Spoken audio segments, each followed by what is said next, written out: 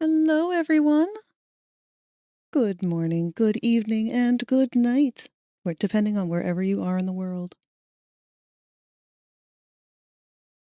It is a very slow day today. What? Well, hello, Void. Thank you so much for the sub. Subscribed for 16 months. Crab emoji. Crab emoji. Crab emoji. Oh, God. Crab emoji. Crab emoji. Crab emoji. Crab emoji. Crab emoji. Crab emoji. Crab emoji. Crab emoji. Crab emoji. I see. Crab emoji. Crab emoji. Crab emoji. Crab emoji. Crab emoji. Crab emoji. Crab emoji. Crab emoji. Crab emoji. Crab emoji. Shrimp emoji. Oh. Crab emoji. Crab emoji. Crab emoji. Crab emoji. Crab emoji. Crab emoji. Crab emoji. Crab emoji. Crab emoji. Crab emoji. You know, she's kind of going with the beat. Crab emoji. Crab emoji. Crab emoji. Crab emoji. Crab emoji. Crab emoji. Crab emoji. Crab emoji. Crab emoji. Crab emoji. Crab emoji. All right. Thank you, Void. For blessing us with a ton of crab emojis and a single shrimp. And Q, thank you for bringing us your adorable little snail. And hello, Silverwing. Good evening to you as well. I hope that everyone had a really good weekend. Gonna be real with you, I forgot it appended emoji to the end of those. I thought that we were gonna get crab, crab, crab. Yeah, no, there's a reason why Katsu's so fond of the front-facing baby chick emoji. I wonder what the single longest emoji name is. Wait.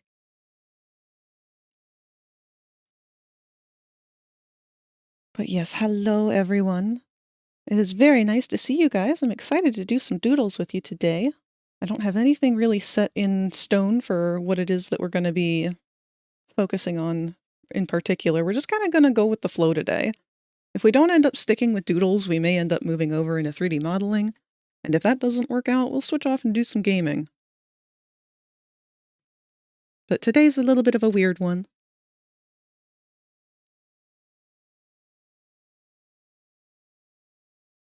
It's one of the kanji, I forget which one.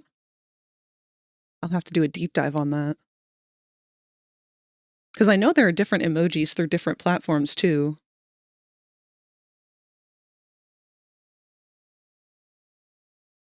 Well, we're going to go ahead and take it easy today with our stream. We might end up joining Kevin and Kolar later.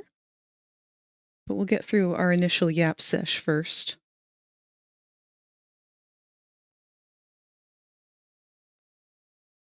But to those who don't know, it is officially March, which means we are going to be able to get rid of all of our winter stuff fairly soon. Start shifting gears and moving on into spring. And actually, we don't have any spring bubbles for Popple. Maybe I'll make him some flowers. What would be a good round spring thing?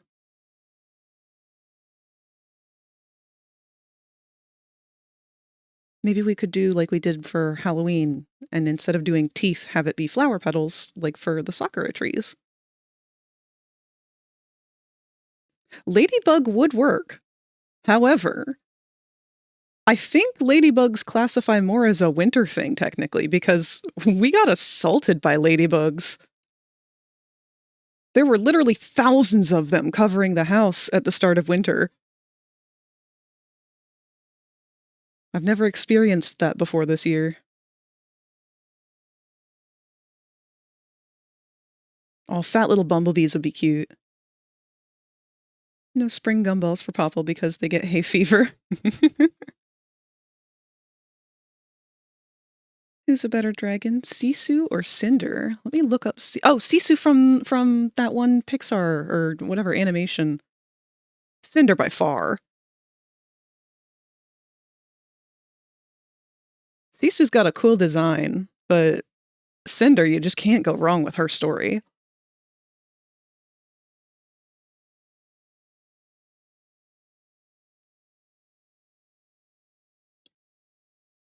Eggs! Eggs! You're right! We need to give him eggs. Popple... Avi Pazzi confirmed.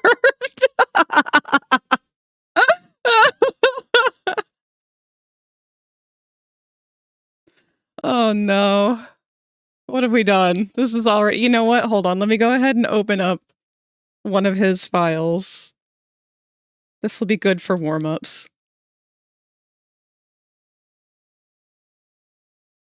Where do I keep all of those? Here we go.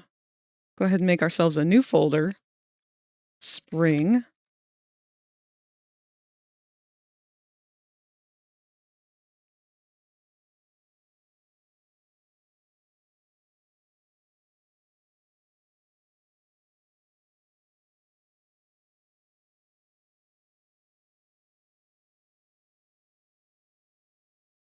Do I not have any of these? Oh. I was very weird about how I saved these.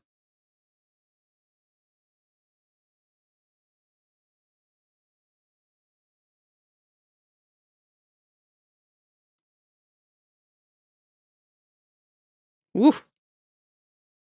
Had a lot of the gotchas to load in. I forgot we had a just realistic Freddy Fazbear plush as one of the options.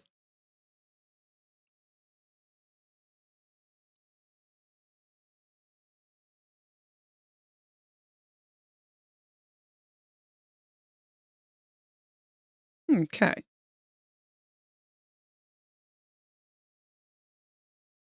Just imagining Jax pranking Popple one day in the digital springtime, and Popple breaks down Jack's door and just screams, "Eggs!" As Jax replaces all of the gumballs with brightly colored eggs. I mean, he would be the Easter Bunny. He's just doing his job.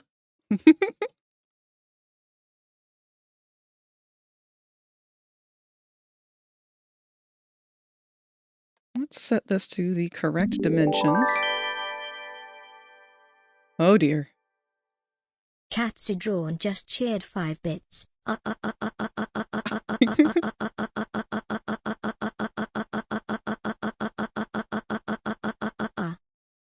Yeah? Thank you, Katsu. Who's better, Fox, Crystal, or Carmelita from Sly Cooper? Let me look up Carmelita, because I never actually got to play Sly Cooper.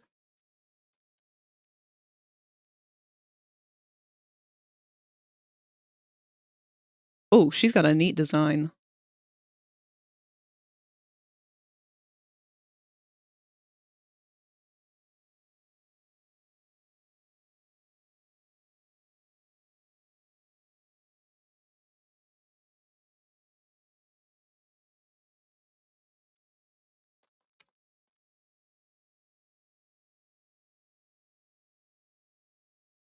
See, here's my problem. I don't really know much about any of these characters, but I do know that the pretty blue fox, Crystal, gives me Rosie vibes. So naturally, I feel like I'm going to gravitate to her.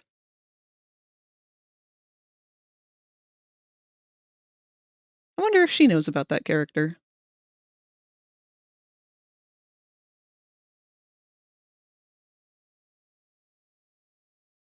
None of the above. The best fox is fantastic, Mr. Fox.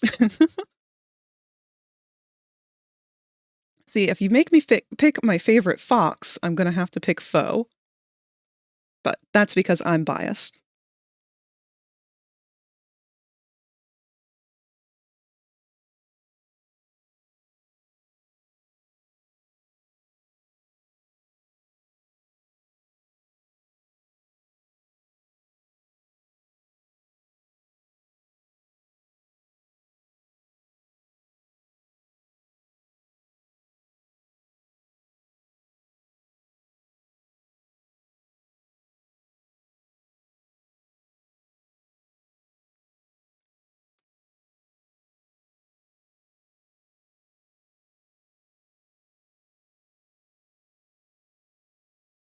All right. got this down to a compact size. Not quite symmetrical, but that's fine. Luna from Hell of a Boss, Princess Luna from My Little Pony, or Luna the cat from Sailor Moon. Ooh, that one's a tough one. No, it's not. I'm sorry. Princess Luna from My Little Pony is going to win every time.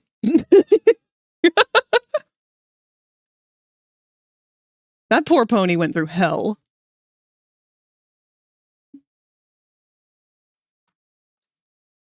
All right, where on earth is my tablet pen? I thought for sure I just had it, but that was a pencil, not a tablet pencil. Can't get much drawing done without it, though.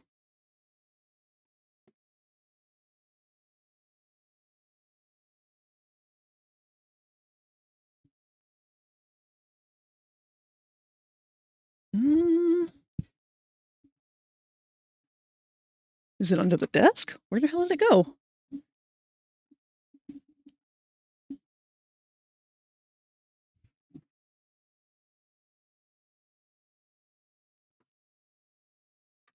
You know, this is a problem. I don't have a backup plan for what to do when I lose my tablet pen. I hope my cat didn't run off with it.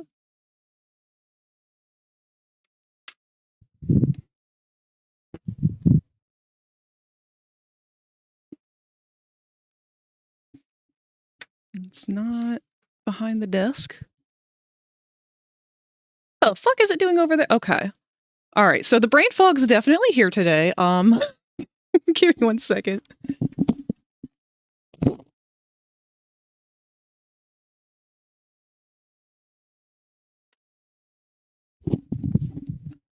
So apparently, in my lack of attentiveness today, I carried it off to my nightstand.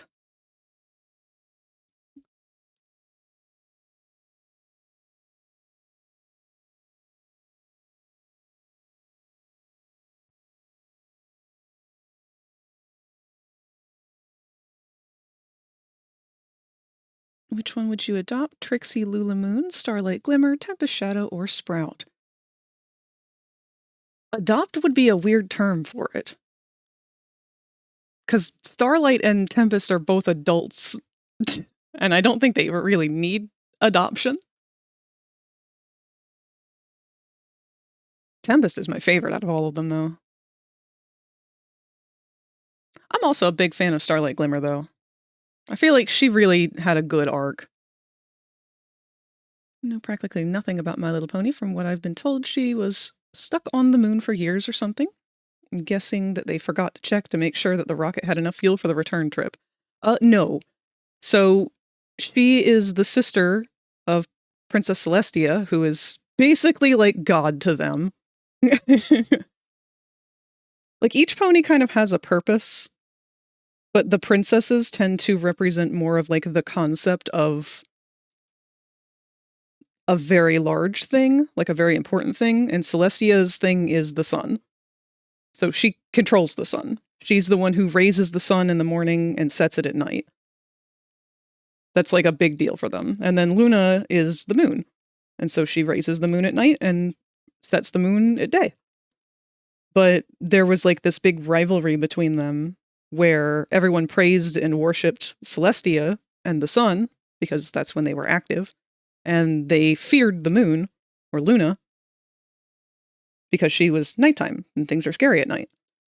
And Luna, being the younger sister at that, felt pretty much like everyone hated her and turned on Celestia because she didn't feel like it was fair.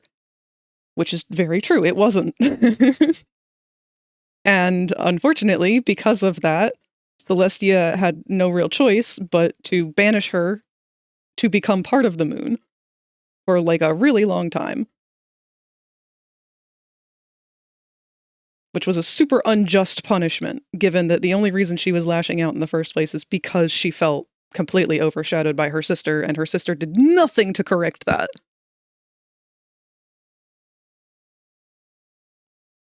The pink one does make cupcakes. That would be Pinkie Pie. Y'all are gonna get me going off about My Little Pony.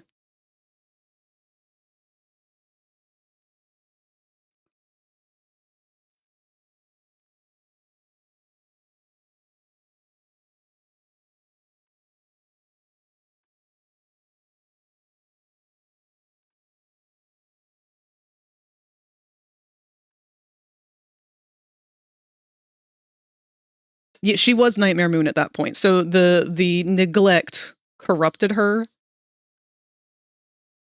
into becoming like the embodiment of evil dark magic. Because no one was there to help her and no one stood up for her. And she was just entirely on her own. So her magic corrupted her and turned her into Nightmare Moon, which was basically just an evil version of her abilities. And the same can happen to any pony or character of magic. It's like something that the princesses are prone to. They have to like make that decision to be good or make that decision to control their magic and not let themselves succumb to it. That's a decent egg.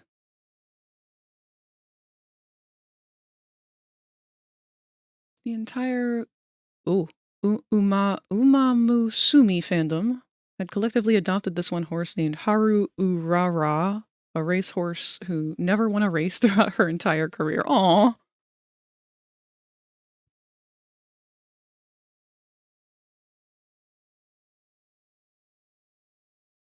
How thick do I want to make that? We had that outline pretty thick on the circle.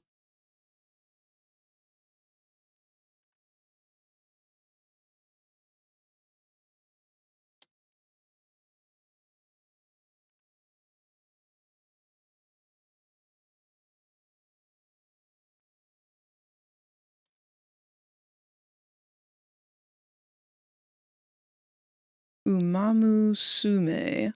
I'll try my best to remember it, but unfortunately, every time I see that word, it just makes me think of You Are Umasai, or Umasao, which is a dinosaur anime. Maybe we'll do a watch party and watch it sometime. I know I've mentioned it before. It's a very cute anime. It's very simplistic in art style, but it's about I think it's a T-Rex whose egg rolls out of his nest and ends up in that of like some kind of plant eater. And so he ends up being raised amongst them and not realizing that he's a meat eater. And then when he does find out he's a meat eater, he's got to kind of face the conflict of like, do I leave my family and become this monster? And then he ends up adopting a little Triceratops baby. It is very cute, and he names them Umasao, which means delicious.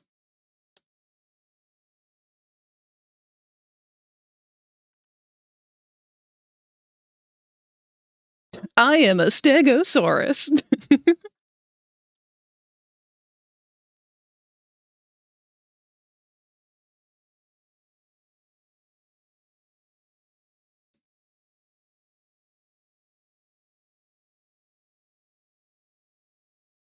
Oof. That's not very fun. So this morning, Bronx actually, when I took her out, she pulled on the leash without warning, which is prone to happening. I mean, she does that just about every time we take her out. But this time, I don't know what it was. It's the way it was wrapped around my wrist. When she pulled, there was just a really sharp pain. I can kind of feel it now while I'm trying to draw. I'm hoping it didn't fuck something up, but we'll find out the longer I go, I guess. Did you get up to anything fun or interesting over the weekend? Not really. Actually, we did try out that new fishing world in VR chat. If you guys have not had a chance to go try it, let me go ahead and link it because it is a lot of fun. If you're a fan of Animal Crossing and you're a fan of Stardew Valley, it is an amazing world.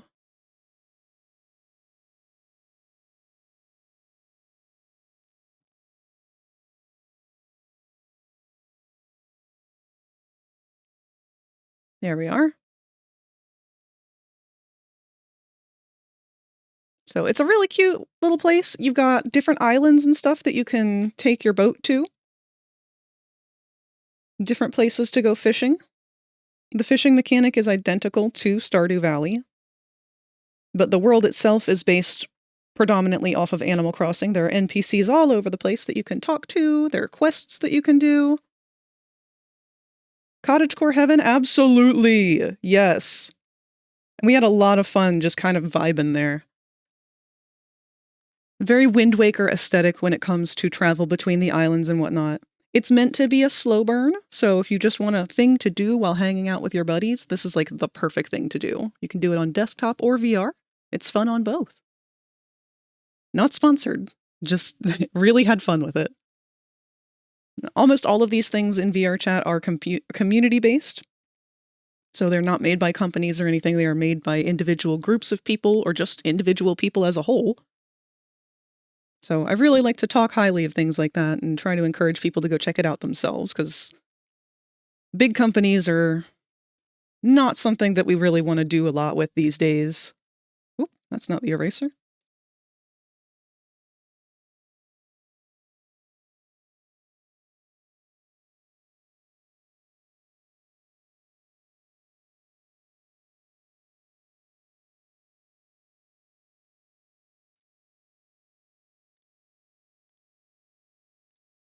Egg. Baked brownies during the weekend. They were quite nice, although I don't think I added enough flour to it. Man, it's hard to go wrong with a brownie. As long as it's got chocolate, you're good. How do you feel about Clint becoming a marriage candidate for Stardew? Wait, did they just add that? Or was he always an option? I don't remember. I know Carolyn was.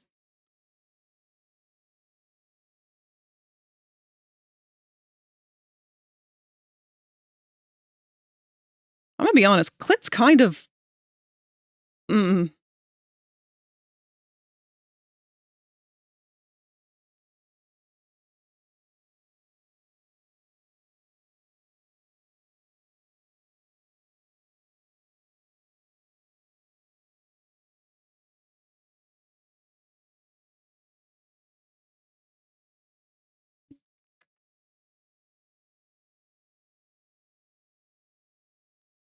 Two new marriage candidates in Stardew for the next update. Oh, shit! So it's Clint and who else? I assume a female. Trying to think of a female who was not originally a marriage candidate, though.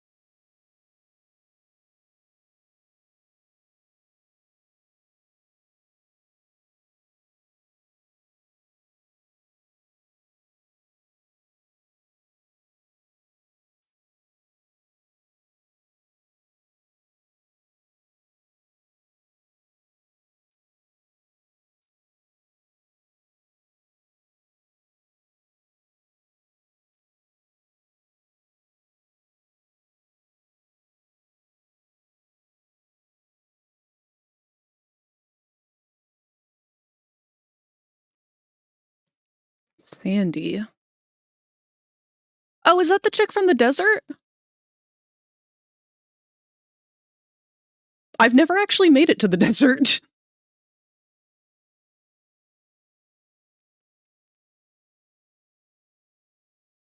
We'll have to pick up on our Stardew playthrough again.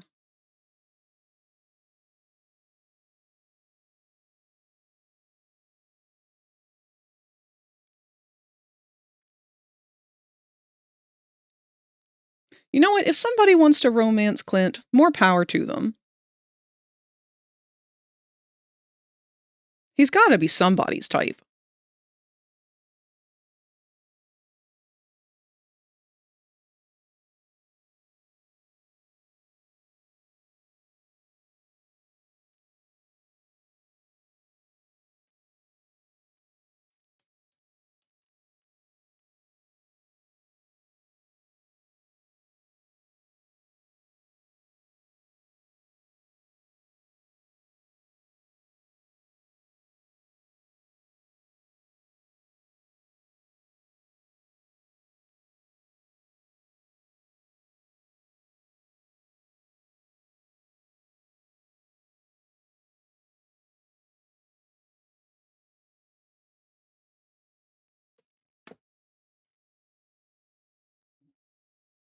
There was an uproar of Clint hate when he was announced. I mean, just because he's an option doesn't mean that you have to marry him. Why does that affect anyone else?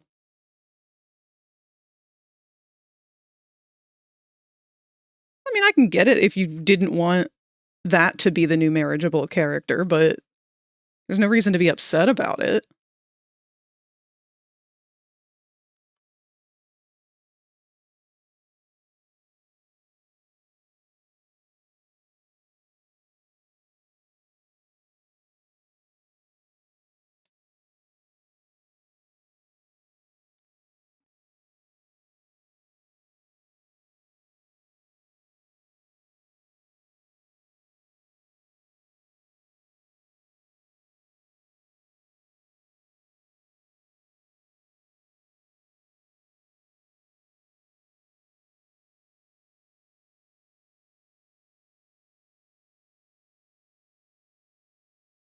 Egg number 1.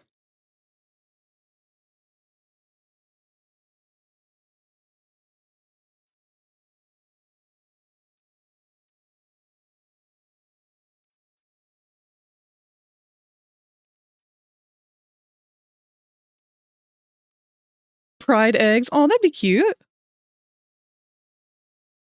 Isn't Pride Month June?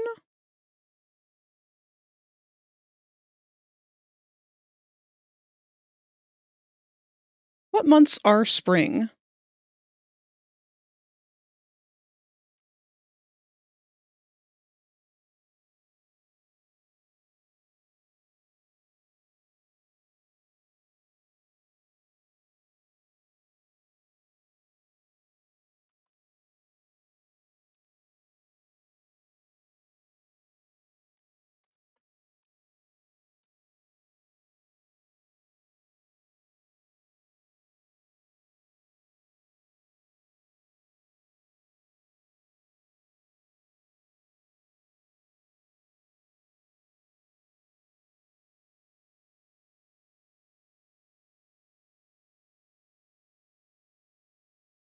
That wouldn't be a weird commentary on eggs, though, would it?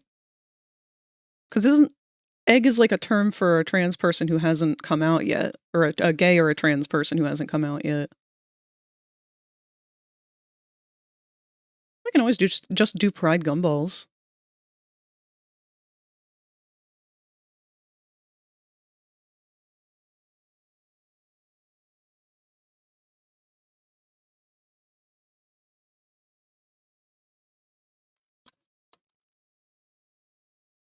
Actually, let's do a chow egg.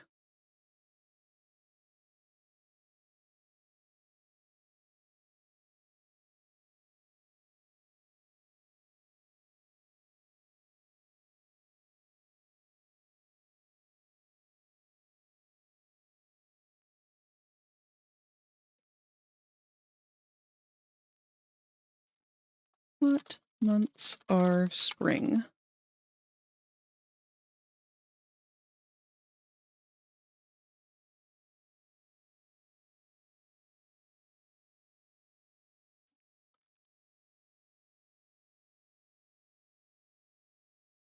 So summer would be June. Yeah, we could do some pride gumballs for June. Because I don't think we have anything for summer either.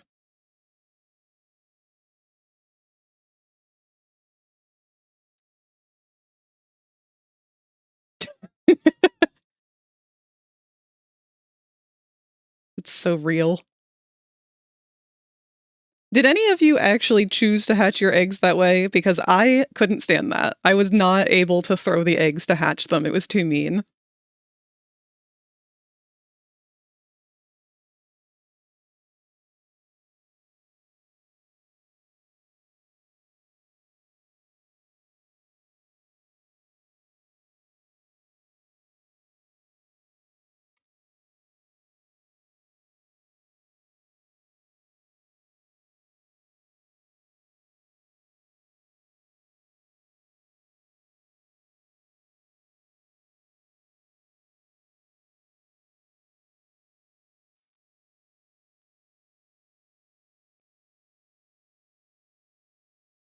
I exclusively hatch chows that way. You monster.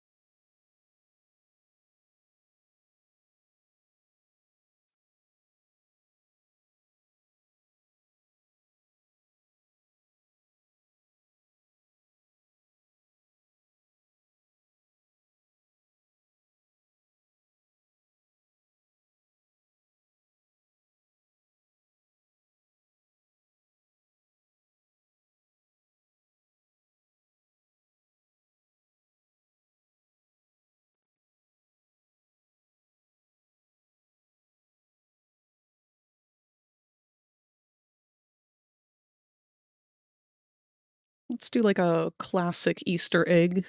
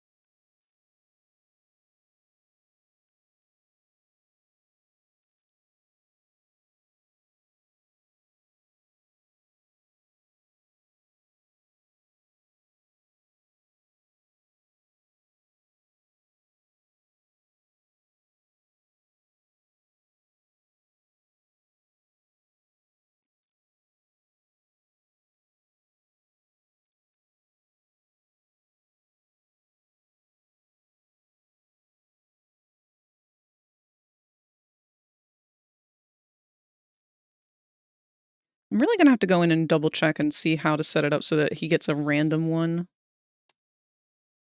instead of just the same one every time. He's long overdue for an overhaul.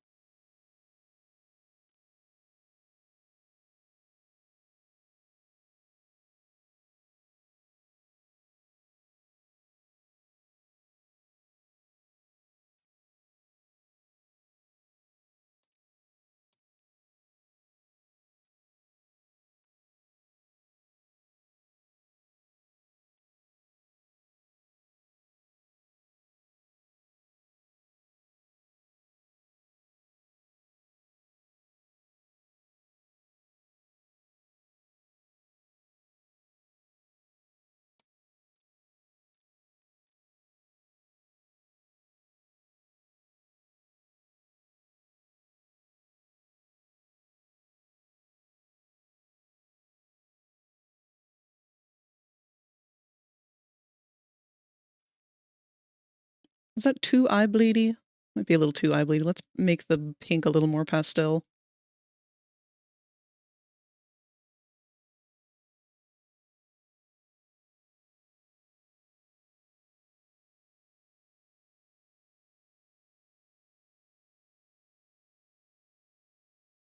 Who would you say is the best human? Does it count if they're no longer human?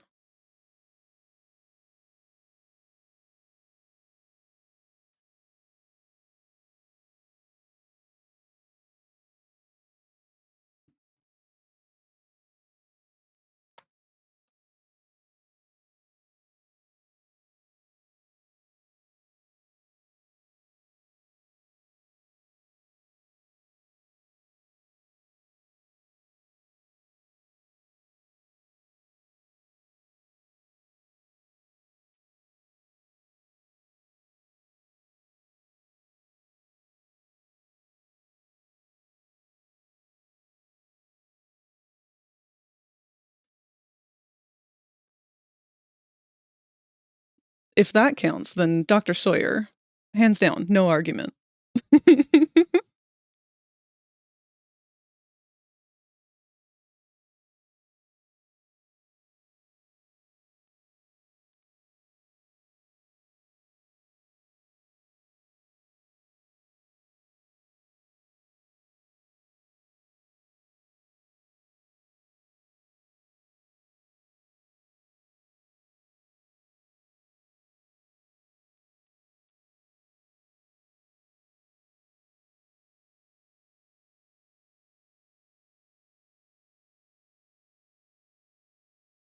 おいおい、僕の CD が欲しいって。ほら受け取りな。プレゼントするのはパルコフォルゴレさ。Okay. Okay, that's a valid point. 父をもげ、パルコフォルゴレ。 You know what? Since you said human, I think we have to go with him. Chi chi chi chi wapai, boing boing. Chi chi chi chi wapai, boing boing.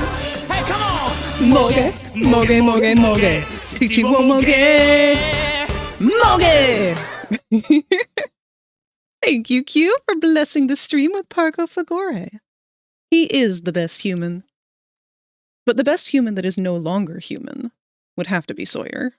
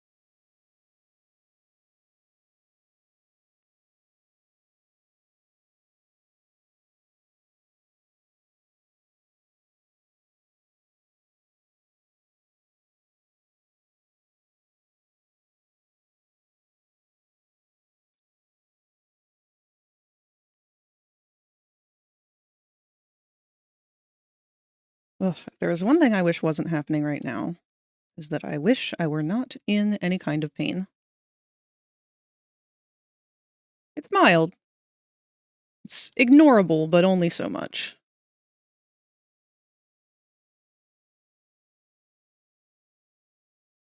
But hey, what an appropriate time to be having pain. Because, for those who don't know, March is Endometriosis Awareness Month. So if you are not sure what that is, endometriosis is a chronic condition that I personally suffer from. And many, many other people do. It is one that has had a severe lack of funding towards studying. And absolutely no research has gone into it pretty much at all. Even though it is a very cancer-adjacent behaving disease.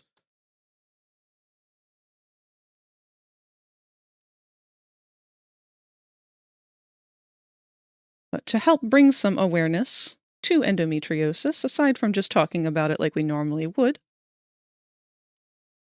I have an experimental new command for Popple.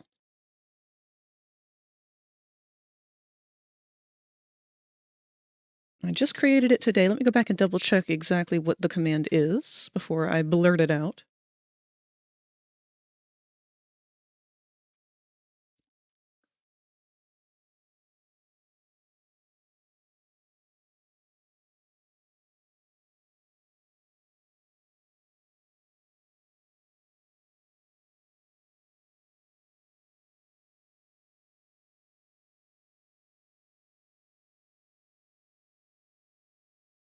Okay, so if you say, Popple, tell me about endo, or tell me an endo fact, or just exclamation point endo, Popple should, theoretically, give us some information about the disease.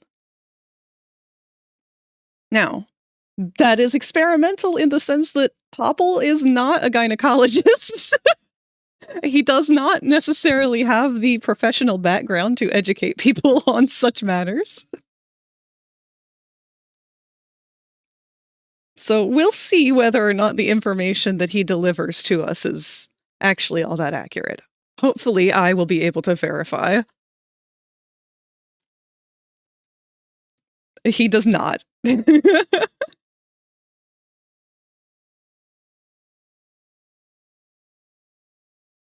But to celebrate, he is doing his best.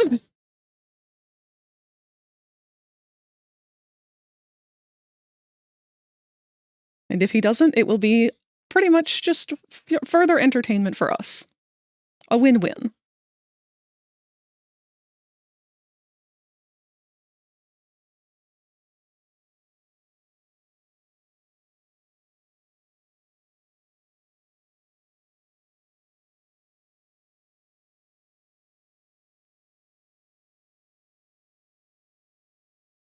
And this is great, actually, because now we're going to fill Popple up with eggs. He gets to know what it's like to have a womb, I suppose.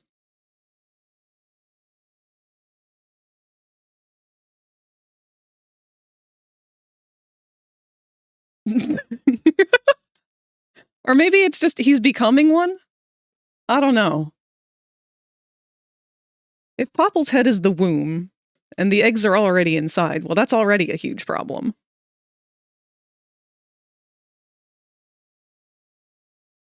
We're gonna get Popple pregnant.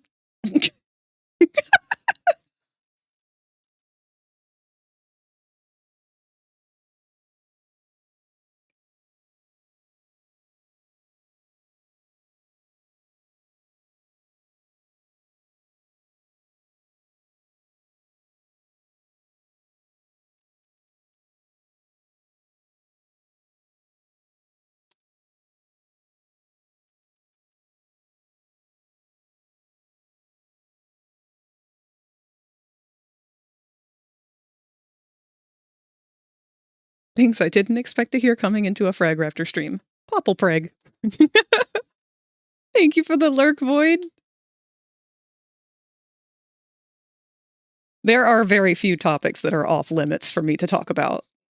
I'm looking forward to episode 8 of The Amazing Digital Circus. That drops in just over 2 weeks. Hell yeah! I didn't know it'd be so soon. Oh, if anything, I'm a little bit anxious. I don't want it to be over. But good things have to come to an end. Oh, I say that, but then it hit me like a gut punch that Smiling Friends is over.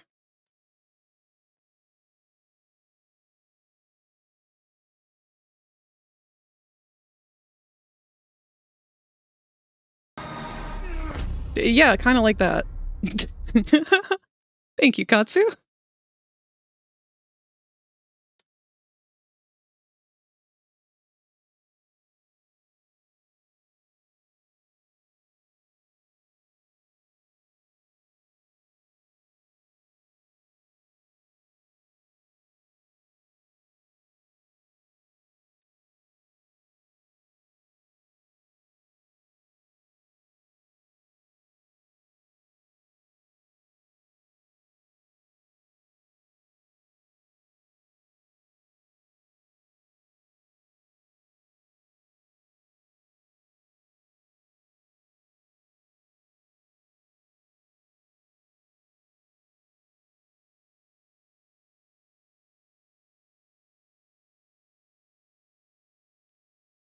If M-preg is for when men get pregnant, would it be G-preg or P-preg for Popple? Popple, what is your gender? Is your gender Gumball Machine? I mean, he's always been okay with he, him pronouns. Maybe I shouldn't have assumed.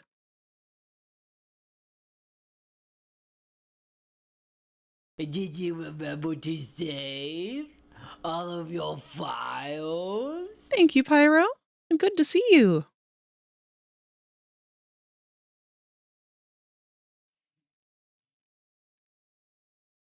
We're making some eggs to go into Popple for the spring season.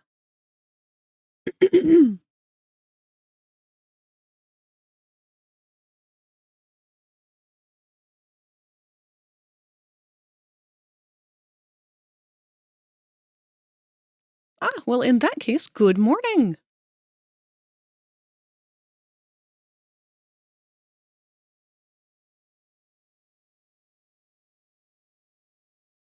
That's a good handful of eggs, I think. We can always add more.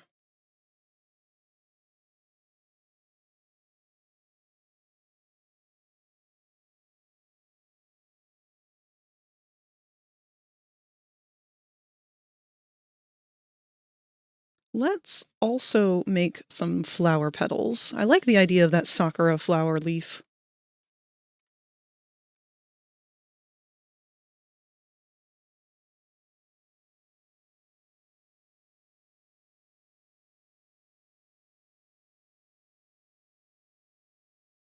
Because I think we can get away with using this egg template for it.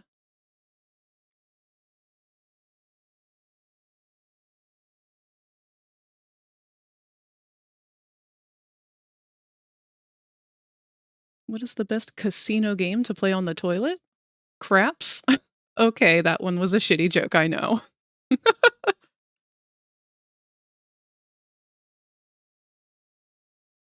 Oh no, Saucy Barber got banned?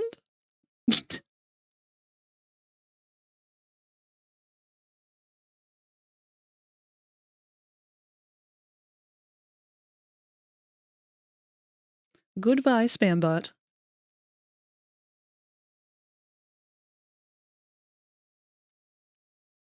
Yeah, it was just the username of the person who just got auto-banned.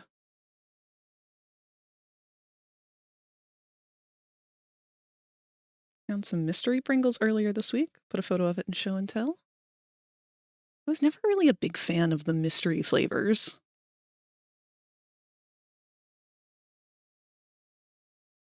Oh, it's Fallout Mystery. Can't imagine what that would be.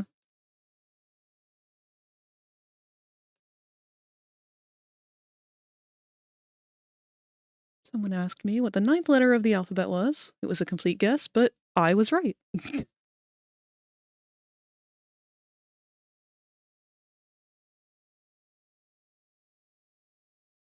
Pyro, are you sure you're a Spino and not a clownfish?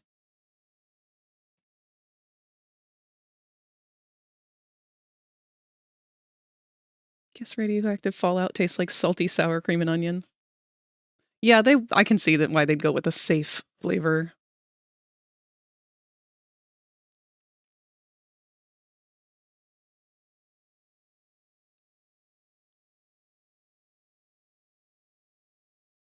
All right, how do you draw a sakura petal?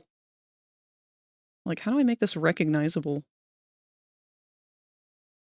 They have like a V cut in them, don't they?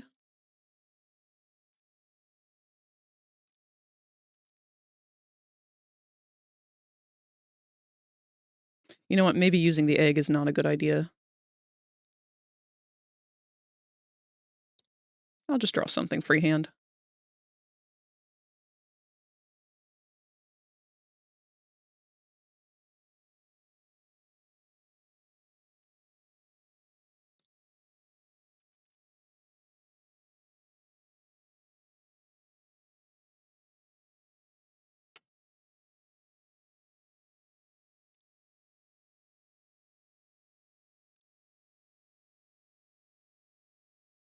Oh yeah, there was no live post for Blue Sky today because apparently Blue Sky was down earlier. I don't know if it still is or not.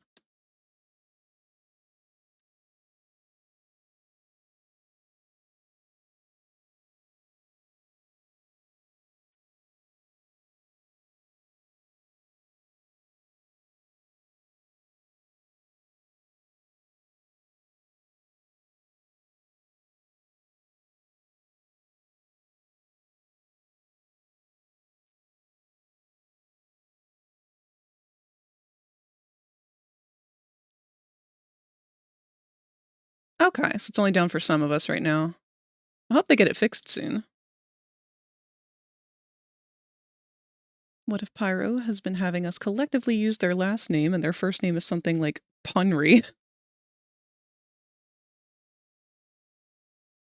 You might remember this one. There was this mollusk, and he walks up to a sea cucumber. The sea cucumber looks over to the mollusk and says, "With fronds like these, who needs anemones?" There you go. Classic.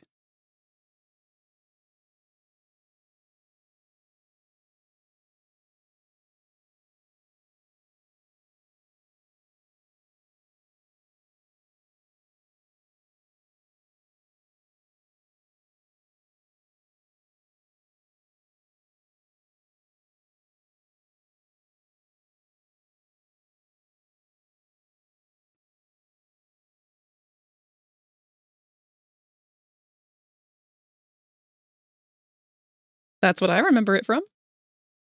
Popple's got a lot of peppermint candies. He sure does. He's got to enjoy them while they last because we're making him some new stuff for spring.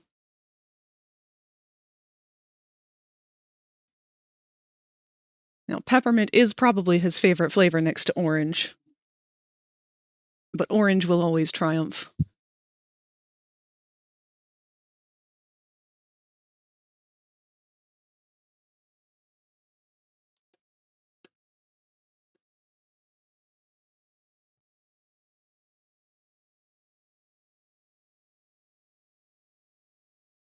How does a cat like their steak cooked?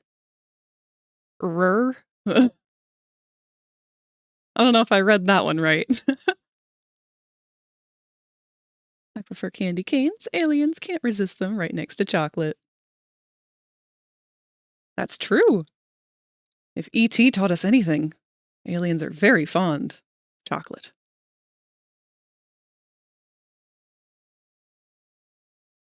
Thought that was one of the Naruto logos.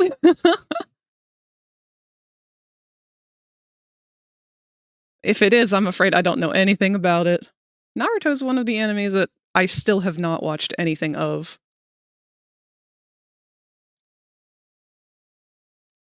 Tot was very into Naruto when we were kids.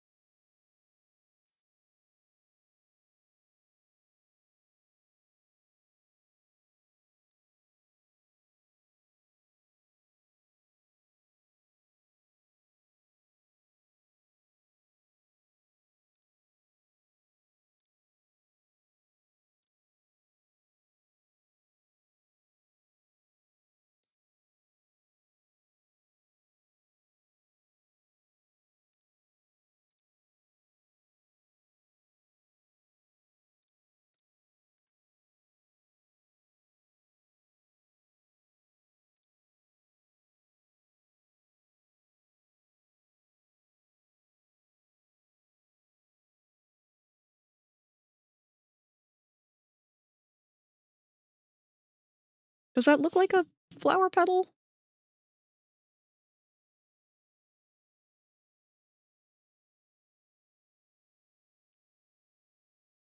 Popple had an old family recipe in the macroverse for orange peppermint patties.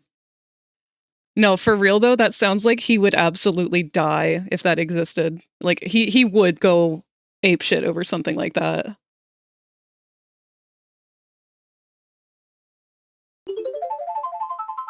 Oh, wow. Oops. Oh, I'm sorry. I forgot to read out that we had an ad break coming up.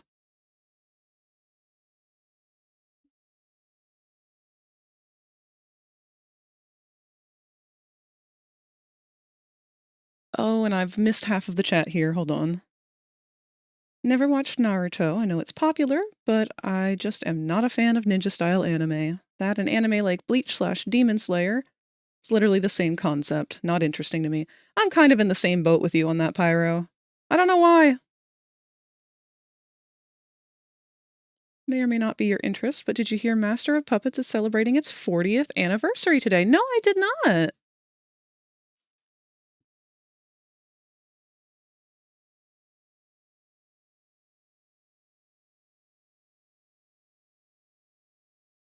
That's something that we should tell Spooka if we happen to see her today.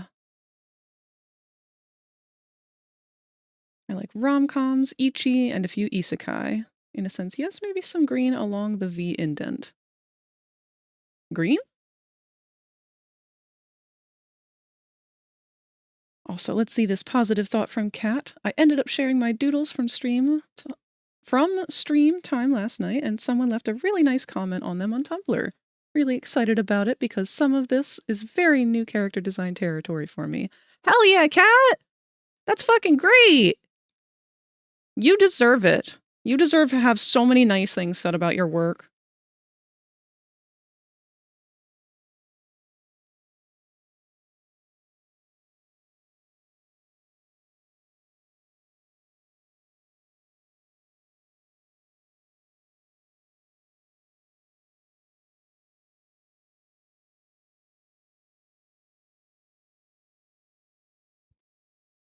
You know what? Maybe we'll try... I'll save this as just a regular Sakura petal here. But then I will flatten this.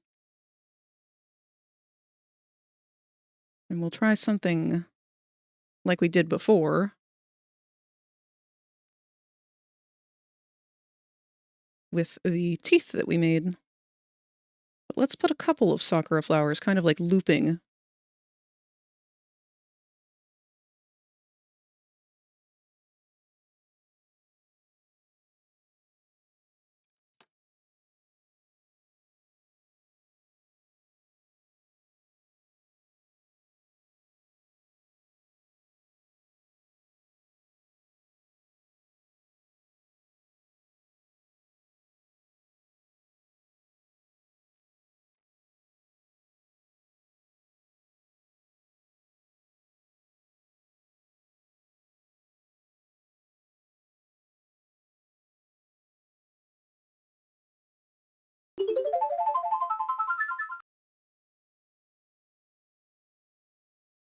We have another positive thought from Pyro. Speaking of work, this month will be my 5th month being with my workplace on the 18th. And next month will be my 6th month. But I may be transferring locations after being there that long. Maybe retail with my best friend at his location. Still the same company, just warehouse to retail. More power to you, Pyro. That's awesome that you've been able to stick in there that long. I hope that if you do change positions, that it's one that you enjoy.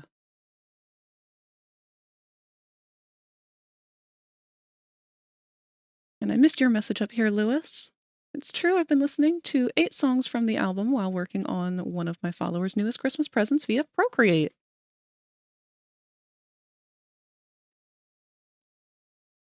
That's very cool. I would put on some of the music myself here, but I'm very particular when it comes to anything that when I'm drawing or doing any kind of creative stuff.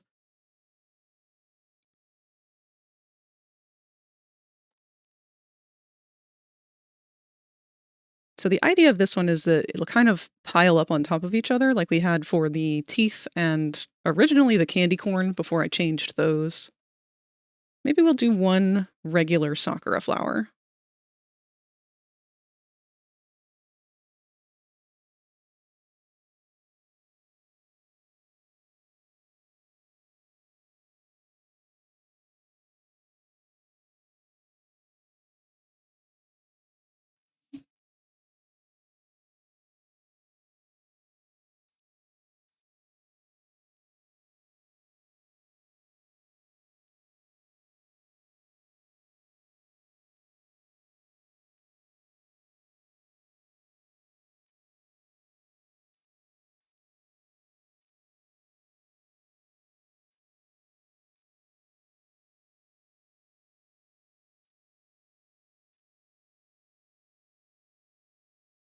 I've got Kevin and Kolar on in the background here while I'm doodling. I'm not sure what they're going on about, but they're very passionate about it.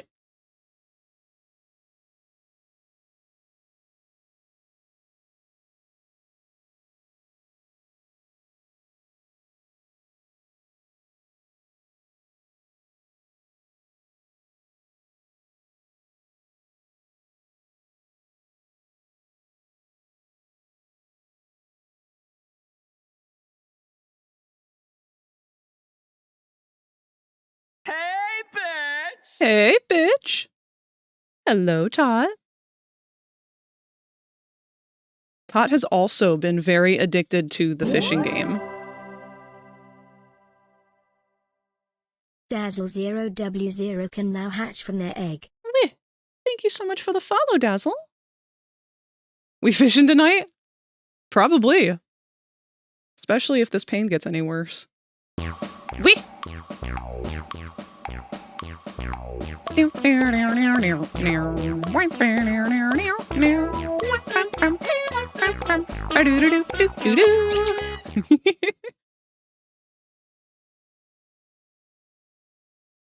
Thank you for playing our daycare theme.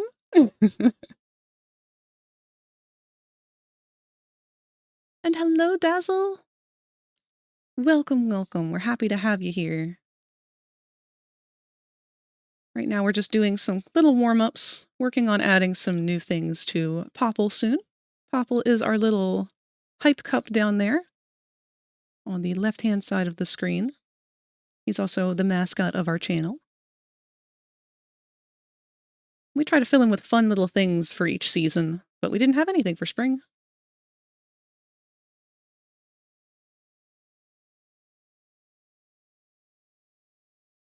We'll be doing some poppy doodles after a little bit here.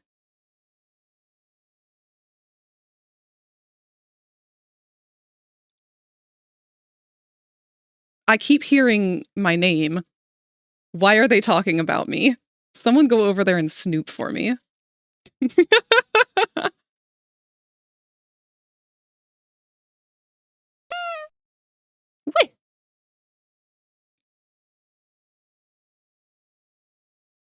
Love your avatar. Oh, thank you! I should probably go back to Security Breach. You can never go wrong with Security Breach. It's always a good time for Security Breach. I'm watching the new Super Mario movie this weekend. Oh, the weekend of the 1st of April. Can't wait for it. I'm a fan of Super Mario Galaxy. It's going to be a fun movie. I bet it is. I'm excited for it. It may not be the same kind of level of movie as like the Sonic movies are for Sonic, but they're still really cute.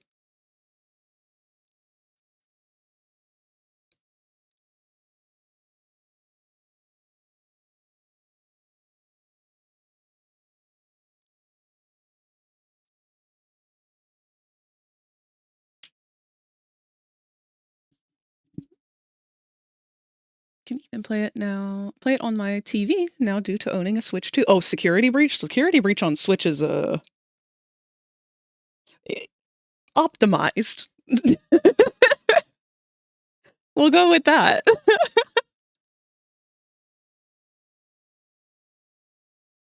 In addition to today's anniversary, I'm working on a work point where Sticky Butter does a famous guitar solo while the background will be inspired by the cover art. I should warn you, my mascot is a metalhead.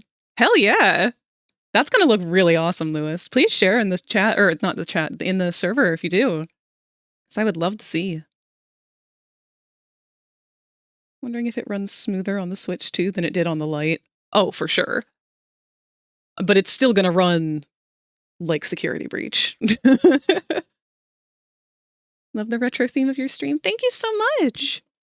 I cannot take any responsibility for the actual assets of the stream background. That was actually created by an artist named Sunrise Jelly. And they used to be up on Etsy for you to purchase a bunch of their assets, but since I had started streaming, they've actually taken their shop down into vacation mode. I don't know if that's changed. Let me go check.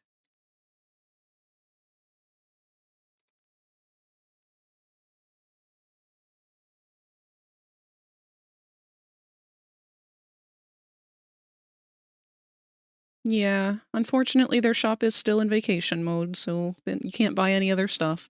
I don't know if maybe I'll look into it and see if maybe they have like a Ko-fi or something. Because they had a lot of stuff and a lot of really good art.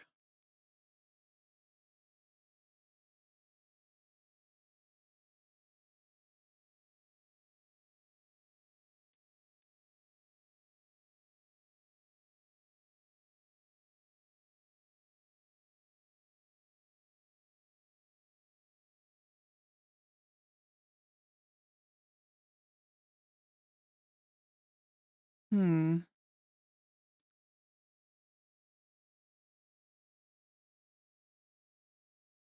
Looks like the last activity they had on Twitter was 2022.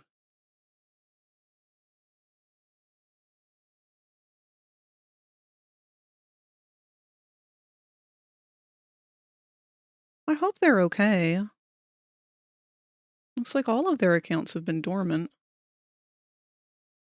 That's so sad because I loved so much of their stuff. I wanted to buy more. They had so many pretty little assets for sub badges and emotes and overlays. Really, really pretty stuff.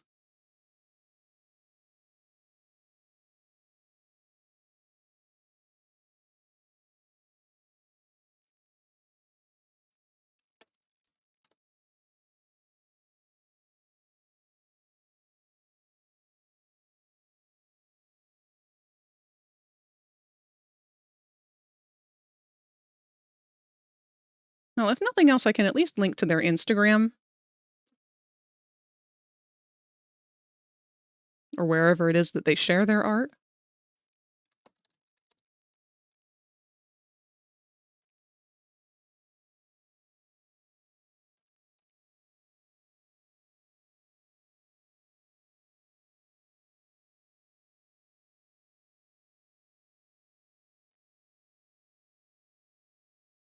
It looks like their Instagram was what they kept the most up to date, but again, they've been inactive for years at this point. If any of you guys actually happen to come across any information about whether or not they're still going to be selling their assets, I'd love to know. But please don't stalk them or anything. Don't go digging too deep.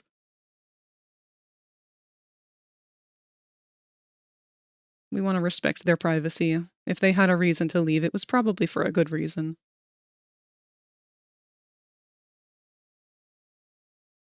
Insanely gorgeous art, though. Actually, hold on. I gotta go check Rosie's page real quick. I think she might also be using one of their assets.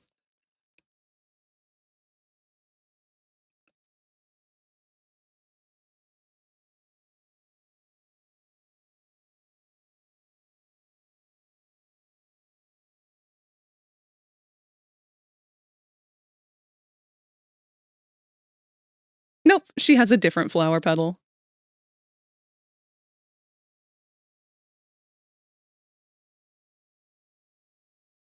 That's very funny, though.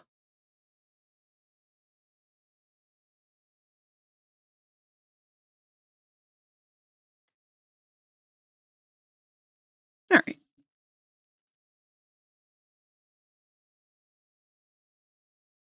I remember getting to Roxy Raceway when I was playing it, but I accidentally clipped through the floor and into the burn trap fight. Yeah, that checks out. I'm looking for a retro style theme for my layout. Etsy's a good place for it. But hey, if you can find a good layout on Etsy, be sure to check that the artist has, if they have a Ko-fi or their own personal shop. The reason I say that is because Etsy is horrible when it comes to taking fees from the artist. But 9 times out of 10, you can check on the artist's page for their Etsy and find out that they have their own website, and then just go buy it from their website. Then they get to have a lot more of the income that you're paying them. Otherwise, it's just going to Etsy. Who the hell wants Etsy to have all your money?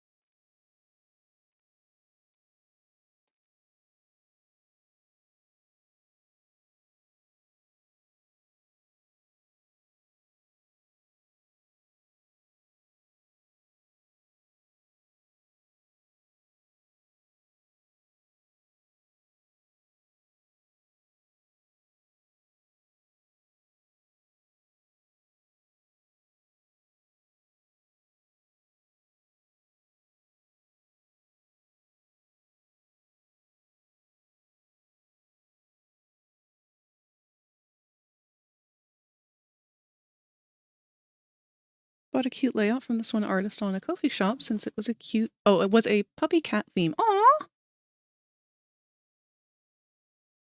That's cute.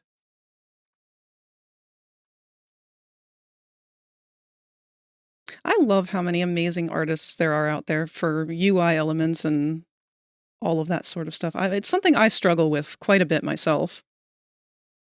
I'm much better with character designs than I am with layout designs and whatnot.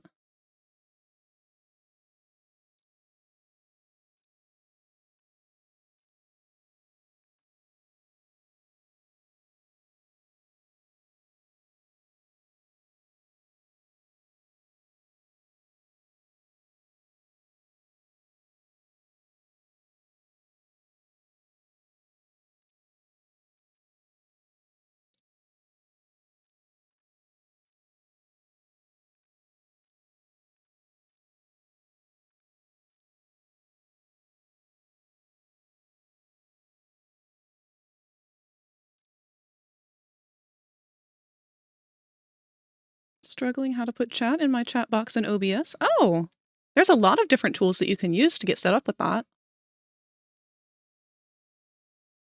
There's things like Streamlabs. I use Stream Elements myself. They're pretty much identical to each other. I don't know the differences. And there may even be additional tools, but let me get a link for that for you.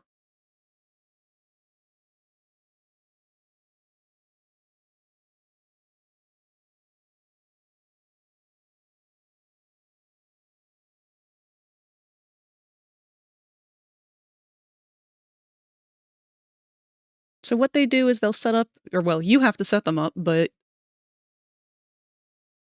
it's a little setup for making browser overlays for OBS. So there's Streamlabs, and there's Stream Elements.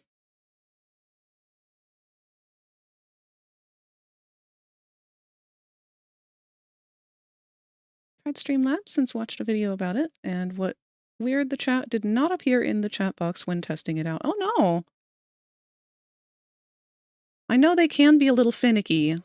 Stream Elements fought me for quite a while, and I did have to redo my entire layout a couple different times. But hey, keep messing with it. You'll figure it out. That's one of our mottos around here. Fuck around and find out. But like in a good way.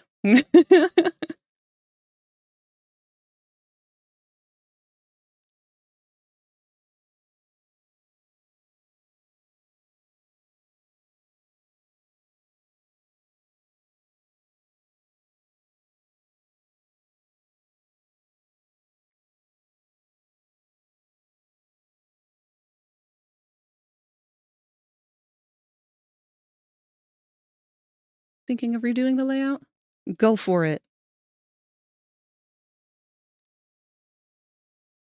Everyone could use a good refresher.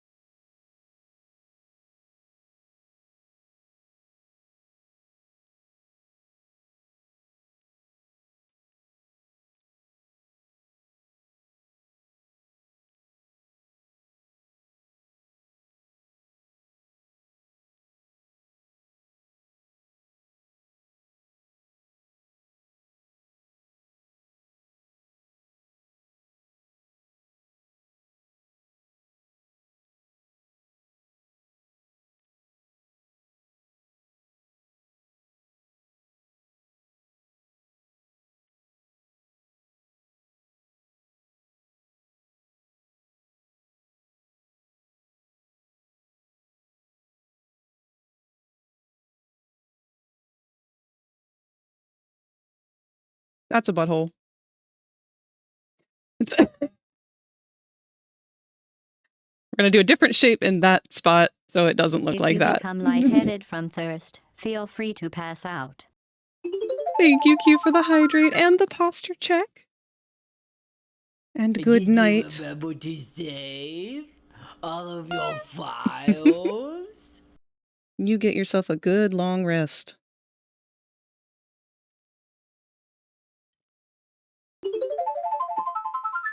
And a big stretch.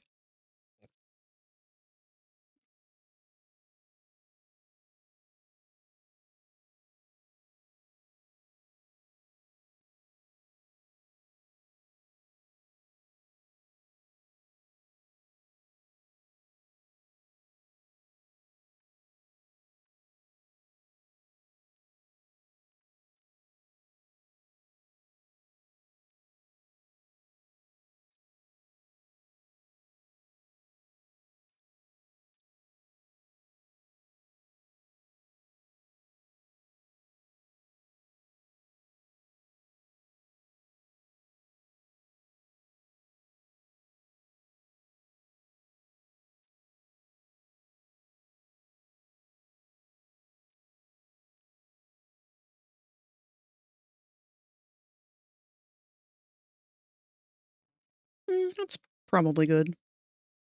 I mean, I kind of feel like that looks like a sakura flower.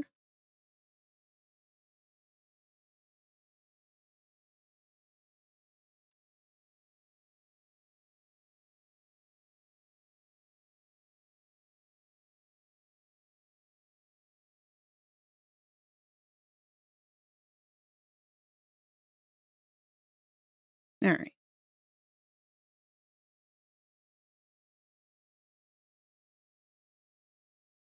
So we got a couple different eggs, a couple different sakura flowers. Maybe we should make some other flowers in general.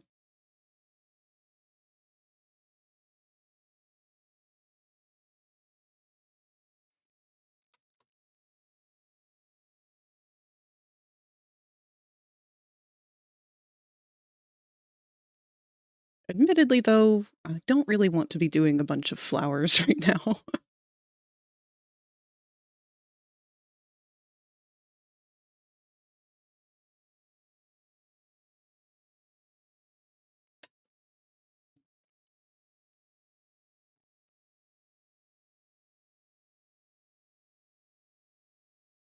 Have you checked your bottle? Skeet up, bada, butthole. That would have been a great redeem for when I was looking for my tablet pen earlier. All right, let's close that. We'll do some more later. This might be the last week that we have Peppermints within Popple. I'll work on him a little bit here and there. But as mentioned before, I am creeping, unfortunately, closer and closer to an endoflare that is trying its best to let me know that it wants to be a problem. Way to go, superstar! I knew you could do it. Thank you, Pyro. So we'll see how things go throughout the remainder of the week. Hopefully we won't have to take any time off. We're gonna be hopefully continuing to play Outer Wilds tomorrow with Sparky. And then on Thursday, we'll be once again working on our Huggy Wuggy model.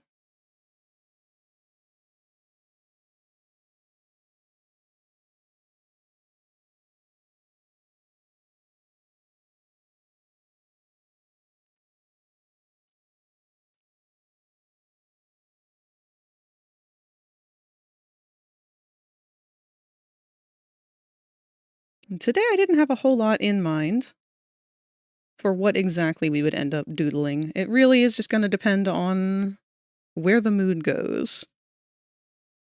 So before we were doing a lot of work on the player character himself, our main character, who we've just affectionately been calling Angel for the time being, as well as the mentor player character for Angel. The mentor, I still have not decided on a color or name for. So that would be this guy in particular, our construction worker version. Not gonna lie, We've had a lot of varying votes on who likes what for each color. But admittedly, the two that keep pulling me back in are these two.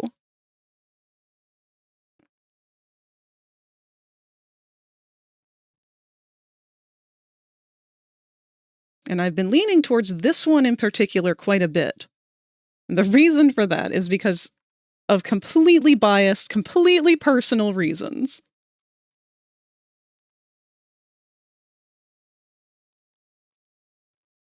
So if you're not familiar, let me find her.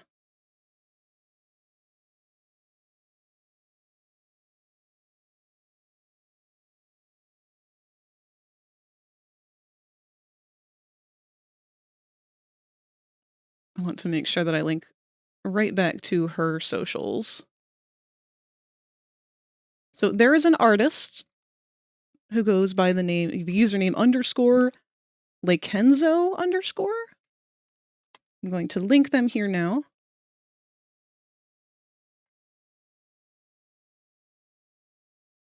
Oh, thank you, Kat.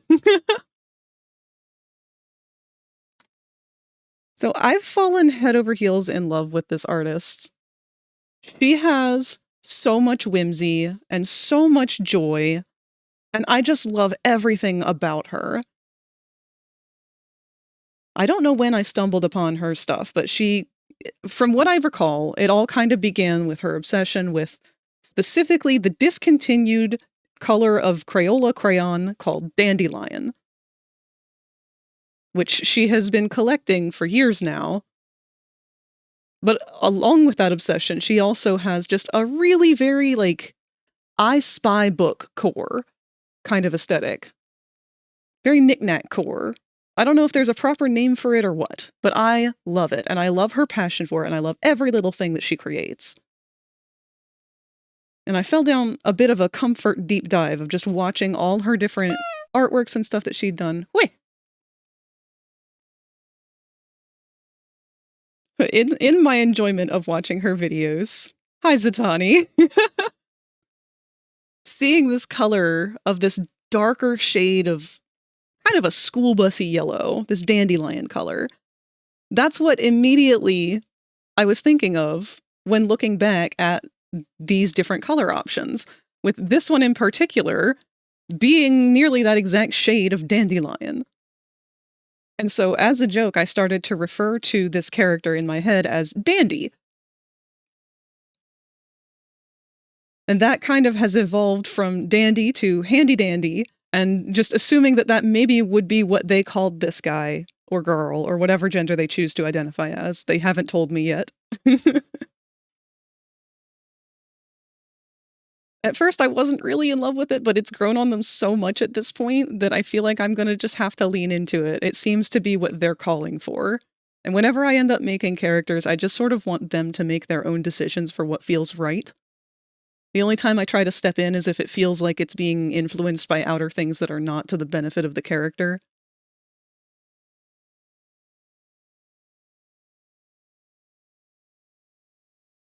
Also, hello, Moonlight! Orange is nice, it's more neutral like the brown, but bright enough to not look out of place with the rest of the bright colors on the hands and the shirt. Yeah! I liked the brown initially because it gave us more of a separation between Angel and, all the other yellow guys. And I also just kind of liked the way that it sort of leaned more into not really people of color representation, but kind of.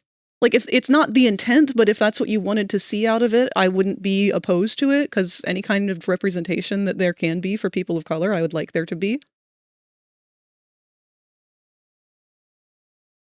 But at the same time, this sort of school busy yellow, it keeps to the color scheme that we have of what we know these players, or these mannequins, look like. But it differentiates it just enough. What we might do is take that and then return the red to the grab pack.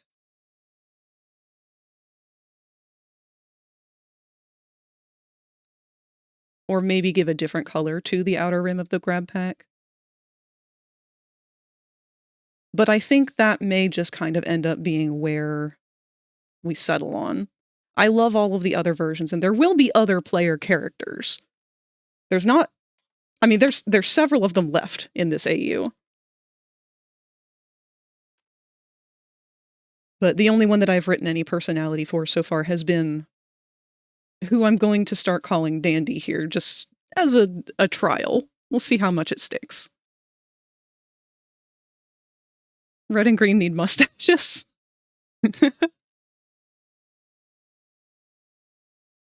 Actually, we did forget to give the construction worker hat to him. Let's see about that real quick.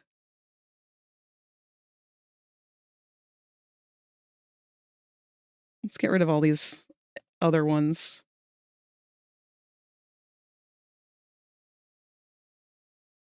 Oh, I already had a red.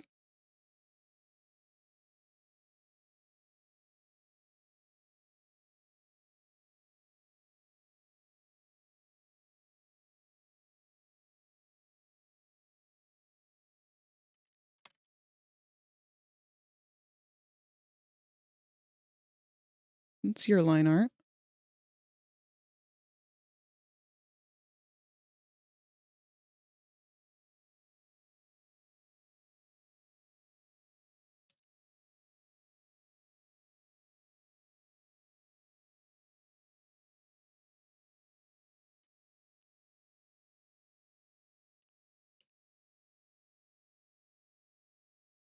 Oh, purple's not a bad idea for the pack.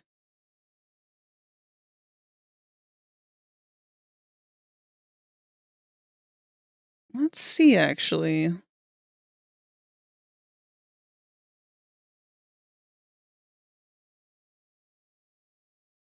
want to get more of a muted purple, though.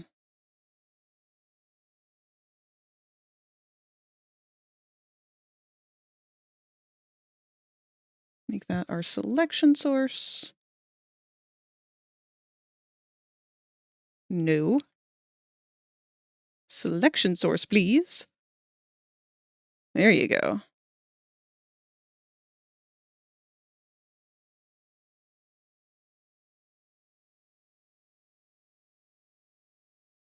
It might be a bit too dark.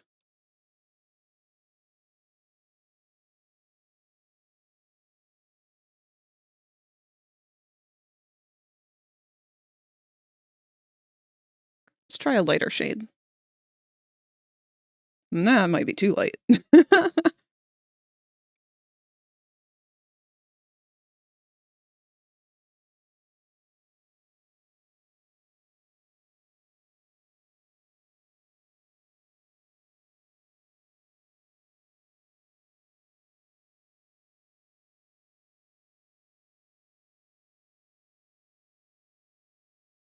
That's very true, Moonlight. My biggest concern is just having too many colors. But purple should be okay if we can find the right value. It's going to be tricky because there's so many different shades of purple we could go with.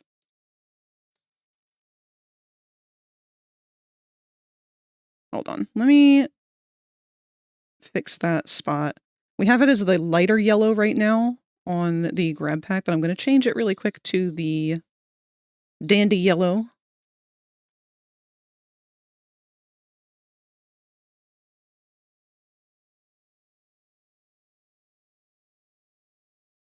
And then I'm going to make a new layer.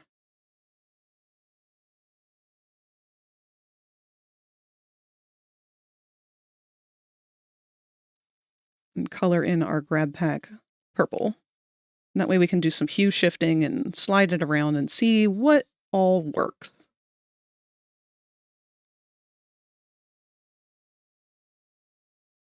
Maybe instead of the red hand, we'll go ahead and give Dandy one of the other hands as their default. Although I know you can swap them around.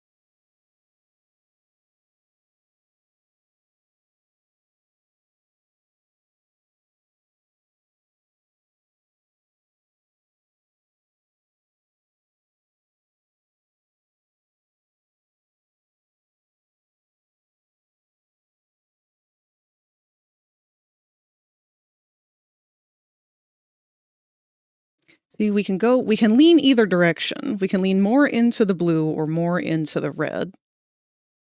Or we can try to keep it at this in-between.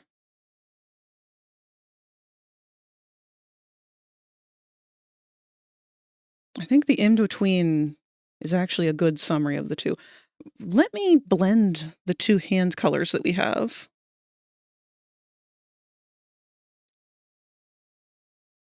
And this is the problem with an art program, is this is not actually a program designed for doing color blending. Because if you were using actual pigment, it would be very different than what we end up with here. Light blending is very different. That gives us this sort of dull burgundy. Whoa, hello. What was that?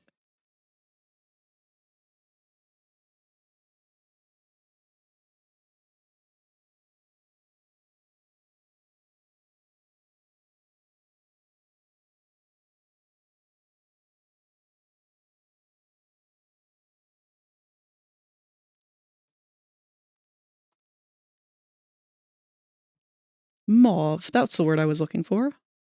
Thank you, Kat.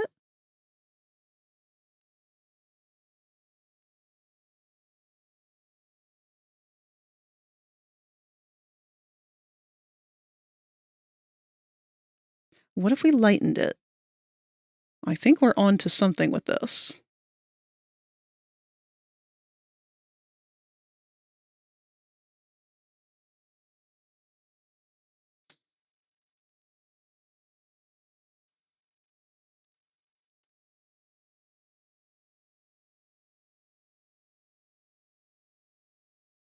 Dusky Violet. Ooh, that's a good name for it, too.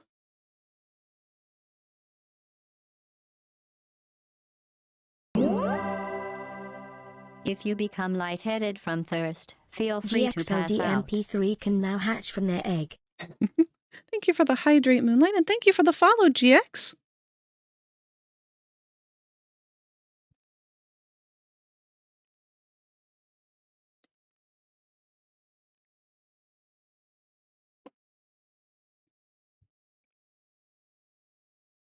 Maybe we don't want that orange.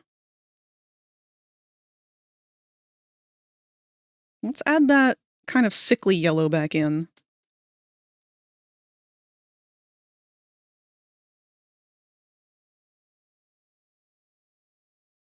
Hmm.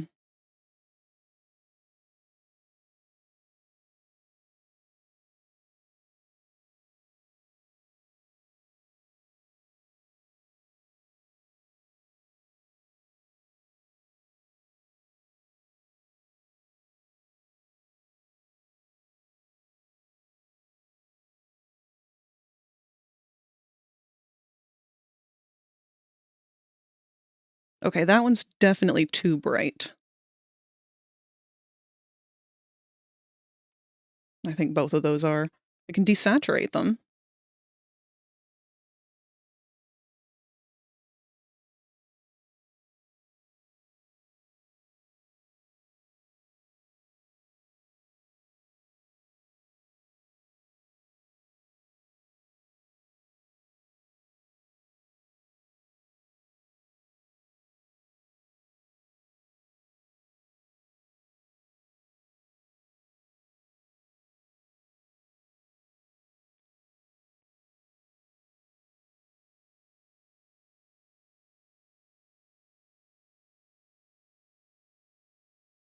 I'm going to touch back on our mauve. Do one more attempt to make it a little brighter, because I don't like how dark it is.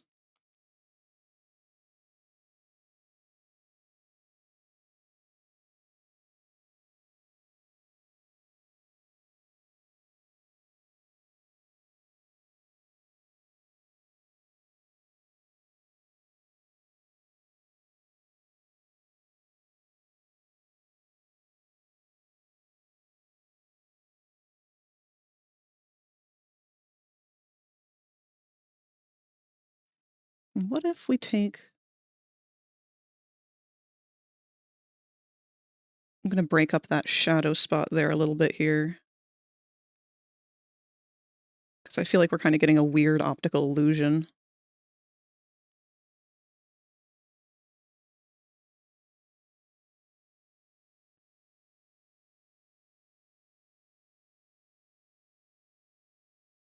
I like that, but... Also, sorry I keep zooming so dramatically far out. My face is like only a couple of inches away from the tablet screen.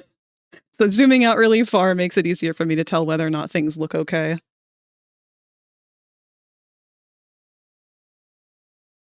I'm so torn between the darker and the lighter. They both look good. All right, what if we take this and set it to 50%? That'll give us the best of both worlds, theoretically.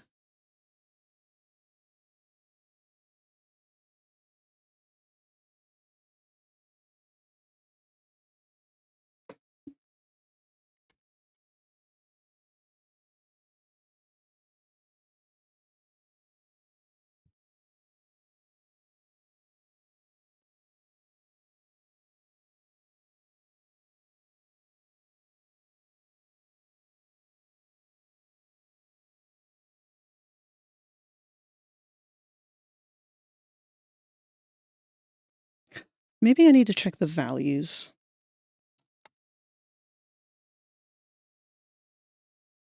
Because that's a good way to tell whether or not things are getting too muddy.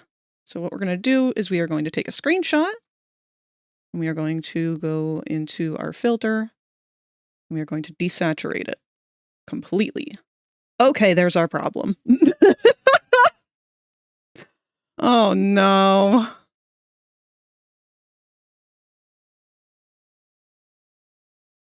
Oh, that's rough. That's really rough. That's bad.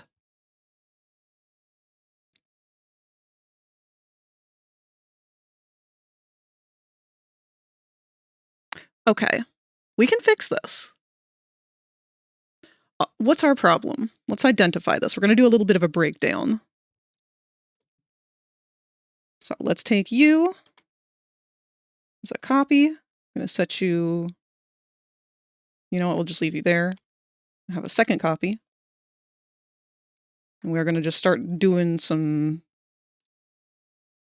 adjusting here. So what I'm doing is, in checking the values, I am kind of going in and getting a better look at where things are going to start disappearing. It's almost kind of like if you blur your eyes. So we can see that because we've got a lighter color here on the chest for the shirt, framed by our darker values along the arms and the grab pack, this means that the shirt is almost always going to be in stark high contrast to show us where the body is. However, our head has now disappeared completely against the grab pack. That's a problem. So we either want to bring this darker value from the rope into this section and the lighter value where the rope would be. Or amp it up even harder.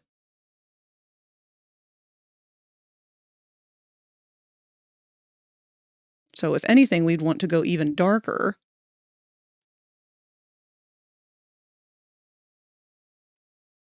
Maybe not that dark.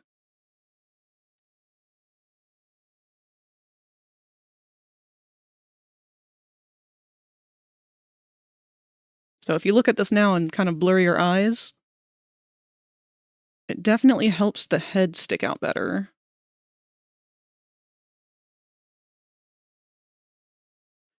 Do we want both, though?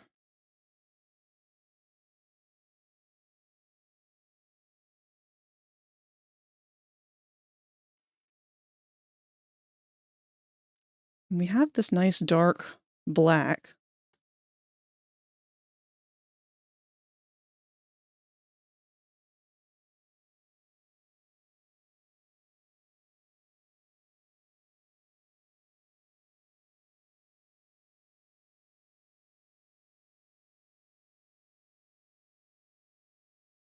Because it seems like whatever we end up doing, we're gonna want...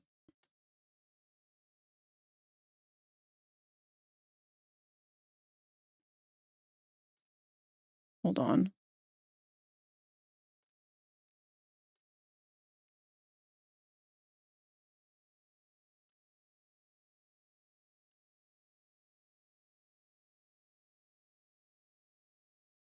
Let's see, and having that be as dark as it is, we are now drawing more attention to the grab pack than we are the face. We don't really want that either. The only way that we could combat that would be to double down on the darkness of these straps, maybe?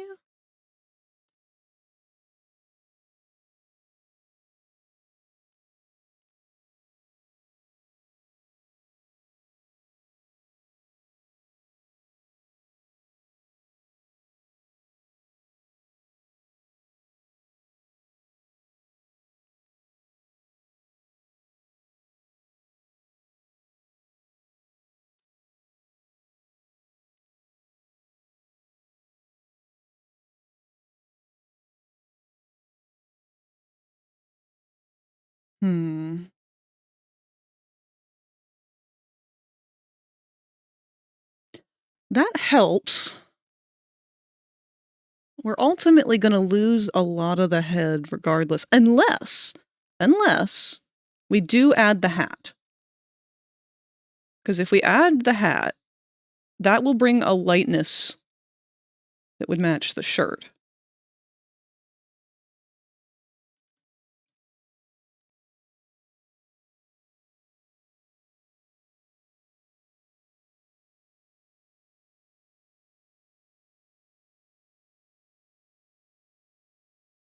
I don't think we're going to have much of a choice with the backpack, though. We got to make it darker. All right, let me copy you two. We're going to bring you guys back over with us.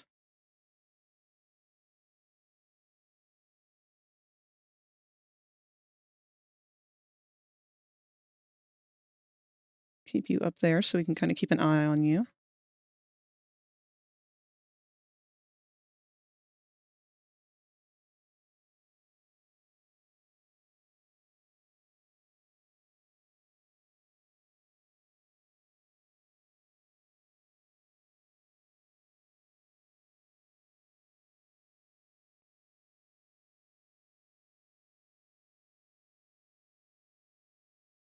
All right, let's play around with this a little bit.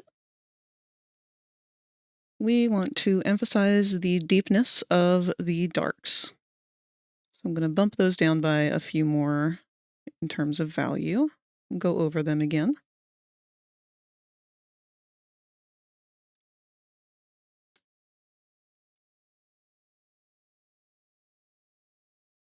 This sounds like Tupperware Remix Party, is it? It is not. I like it.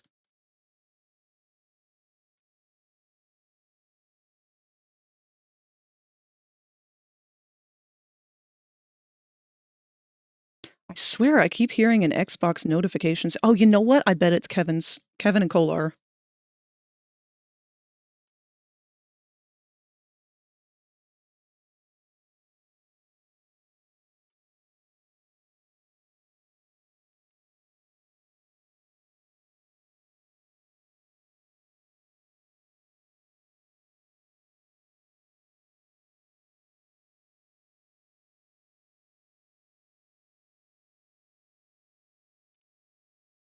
This would mean that we would want to go this dark when it comes to the stripe along the grab pack.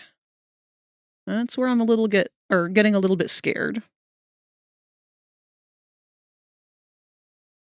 Because we essentially want this color, but this value, and that's going to be rough.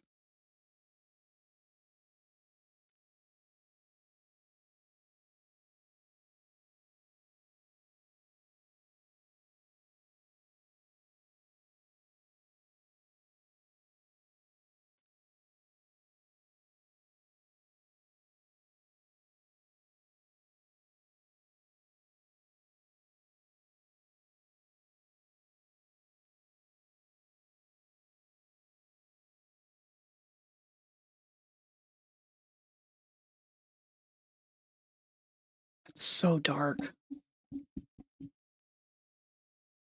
Sounds like one of those classic 80s VHS training videos. I want to imagine something like that of a short film where it's a Play It Safe parody. That's actually one of my favorite Tupperware Remix Party songs, is designed to be like that kind of an aesthetic song, specifically for a protein bar.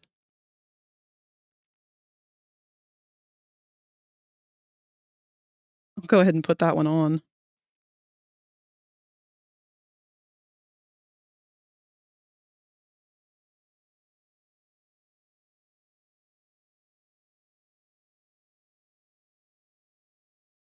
In fact, we'll go ahead and play the entire Lady World album. I think there's only like 7 songs in it.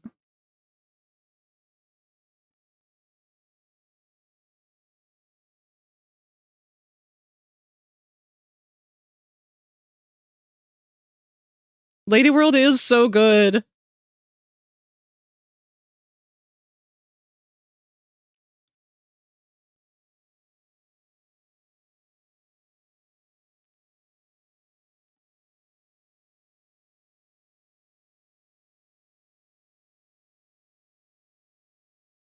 All right, maybe we can combat this by having all of our black also be this dark purple. Maybe. Let me make another layer and try that.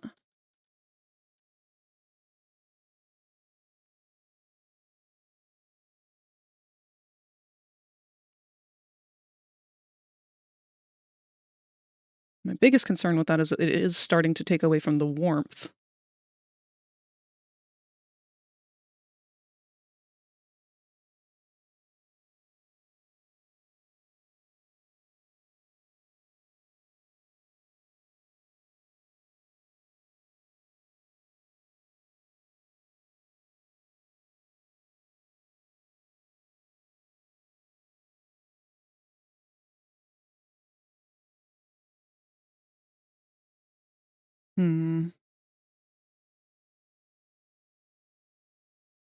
Nope, that takes away all of our warmth.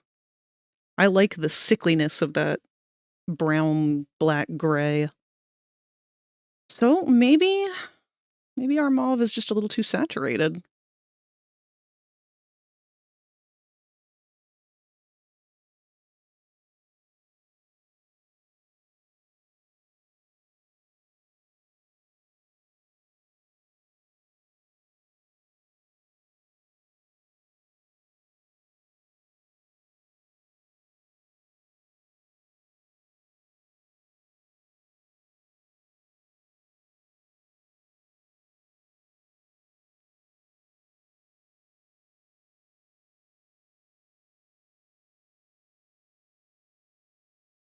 Weh. Angry raptor noises.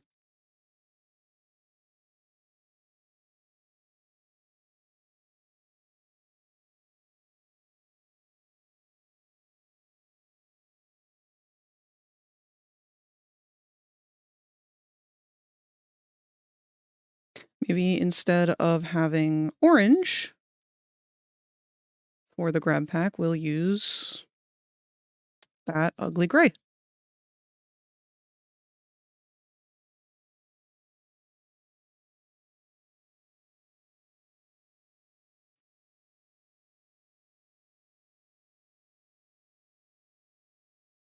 That's not nothing. It's something. Let's start the album over.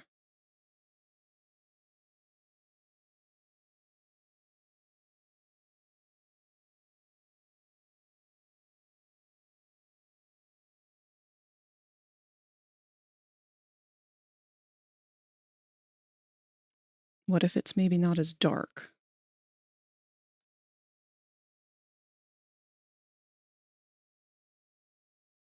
And then we make the rope the dark part.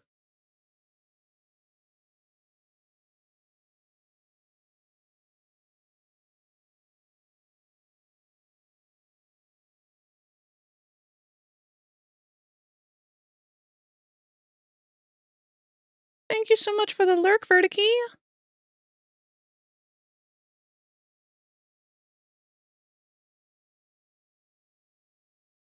If you guys haven't seen Vertice's streams before, please go check them out. They were doing some absolutely stunning work yesterday.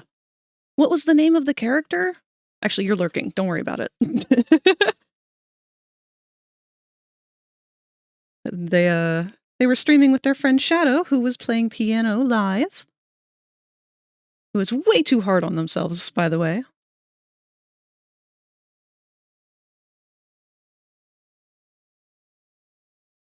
Xenos. Thank you. Gorgeous character design. His piano is so good. He's too much of his own bully.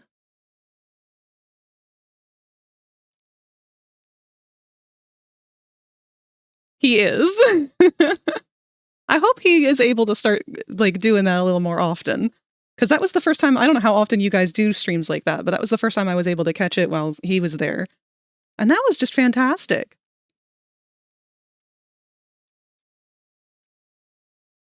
Also, our ads are about to play in 1 minute here.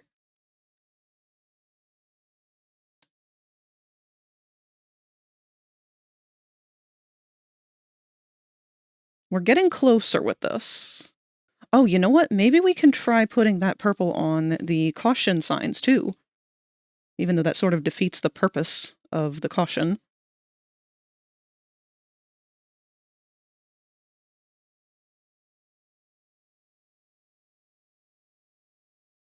No, I don't like that at all.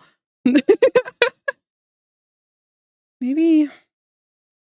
Can we give you like just some little accents or something with this purple to help tie it in? Because now we're starting to get a little too busy with your design.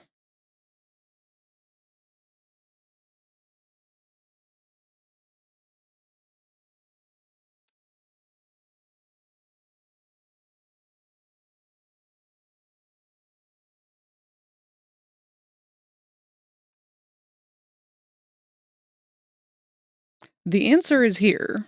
We will find it.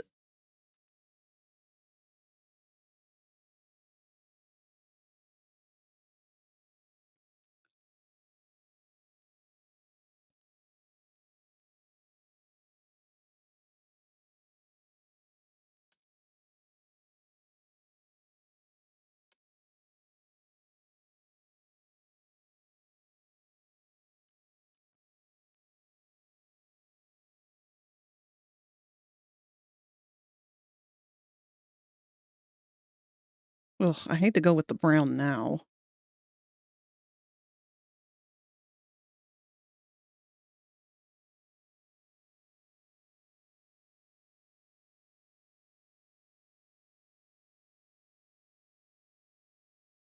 Oh, dandy.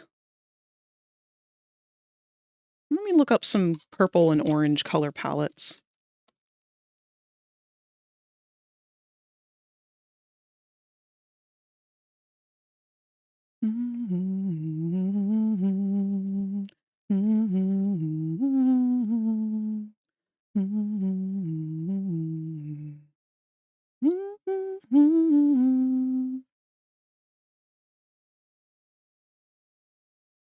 Trying to find a palette that has some, maybe some red and blue too, but intentionally done.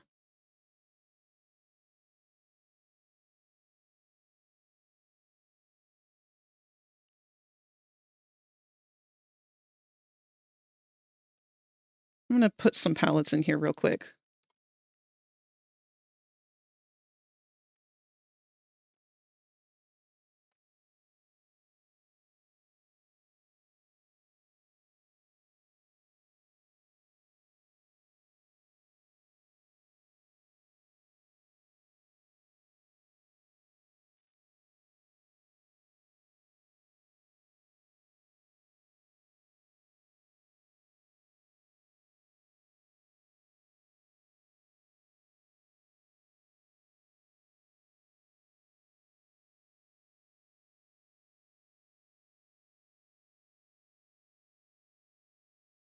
Okay, this last one shows a lot of promise.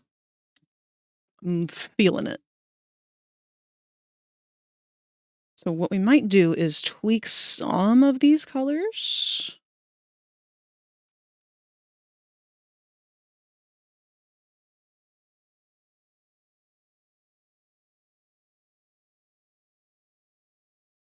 I'm just going to draw directly over what we've got.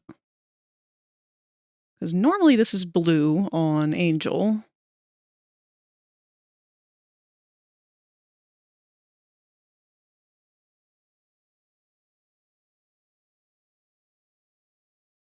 And that does kind of pretty much exactly copy the color of the shirt.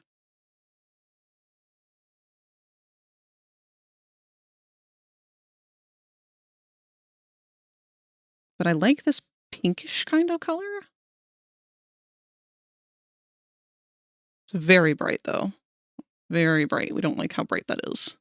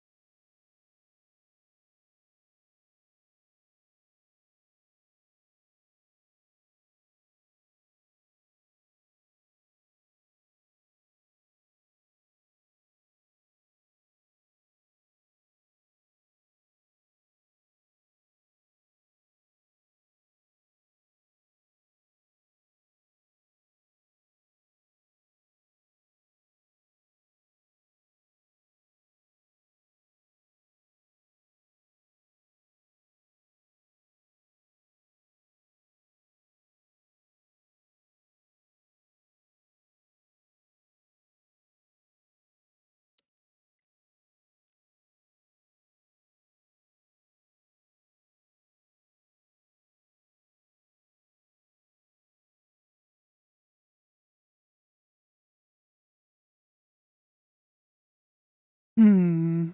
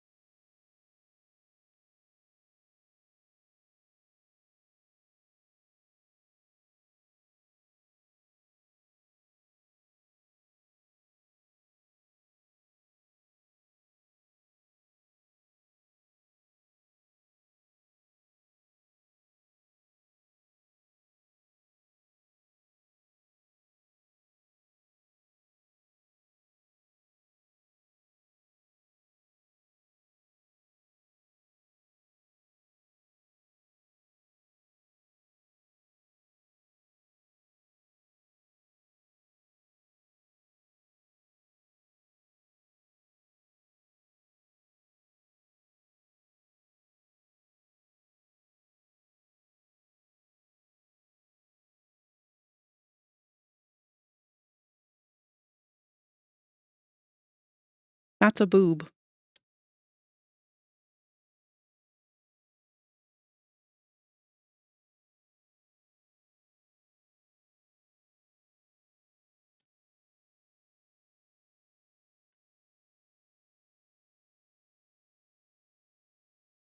I like this kind of peachier color, but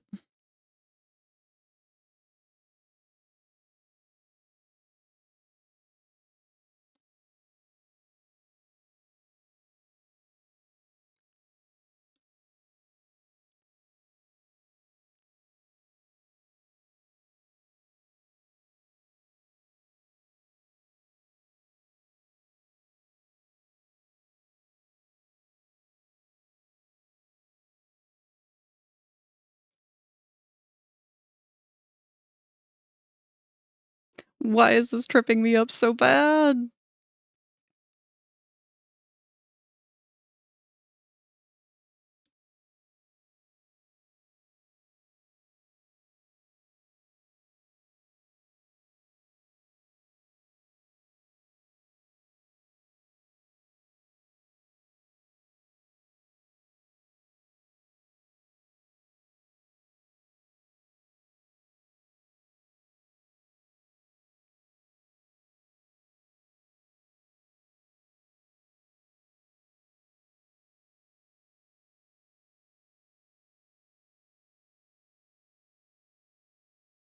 I think it's just because we leaned so hard into the red and yellow. Literally anything else feels so overpowering.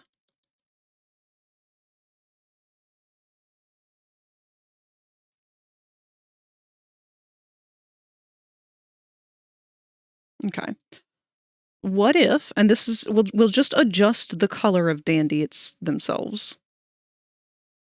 I still want them to be darker. Let me sample from the actual dandelion crayon.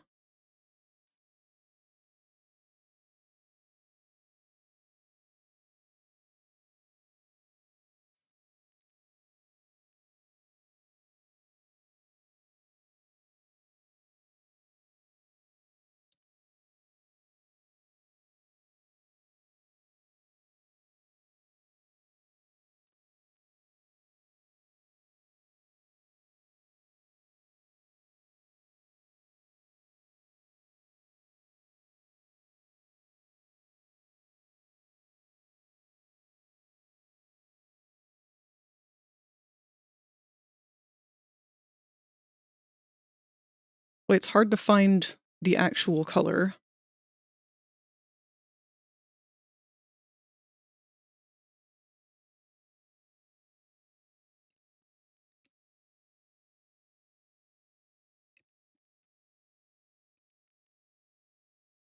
Oh, that's a big picture.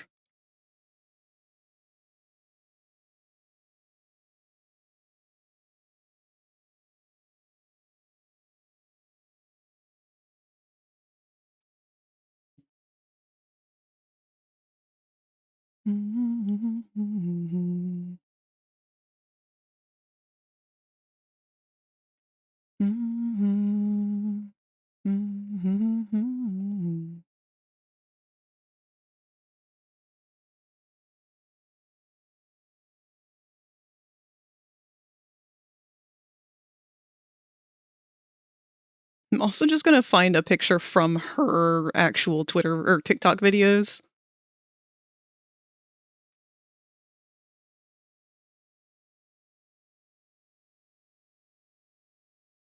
That you should have a positive body image, baby. I'm absolutely positive that you should have a positive body image, baby.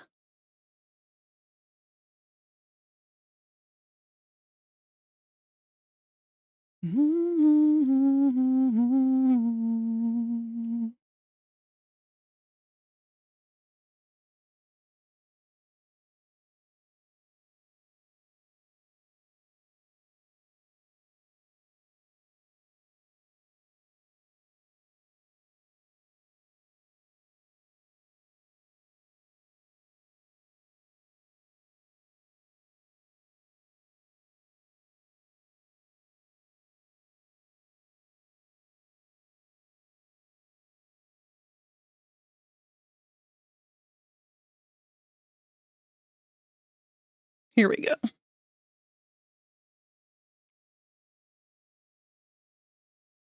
Oh, they're much more washed out. Damn. I hate when stuff is restricted to just like an actual photograph because lighting changes everything.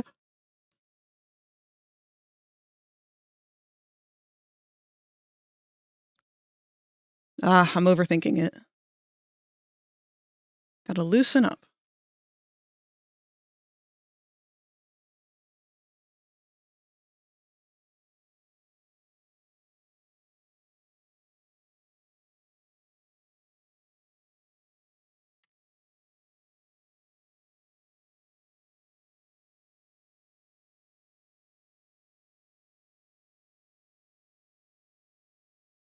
That is so bright.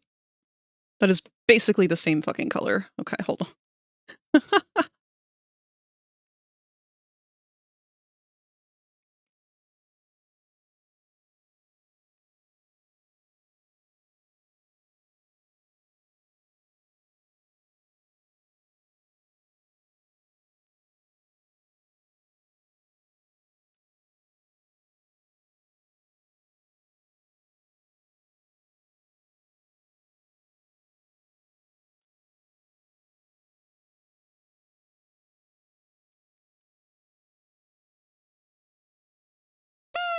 Wait. Hi, Ninji. How have you been doing?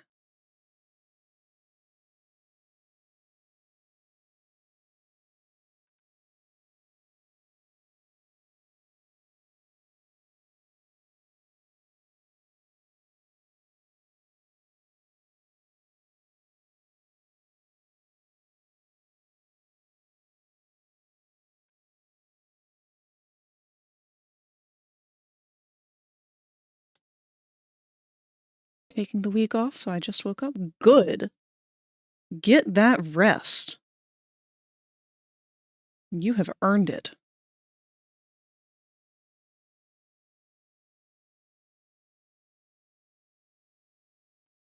I'm pretty good myself.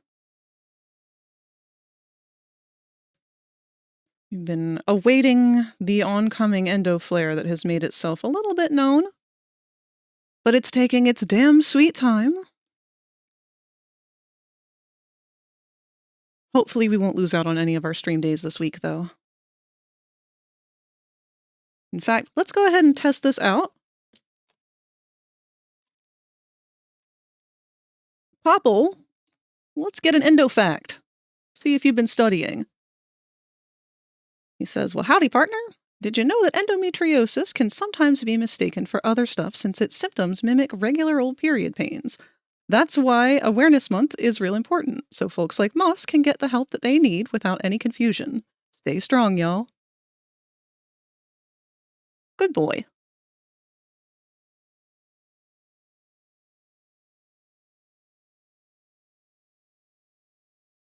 Not entirely accurate at all, really, but you tried. That's what matters.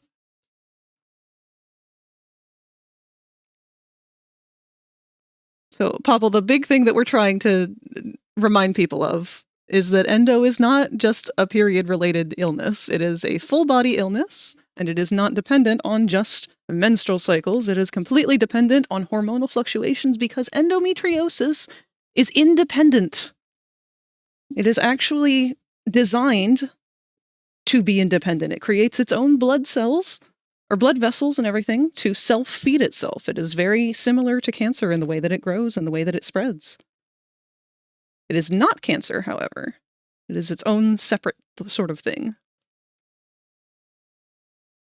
It's just they have a lot of parallels in the way that they function. Hello, Eldersaurus.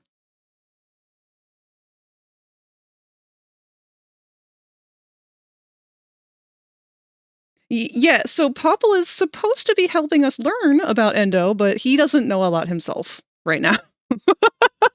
So he's also part of the awareness element of Endometriosis Awareness Month.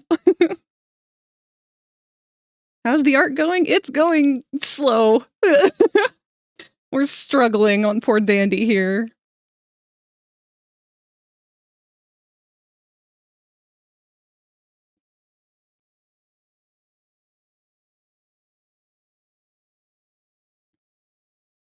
So really this month is about teaching Popple and us about endo. Yeah, pretty much.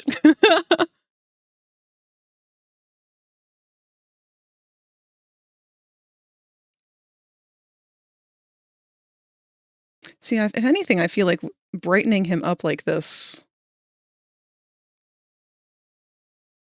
is not great.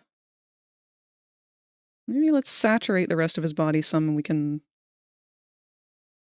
try to work it back in.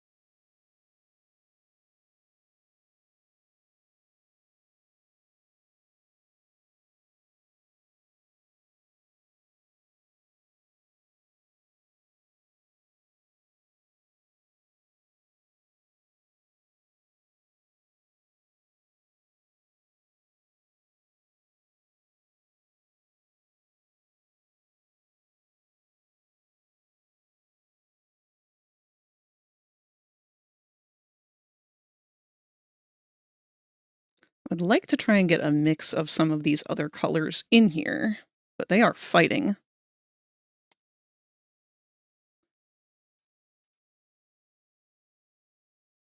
This is Dandy's way of rebelling against us. I mean, that fits with their personality.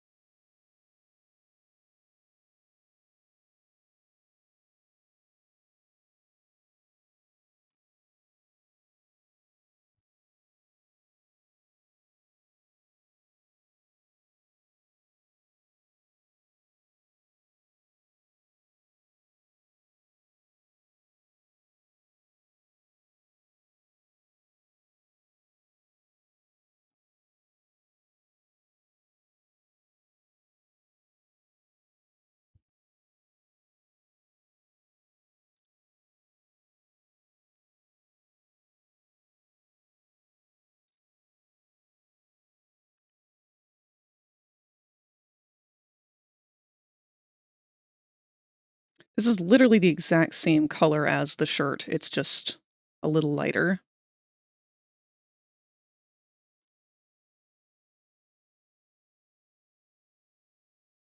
But it's such a subtle in-between.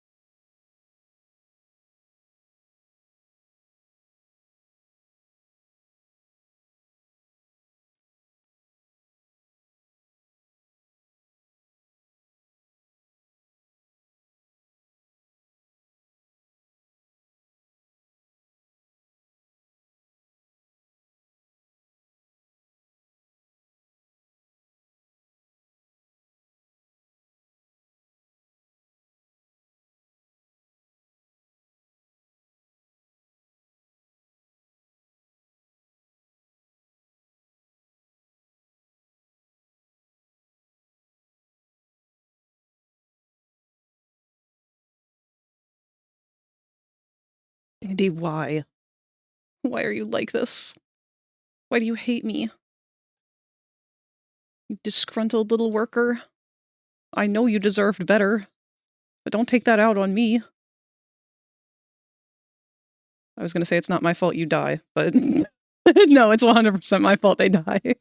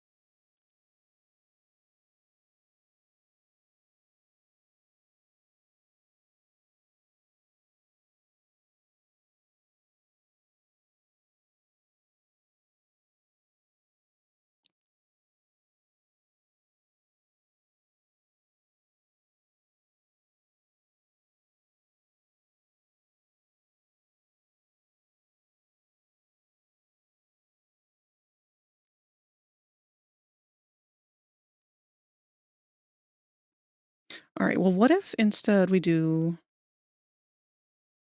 that? I don't like it.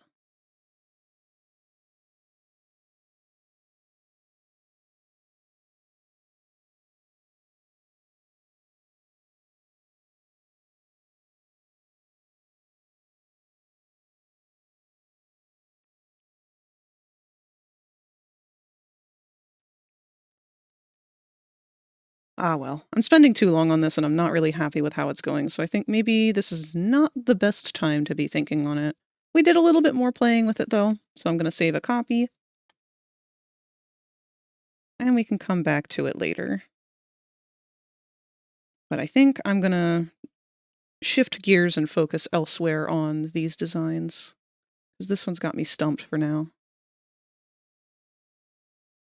We did have one little thing that updated is, even though Bobby was going to be a very big part of Angel's story, to those of you who are not aware, we got more of the bigger bodies lore for the smiling critters in the new chapter.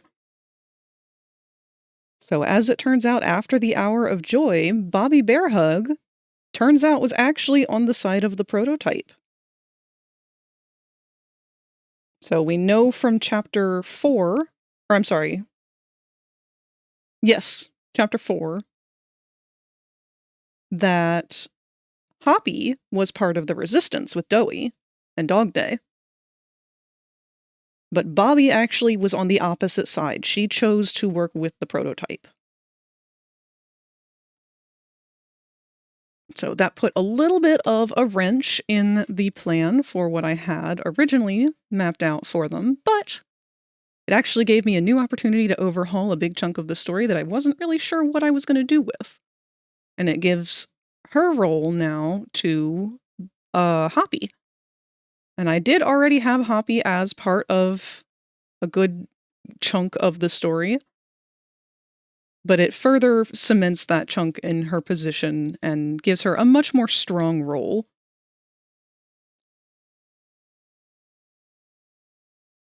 So we had a couple more doodles that came up.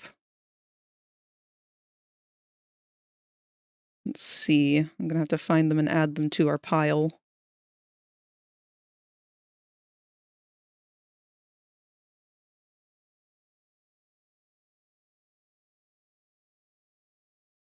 So very loose, very just sneeze sketchy, but had this... Actually, it's mirrored. It shouldn't be facing this direction.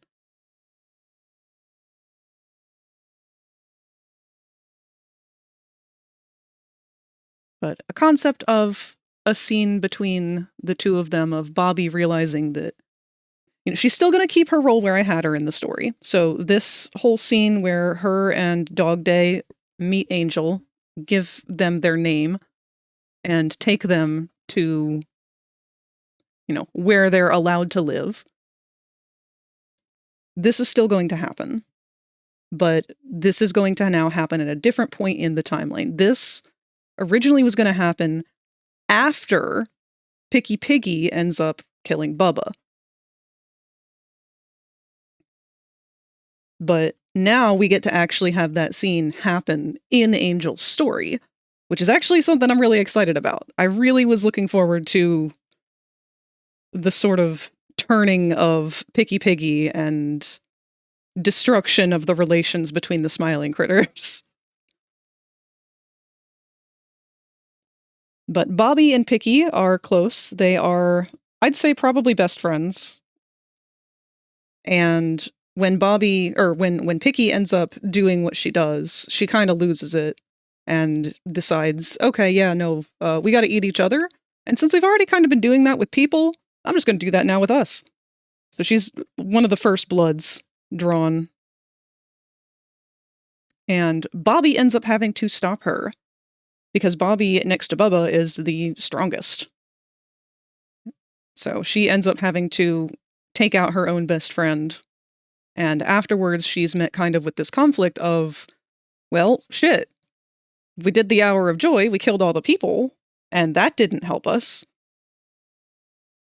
Trying to fight against the prototype isn't helping us. Maybe Picky Piggy had it right. Maybe it is just survival of the fittest out here. Which is where the whole argument starts to go down between her and Dog Day, because Dog Day is probably her second closest friend. And he is acting as a double agent, going back and forth between those who are believing in the prototype's law and those who don't. So this whole time he's on both sides. He's convinced Catnap to let them have some rite of passage. But where Bobby starts to change her mind on her thoughts and feelings about things, he ends up throwing her out. And it kind of breaks both their hearts, because neither one of them want to go this direction with things, but they're both in a position where they have no other choice. Because Bobby no longer believes that being peaceful is the way to go about things. She now believes that we need to build up our ranks with the prototype on his side of things, because this is his hell down here, not ours. And so they get to a mutual agreement of this will be the last time that we ever really see each other on neutral terms. From this point forward, we are enemies. And he gives her the right to leave with dignity, wishes her the best.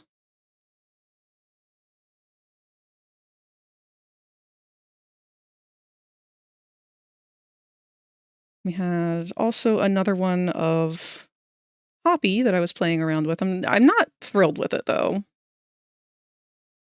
But more of how we would see her in her final moments.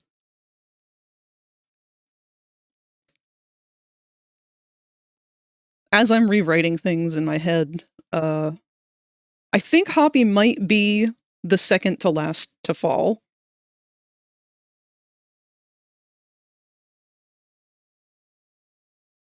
Or, well, third to last, I guess. Because Dog Day's the last, and Catnap is after him. But she stays with the player, and she'll kind of be one of our secondhand characters after Dandy is lost. Because if you can tell, some of them, they're present in some of these. We have Angel and Dandy back here. Dandy's pretty close. He's one of the oldest at this point. So he is also very much a parental sort of figure amongst the survivors, along with Dog Day. There's several that are kind of designated in that position. But Dandy in particular ends up connecting a little bit with Angel. More so Angel connects with Dandy. Dandy doesn't really connect with Angel. It's a one-way sort of thing.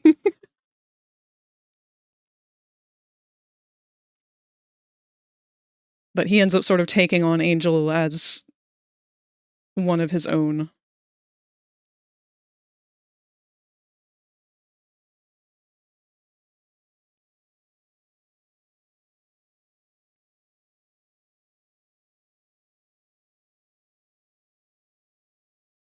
Were there any other new ones that I ended up coming up with between now and last time?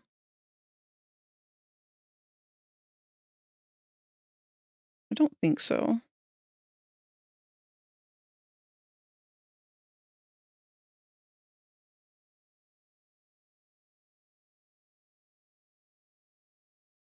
Here, let's pull out the old Smiling Critters concepts that I had, because they've changed around a lot since then. These are all just silhouetting and sneeze sketching things before. So Bobby has since become quadruped. This is before we actually knew Bobby was quadruped. So I'll have to update her. And I never fully decided on Crafty Corn. I would actually love some input on what you guys would like for her, or what you think would be good for her, because I'm very much backing myself into the corner of, well, I want to keep with the theme of Poppy's art style, but I also don't want her to look like the other characters. So originally I had her on all fours. Oh, one moment, I'm getting a phone call.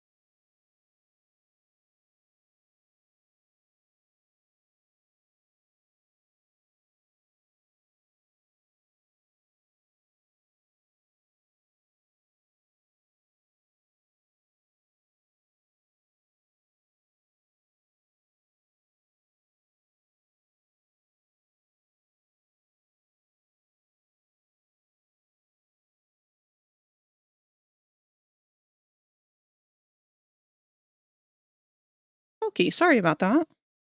Some kind of survey.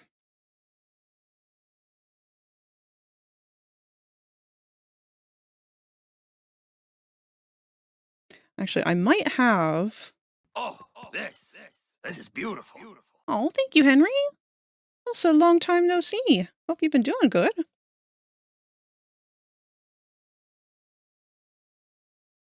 No, that was just the concept work for Piggy.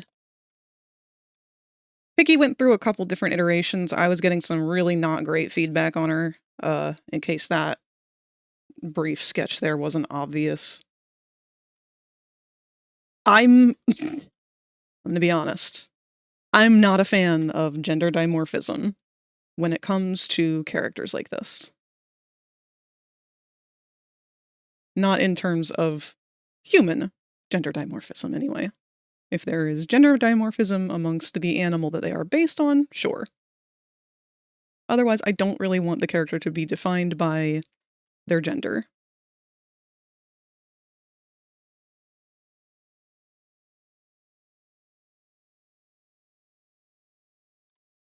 I thought for sure I had another concept with Crafty Corn on all fours, but maybe it's just not here. That's okay.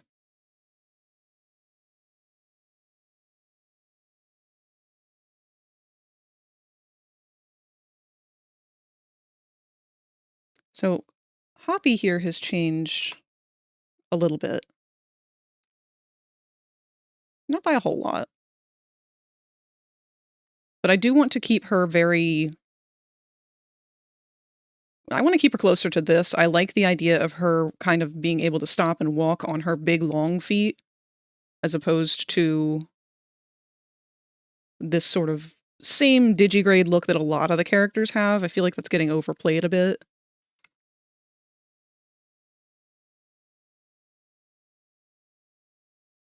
Yes, so the Blender version of Bobby is on all fours, yes.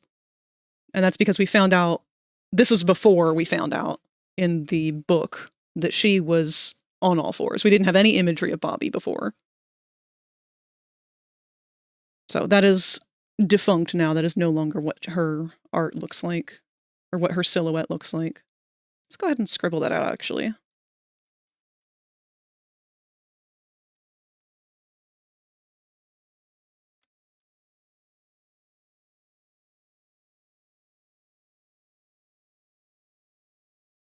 No, actually.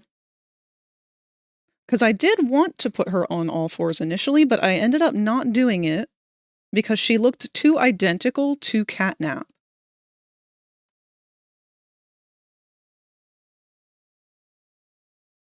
With him being shaped like a camel.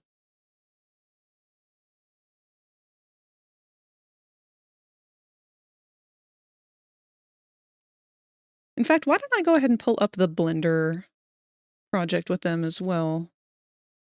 It's been a hot minute since we looked at it. But I gave Crafty Dog Days body. She's the only one who shares his body.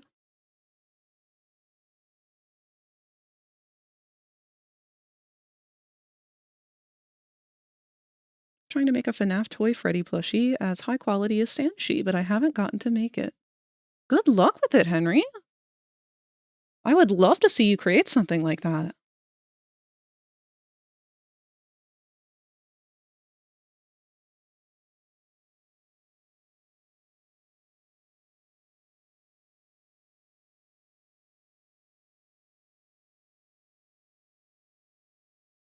All right, here we go. Why is Kickin' Chicken the only one with color? Okay. So these were updated a little ways after that initial concept sheet, and still are not entirely accurate. I just kind of took what I had already for Catnap and Dog Day, because those are the only two that I had sort of actually shaped out, and did the bare minimum of moving them around and trying to like kind of get the vague shapes and parts for them. So Bobby's going to get a bit of an overhaul in comparison, because she still looks too much like him, in my opinion. I don't like how skinny She is really. I mean, even I know they're all supposed to be skinny.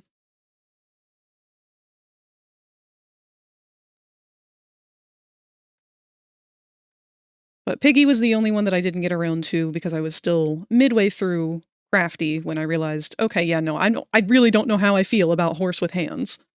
Horse with hands bothers me a little bit. So I had to stop and decide, all right, I need to think about this a little more.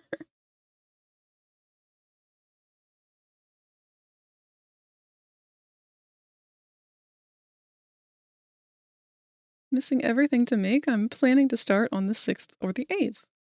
Best of luck to you. Goodness knows there's so many resources out there when it comes to sewing and pattern making. You've got this.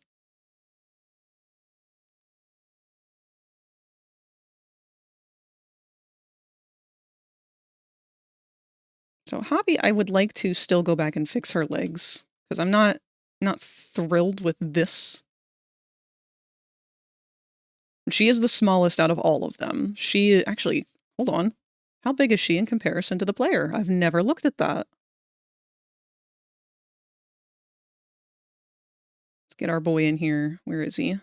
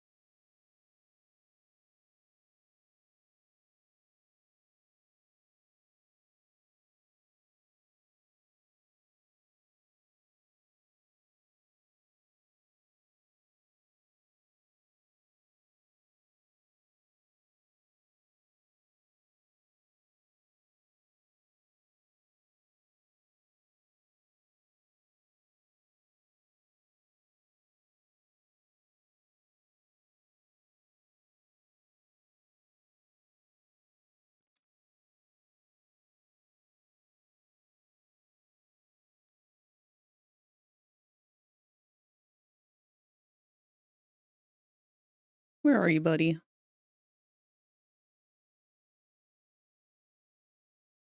Is that you? Yeah, that's you. Okay. Just put you there for now. So she is the same size, actually a little shorter even. Gonna make the other evil critters? I mean, unfortunately, I can't. And the reason for that isn't because I don't want to. It's purely because it takes so long to make each model that I just can't justify making them if there's not enough interest. And that's the whole reason why I haven't continued to make these. There was a lot of interest in Dog Day and a lot of interest in Catnap. But the interest in Catnap has died off almost entirely. Dog Day's the only one that I've still even had people ask about.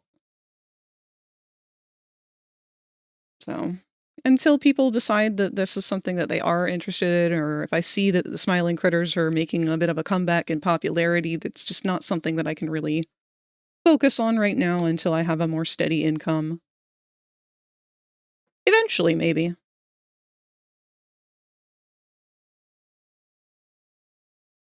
I mean, in all reality, if I had all the time in the world and money didn't matter, absolutely. I would love to make all of the Nightmare Critters.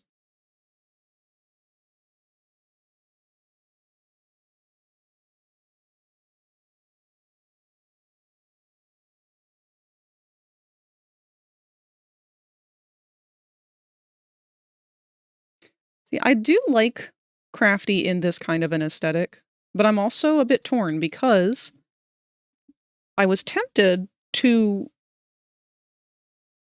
I don't really know what I want to do with her. There's a couple of them that we really don't know enough about to do much of anything. And Crafty, unfortunately, we really don't know hardly anything about.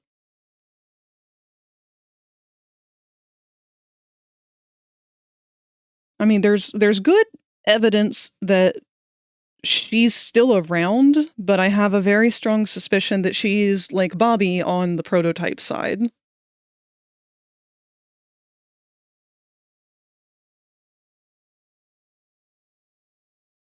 Adventure Time deer hands pull the hooves off and fingies. No, it's so cursed, though. How do the My Little Ponies do it?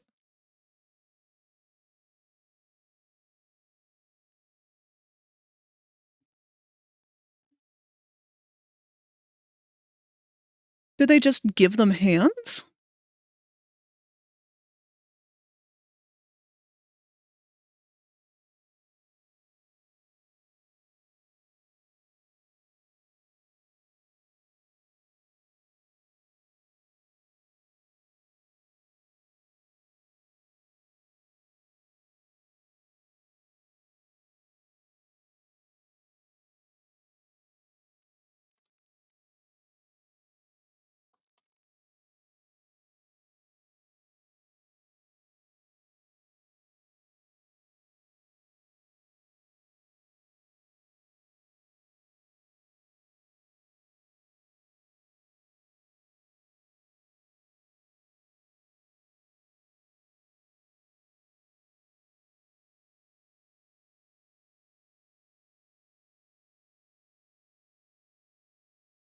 If they're ponies, they have hooves and unicorn magic. If they're bipeds, they just have fingers because they're a subset of human.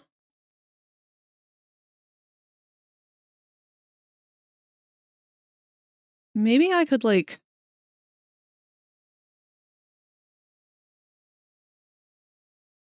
See, I see some people doing anthro horses with, like, hooves instead of fingernails, but then that's like a mini hoof on each finger. That's almost equally as unsettling.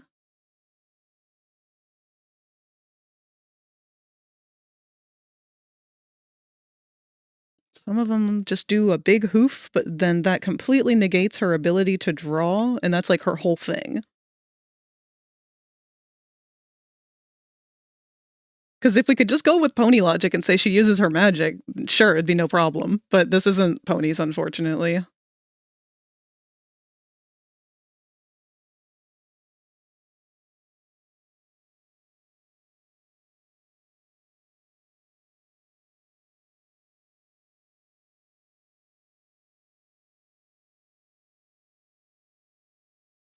Yeah, there's really just, I don't know what to do here.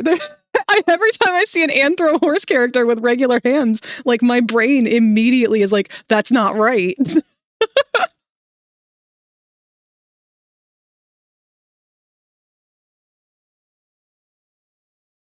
Yes, Henry, they are copied from one another because these are just shape blocking.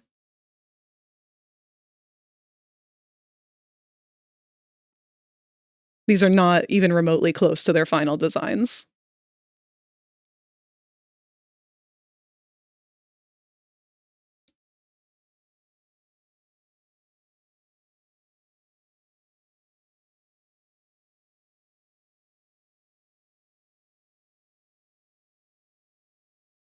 See, I do want to make sure she has a prominent role in the story, but it's just so hard to come up with something for her when there's so little to work with.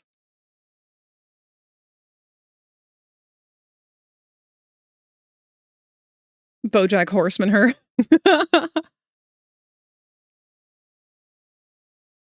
See, I gave Dog Day 3 toes and 3 fingers because that's what he canonically has. Maybe we could take her down to just 2.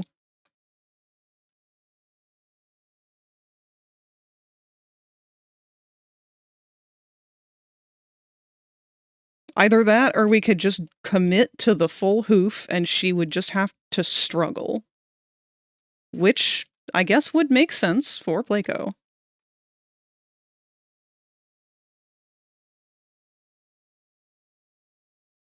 Let me play around with it.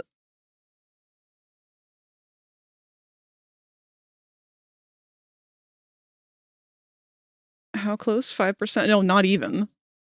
Not even 5%. Maybe like 0.01%. See, that's the hardest thing to explain to people with 3D modeling is that when you look at this is very easy to be like, oh yeah, all you have to do is just like animate them and they're done, right? No. The stage that Dog Day is in is like 10,000 steps away from where Catnap currently is. Just because there is a thing that exists here doesn't mean that it is even remotely ready to use. All this is a blob of data that says, hey, be shaped like this. That's it. That's it. It has nothing else. It can't do anything. It's just a blob. But that's why it's so frustrating when people get on my ass and they're like, well, it's already done. Why don't you just make it already? It's like, well, what? Okay, yeah, you learn about 3D modeling and tell me. It's so easy to look at and be like, just do the thing. Sure.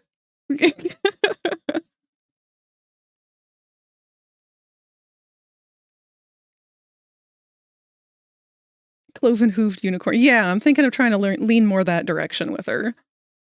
Also, hello, Kirk. I'm doing pretty good. We're working on some Poppy Playtime alternate universe / side story. I'm trying to tell a story of things that happened between the Hour of Joy and when we actually start playing the game. Yeah, no final textures on there at all. It's literally just a material with a solid color on it.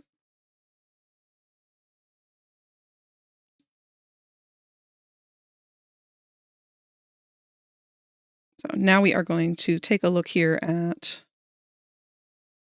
What have I got? I've got too much stuff open. Get rid of you. Get rid of you. Let's expand on you.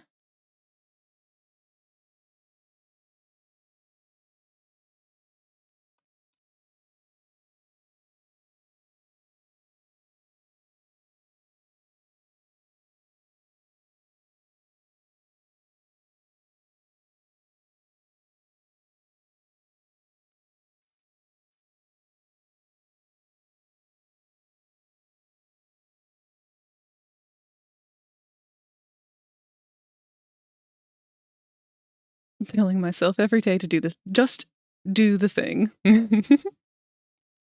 Have you checked anything yet? What do you mean?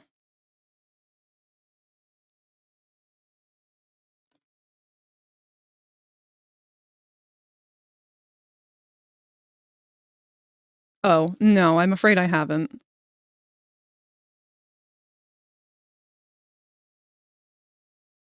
Oh, Lewis, baby, you're DMing me. You're not using show and tell at all. I don't check DMs, especially while live. The show and tell channel is the channel that we use for when I'm live, and we don't DM Frag unless it is a dire emergency, because Frag does not like DMs. Oh, you're not? Oh, here. I thought for sure you were in there already.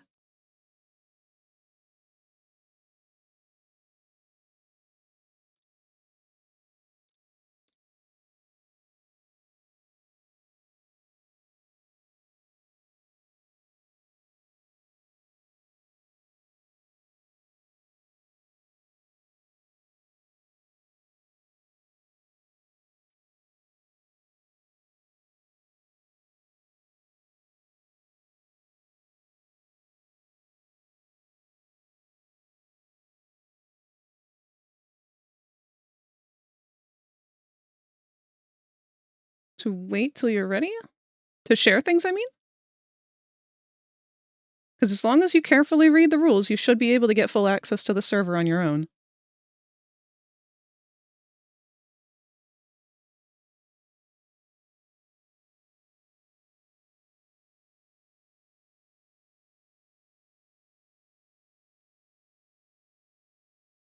I could commission if I send my $125 in cash to your doorstep, but I think that's illegal. No, it's not illegal. but if you send money without arranging the contract of a commission, that's called a donation. And I don't owe shit. Sorry. I don't take commissions right now, honey. I would like to, but right now it's kind of the first time of my life that I haven't had to depend on commission work, and I would like to continue to pursue my own creative endeavors. I'm enjoying them, and I'd like to hope that you guys are enjoying them too.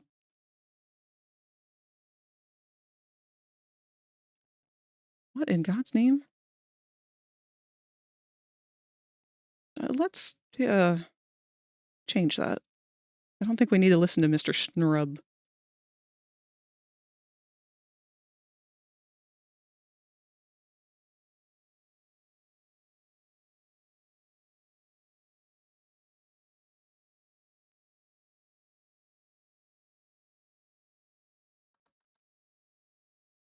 Let me get a darker shade of gray in the background here.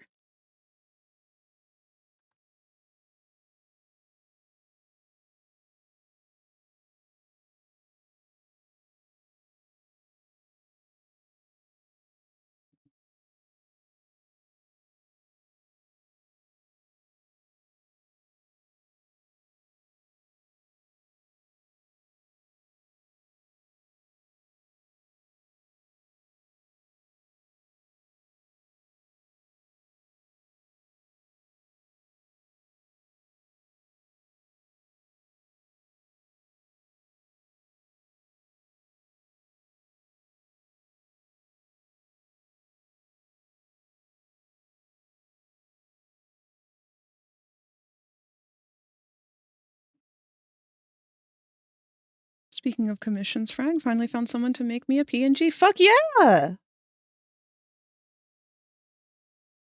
Oh, it's going to be exciting. Is it going to be just like a headshot, or are you going to aim for more?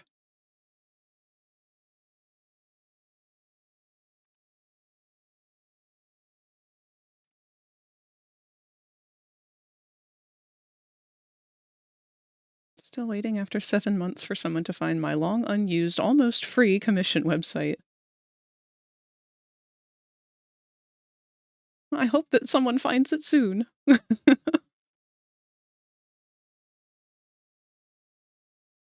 aside, I do enjoy the shapes and the designs that you created. The pig one caught my attention. Oh, did I already read that? I don't know if I answered that out loud or in my head. I apologize. The brain fog has been creeping in today. So when I decided to have her be upright, I wanted her to kind of have a lankier, sort of more unsteady, frail kind of look.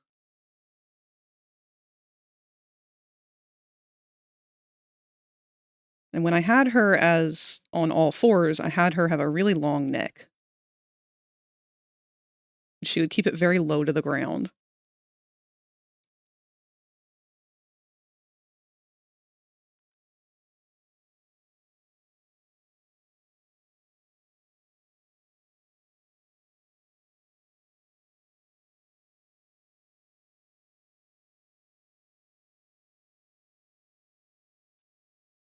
Actually, I should pull up a reference of like a newborn horse. Because they have that really awkward sort of stance, and that's what I wanted her to have.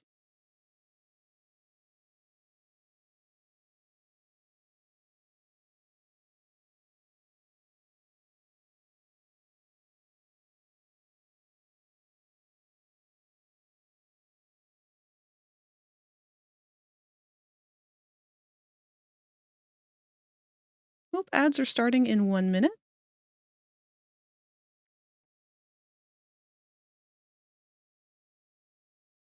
Currently in talks right now. She's someone who I've been getting along with very well since I've met her in the summer. Hell yeah!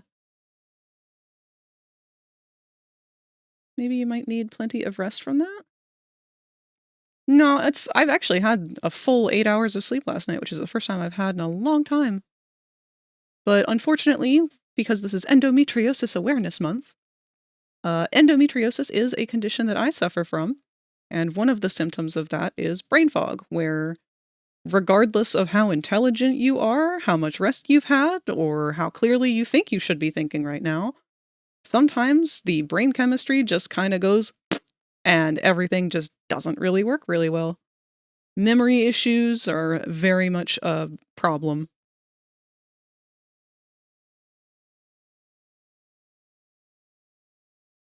How is making model expensive if the app is free? Is it time that's expensive? Time and research. Ask yourself this, Henry. Do you know how to make an avatar? Because if the answer to that is no, then that means that somebody has to do research to figure out how to do that thing. And that research doesn't just magically happen.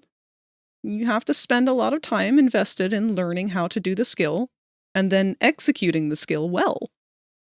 It takes a lot of practice. It's just like learning a sport. Just because you can't see how the process is done doesn't mean it's any easier. A lot of people want to assume that it is, but it's not. It's a lot of technical stuff. You have to know why you're doing a lot of the things that you do.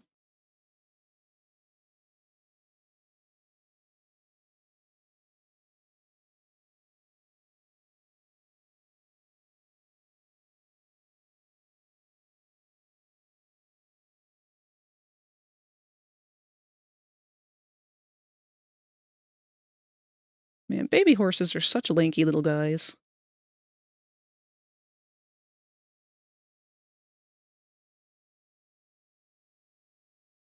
Should have studied horses more.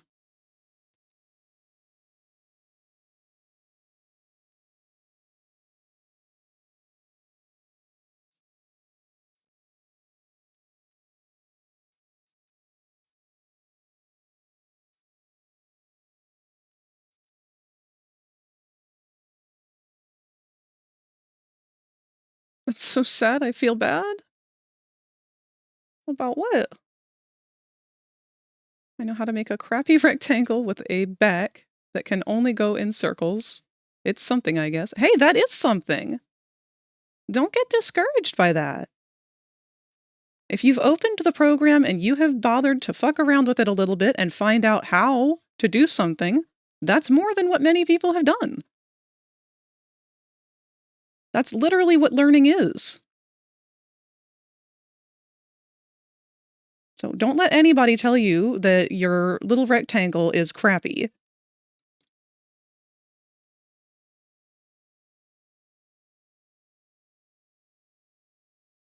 Or a cube that just falls with gravity. Everybody has to learn somewhere. I don't really care what it is that you do with it if you are trying to learn. That is something to be proud of. Learning in itself, the desire to learn, the will to, the ability to. We've always got to encourage that in people.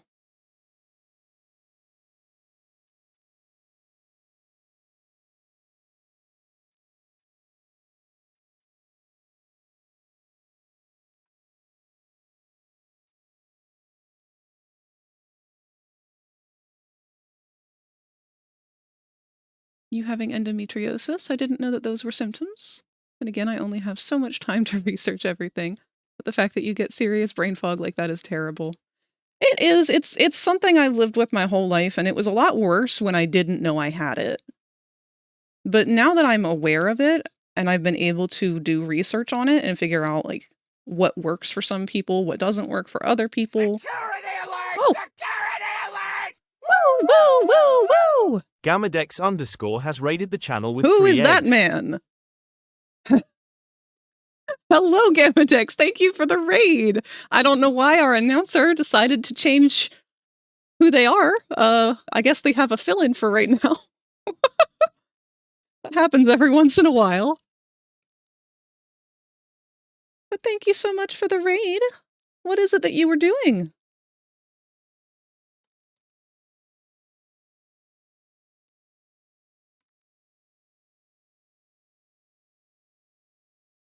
Look at you. Behold, the blue-spotted egg.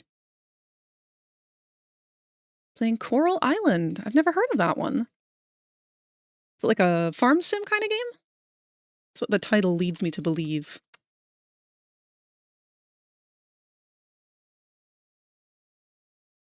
Like Stardew. Hell yeah! I'm all about those cozy, humble games.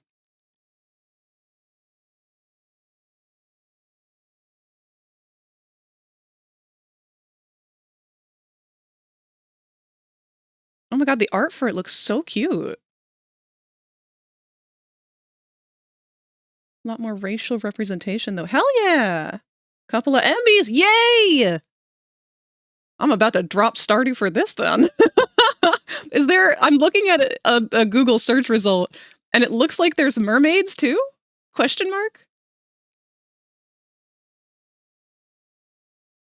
Maybe that's just a DLC. I really like this art style. This is such a cute game. Today we got into the Mermaid Kingdom. Oh, it's base game. Oh, cool.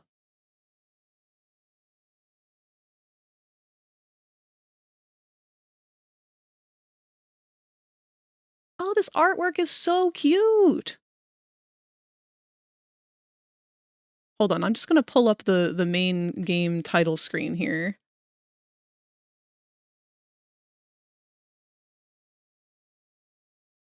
Oh, it's very tiny.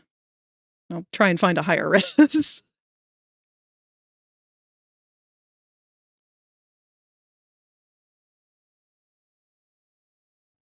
There we go. Look at these characters.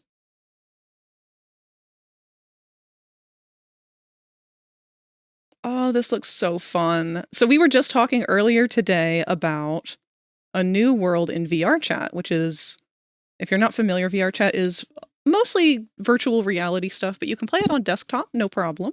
You don't have to have VR to be a part of it. And somebody created a world that is essentially just this. None of the farm sim stuff. Oh, look at that mermaid. She's so pretty. But aesthetically, it looks just like this. And you go about on the ocean and on different islands and you go fishing and whatnot. Very Animal Crossing aesthetic as well. Oh, I love this. These are so cute. I'm going to look into this. Thank you so much, Gamadex, for introducing this to us.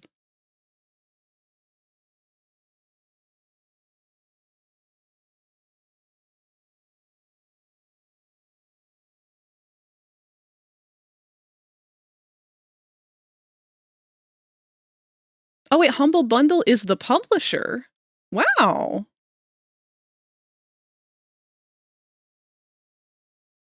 That's really awesome.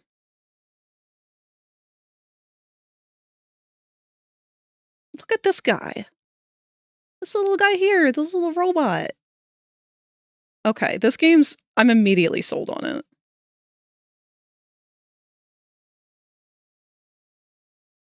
I'm gonna have to tell Rosie about it. Maybe she'll finally play a farm sim with me.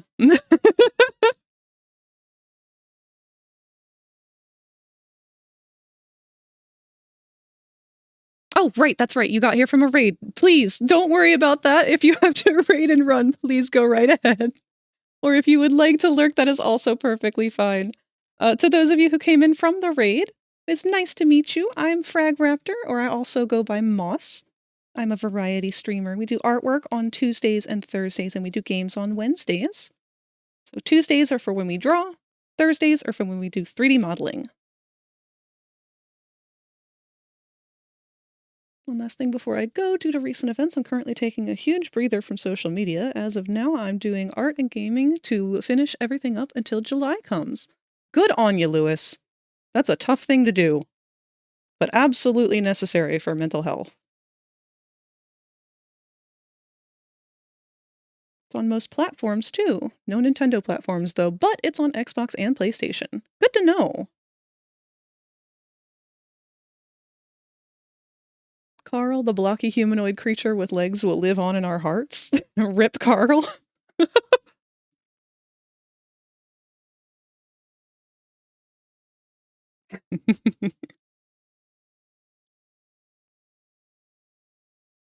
All right. Play around a little bit more with this kind of concept we're going with here.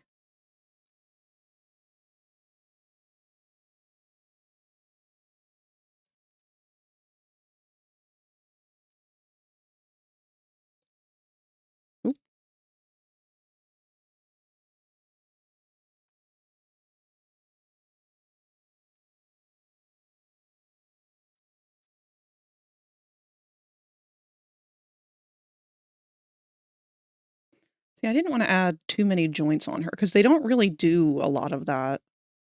But horses have so many joints.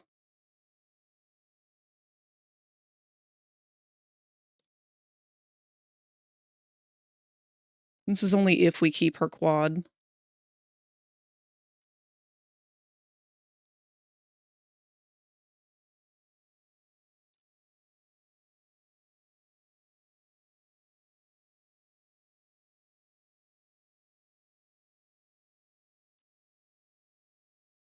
Welcome back, Emma.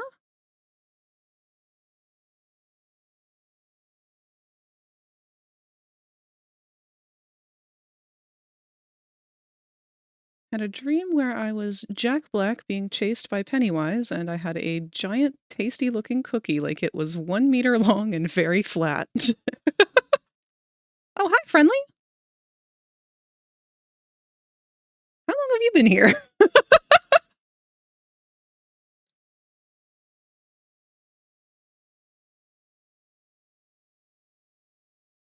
We are currently working on some silhouette, rough concept sketches of the remaining smiling critters. And we are a little bit hung up here on Crafty, because I can't decide how I want her to be. Part of me is like, oh, we should make it so that she can be quad and biped. Which is kind of what we did for Bobby.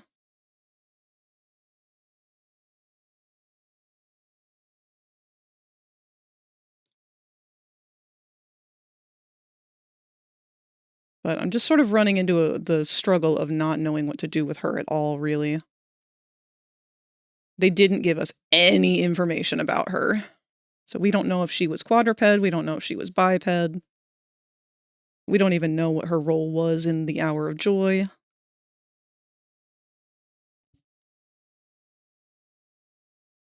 Just got done playing Overwatch. Been a while since I played it and wanted to see what's changed. I missed it. And I had a blast. Just got my first play of the game with one of the new characters, Amran. Fuck yeah!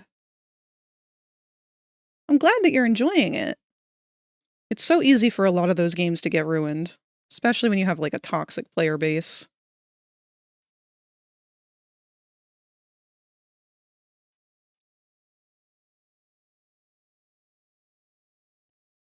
And see, the problem with this is her tail, too. We could just have it hang straight down, just like catnaps. But then again, we are also getting very catnap adjacent with her. And I just sort of feel like she's leaning very heavily into the My Little Pony horror kind of everything. It's a bit hard to do anything adjacent to that without it crossing over.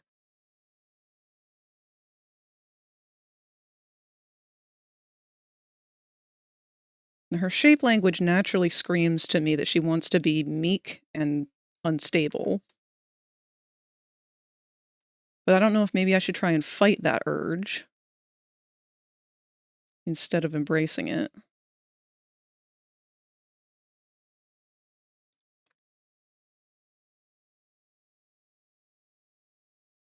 She really does look like Catnap, though.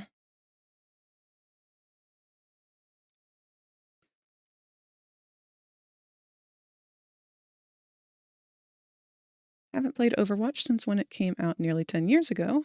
I apparently only put 16 hours into that game. Aw.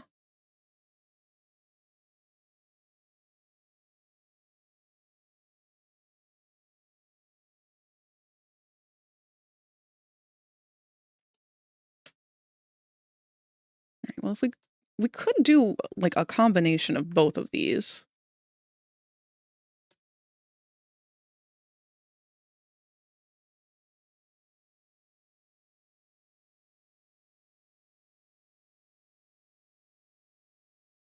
I mean, yeah, this really does feel like how she could be.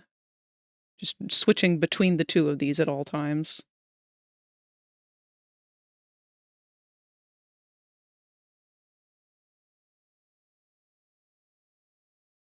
Because Catnap can't be upright. That's the only difference between them. You know what? We're going to stick with that, I think. I think she has to have both a quad and an upright version.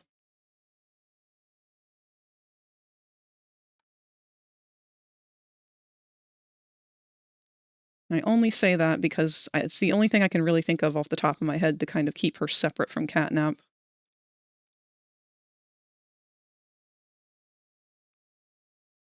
That and she is substantially smaller.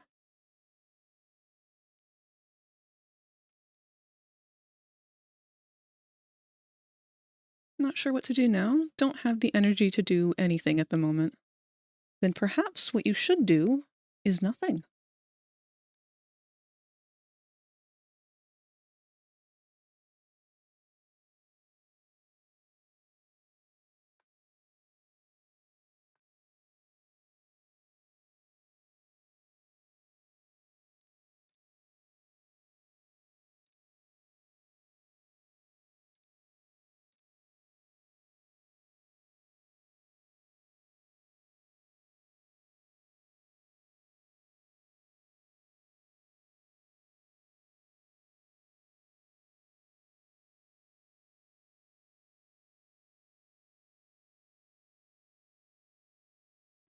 Shit!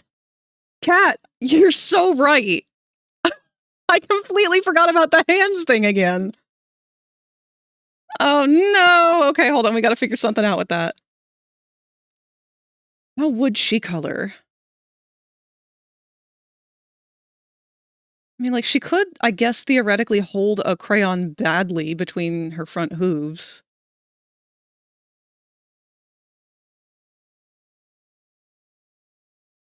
How could she, like, sit and draw? Let's do a brief pose for that.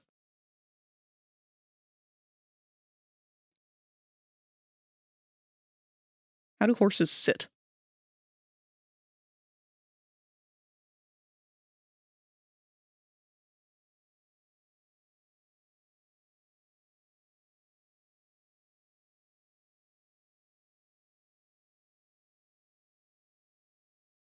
What if her hooves are the crayons? Now that's an idea.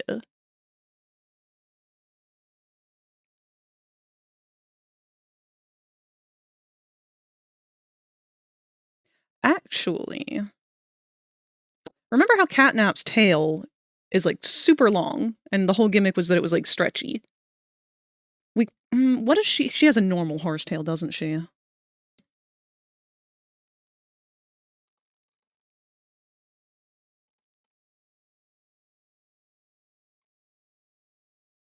She does. I was gonna give her a traditional unicorn tail.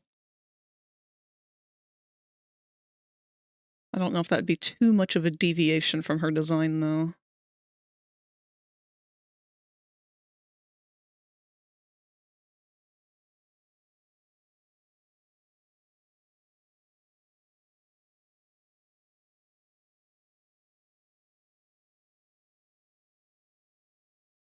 Infinity Nikki got a new update, but I'm not entirely sure how much I want the current outfit banner. Plus, there's a rerun on the way.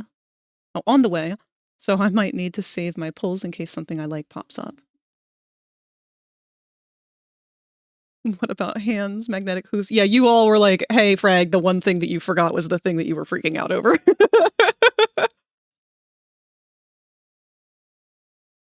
Picky reminds me of some designs that I've seen for, Zubaji from Journey to the West. I've never heard of that. Let me look that up.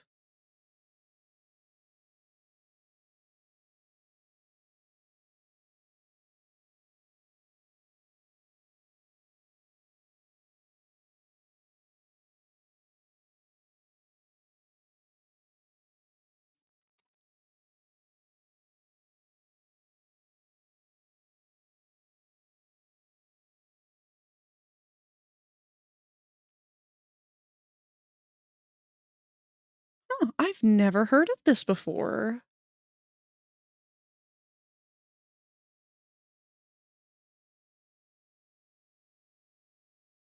Is this where all of the Monkey King things that I've seen the last few years have come from?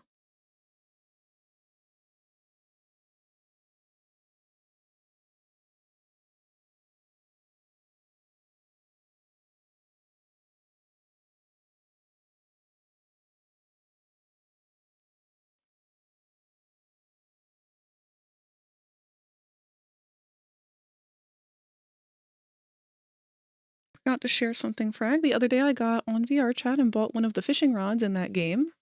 I'll share my first catch with that fishing rod and show and tell. If I can find it. Yeah, absolutely. We've been talking about that fishing game all day today. Journey to the West is a Chinese mythology story. I shit you not, Dragon Ball Z took inspiration from it. I believe it. You're one of today's lucky 10,000. Yes, the Monkey King is originally Journey to the West. Very cool. I'm gonna have to look into that because I've seen so much Monkey King stuff appearing over the last few years from different animated films and series and stuff. It all seemed very interesting. I learned so much from you guys.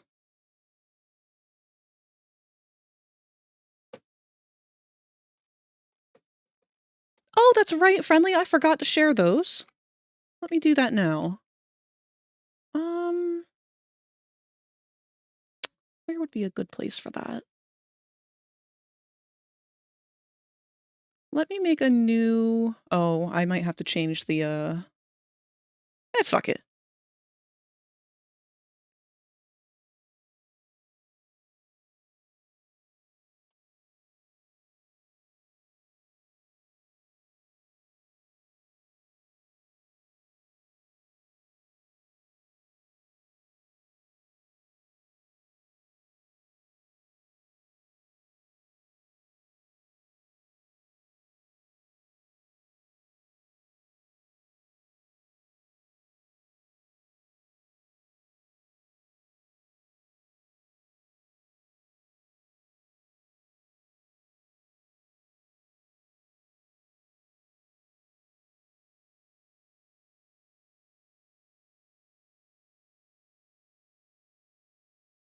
All right. So I made a new channel under our community tab for VR chat fun so that anybody who is there having fun on VR chat, you guys can share your images and whatnot as long as they are safe for work. I don't feel like I need to stress that, but I will if it becomes a problem.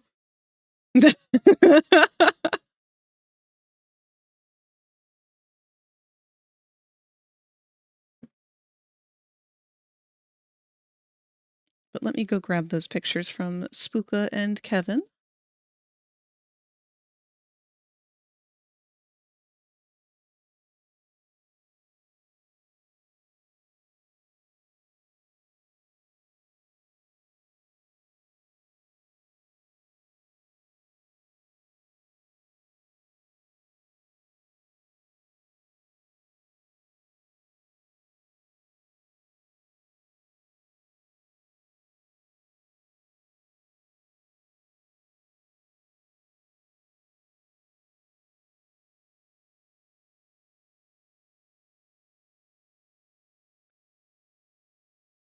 I'll grab a couple from that night.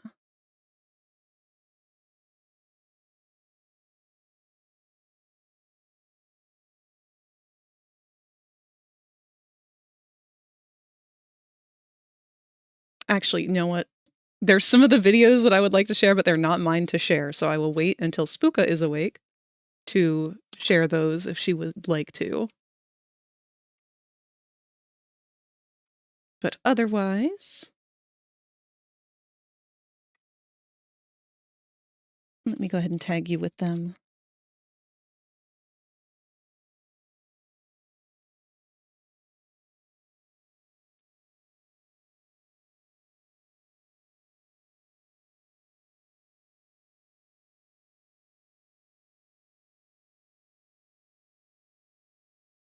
There we go.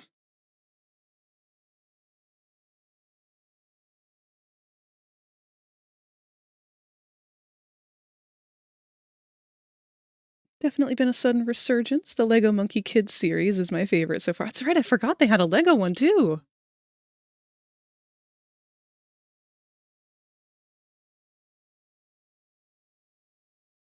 Actually, give me just one moment. I will be right back. I just need to go grab something from the other room.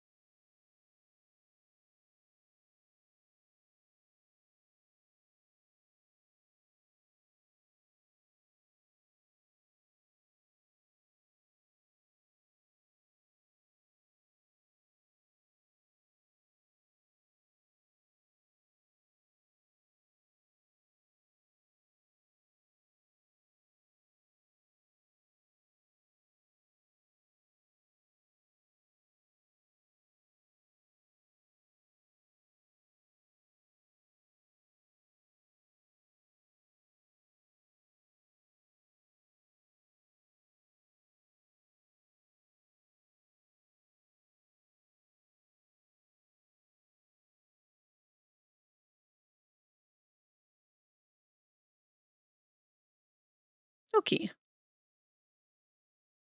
Back again.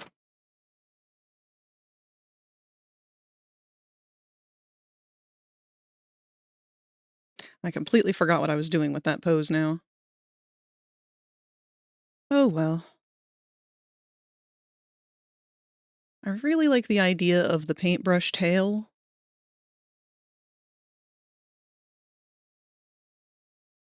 And maybe we can still commit to that, because Lily Love Braids did have controllable hair. So maybe we'll just kind of carry that asset over. Especially since her hair's pretty prevalent in her design.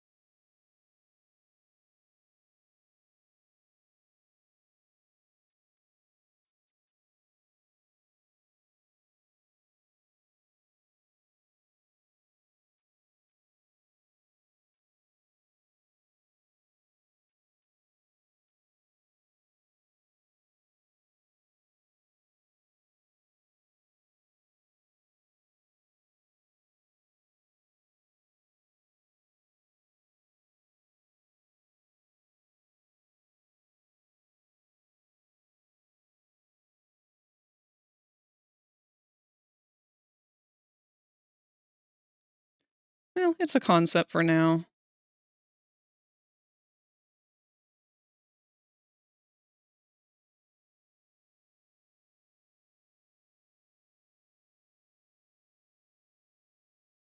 Admittedly, I don't feel like I'm getting very much done today. Ah, well. Let's work on Piggy a little bit. I think what I want to do is just take her shape and just kind of expand into it a little bit more, because she's pretty solid where she's at.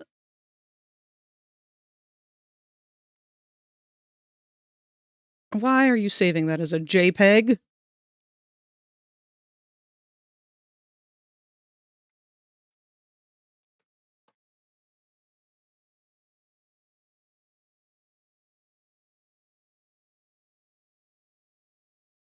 Also found the photo you were looking for?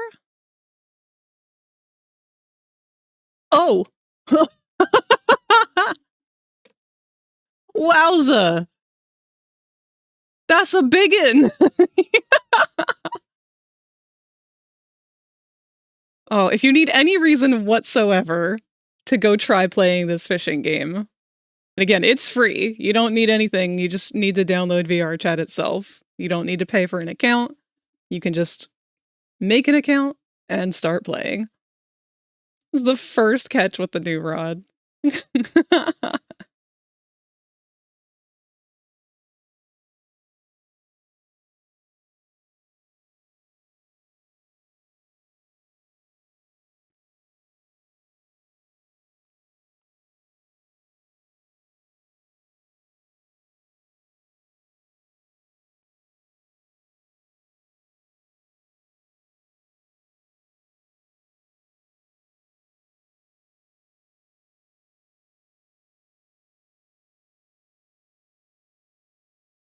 Large piggy.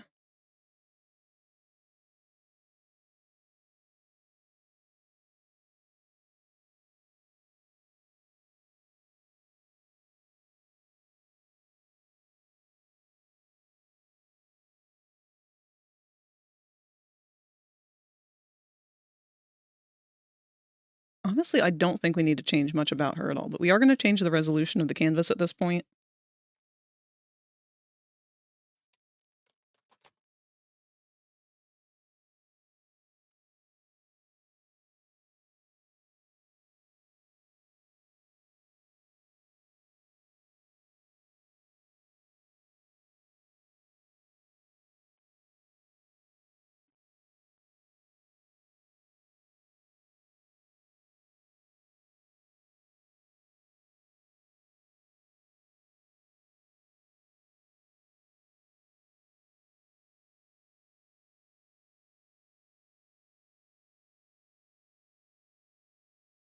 And I think we'll probably switch over to our Poppy song playlist. Might go pass out for a bit and try some stuff after I wake up. Good plan, Friendly. Get some rest. You'll feel way more energized once you do.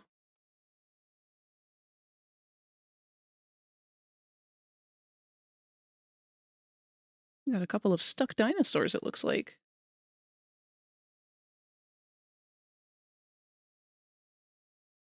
And our eggs are everywhere.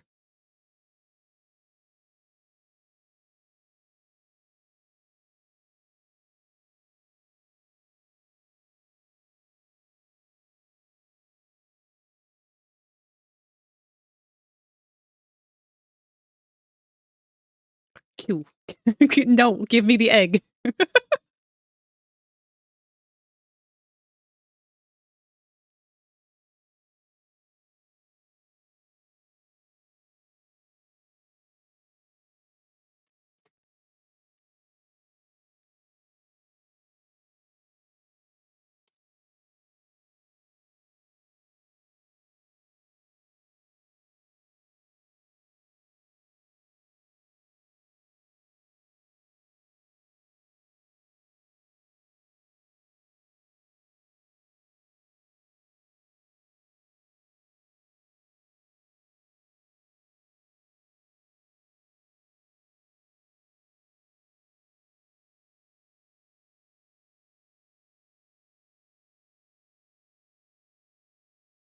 So Piggy's actually one of our antagonists towards the beginning.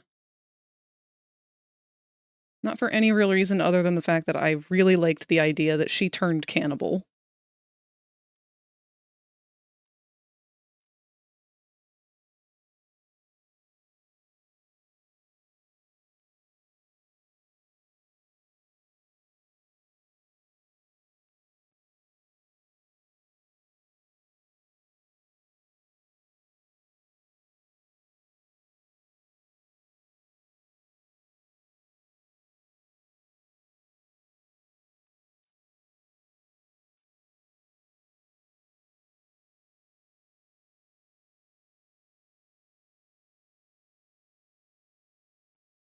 And I feel like I need to take a small moment as a reminder.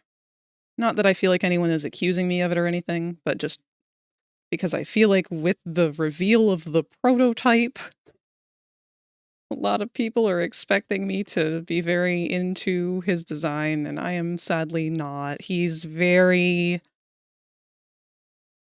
disappointing.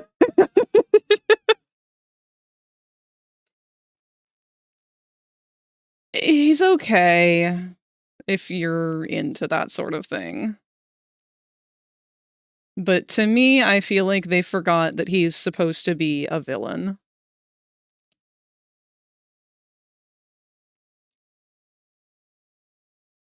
They took a very safe route in his design, but in doing so, they robbed him of a lot of the potential that he had. And he can just kind of belong to the Sun and Moon fandom now, since that was clearly the target audience for him.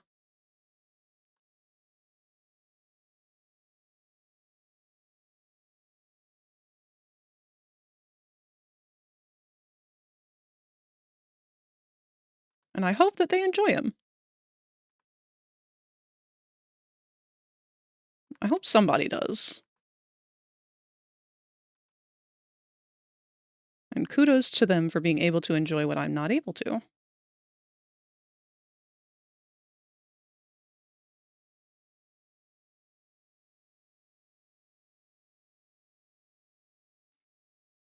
You're allowed to not vibe with it.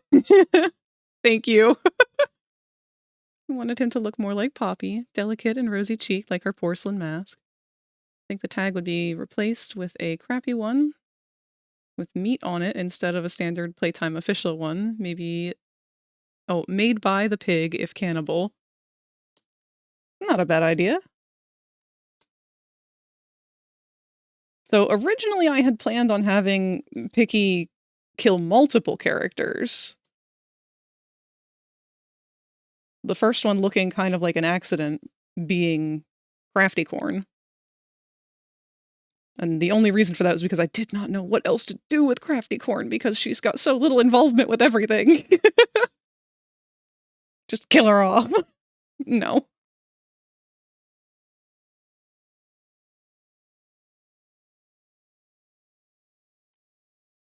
But she definitely does kill Bubba.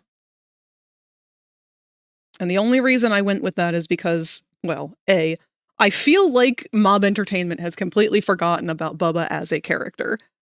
He wasn't even really in this chapter at all. There's like one singular Bubba plush that I can remember.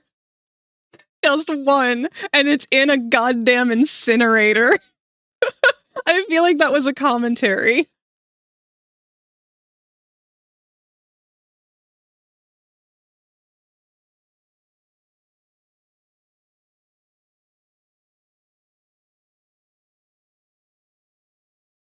But the other reason why I decided for Bubba to die is because he, out of all of them, realistically is the biggest threat. Because physically, I feel like he is stronger than all of the others because he's an elephant.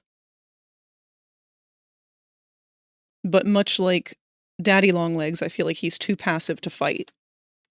If anything, he's scared to, which is why Picky was able to take advantage of that. Because she fights dirty. Weh. Hello, Alucard.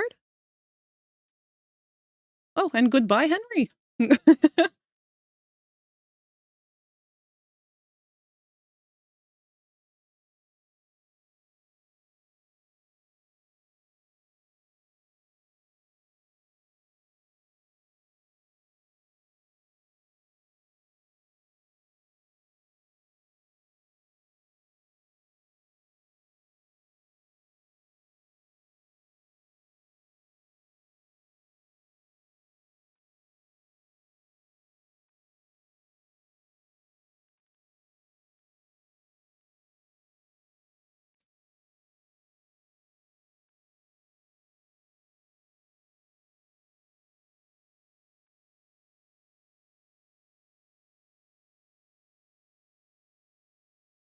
My voice isn't happy with me right now. Oh no.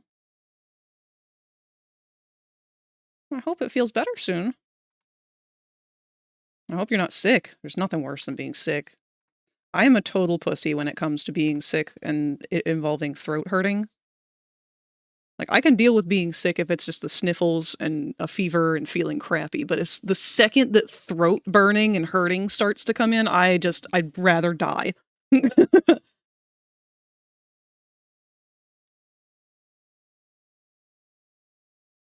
Made 3 metal covers of some K-pop Demon Hunter songs, so not sick. Ah.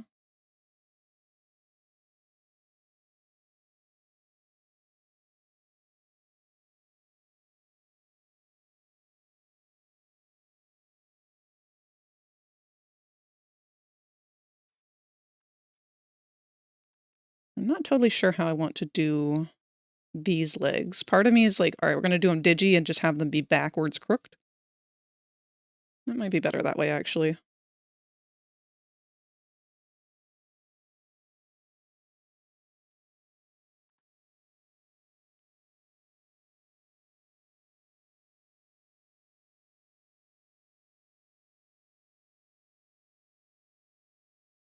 We have the same kind of an issue here with Piggy and the hands situation, but I think I'm going to stick with the hooves on her. I think it's easier to get away with that on her.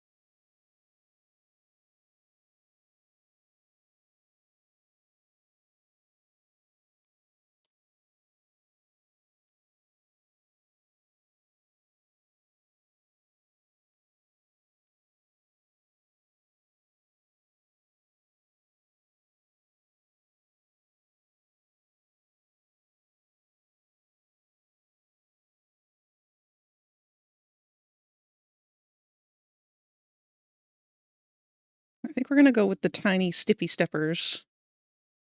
Because there's something about that that feels a little creepy.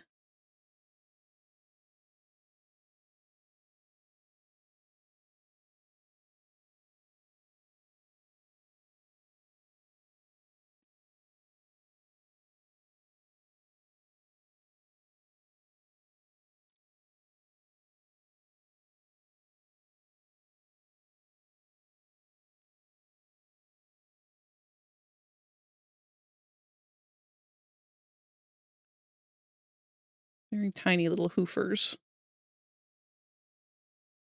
Almost makes you question if they're even her footprints.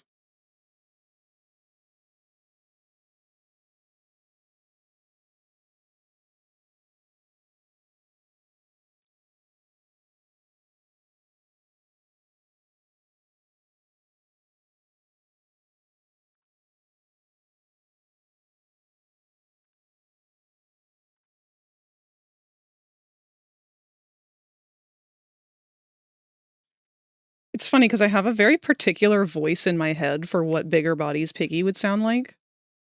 Hold on, let me look up the actor so I have in mind.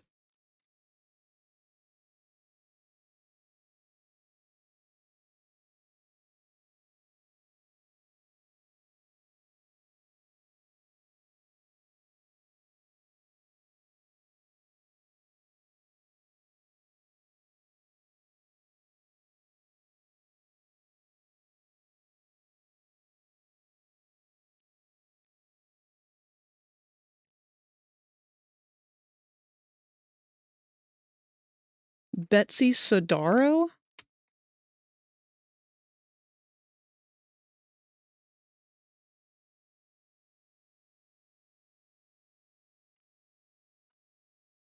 Hi, Toku! Good to see you! I hope you've been doing good.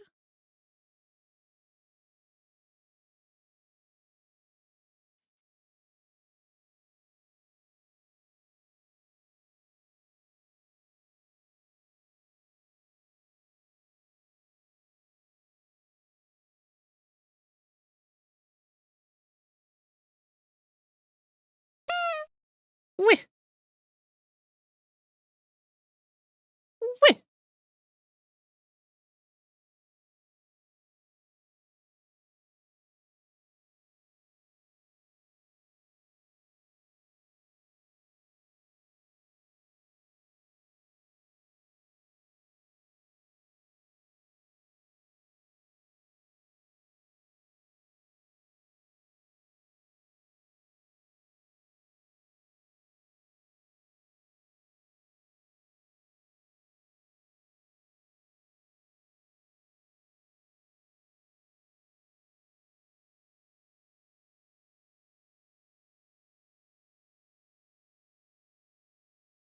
Okay, yeah, no, that's perfect.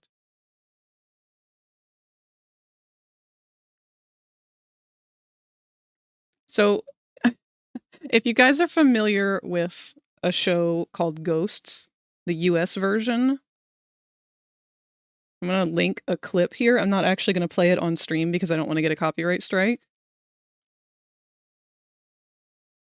But if you cut to about the 23-second mark, it's only a 36-second clip. That's the woman who I feel is like the character she plays in that show already fits the personality I have in mind for Piggy so much. But she's like the perfect voice in my head for this character.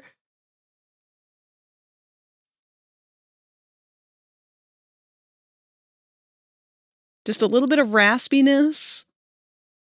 Definitely up front and forward. Very confident. Very bold.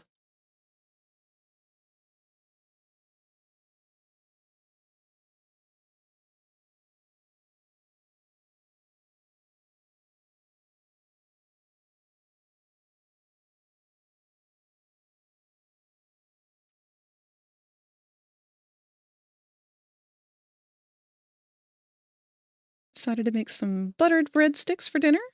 Just feel like it. Nothing wrong with that. Treat yourself. If that's what you want, get it.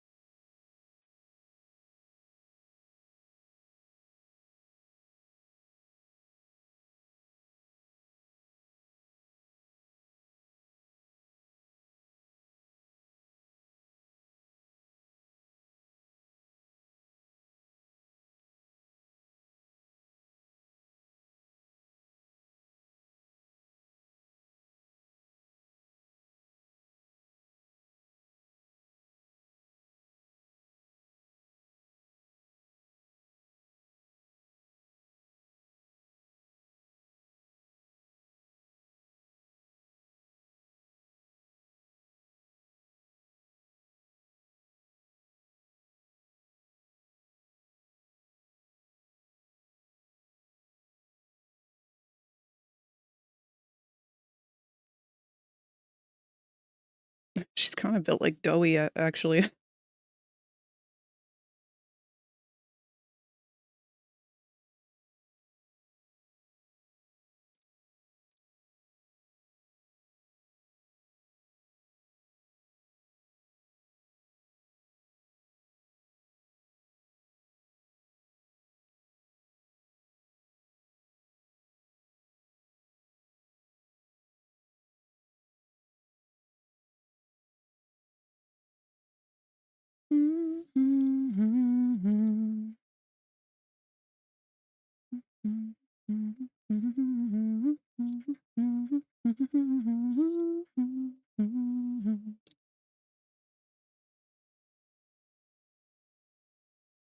Pretty solid concept. I haven't really wavered much on what I wanted out of Picky as a character. She's a brute. Did you remember to save all of your files? Thank you for the reminder to save. Actually, let me go open up Bobby as well and add her updated version to this. Do I still have that as a sci file, or do I only have a PNG? There she is. None of them of her just standing, though. It's okay. I will add her now. Because I really don't want her to cross over too much with Piggy. I already had it open. Yeah, she's already dangerously close to being able to cross over. Let me go get a picture of Bobby as well.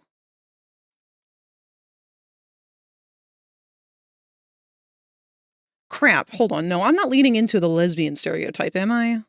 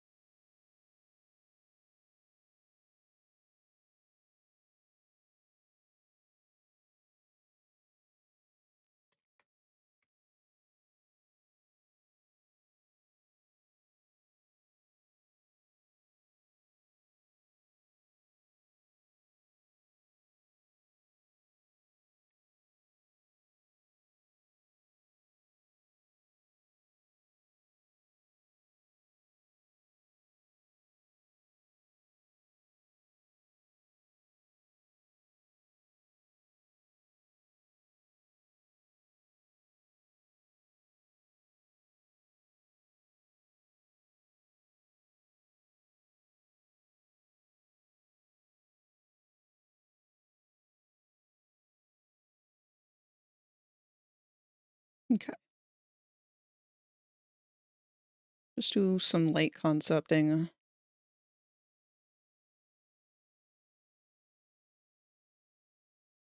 Because Bobby is predominantly going to stay on all fours. How tall would that make her, though?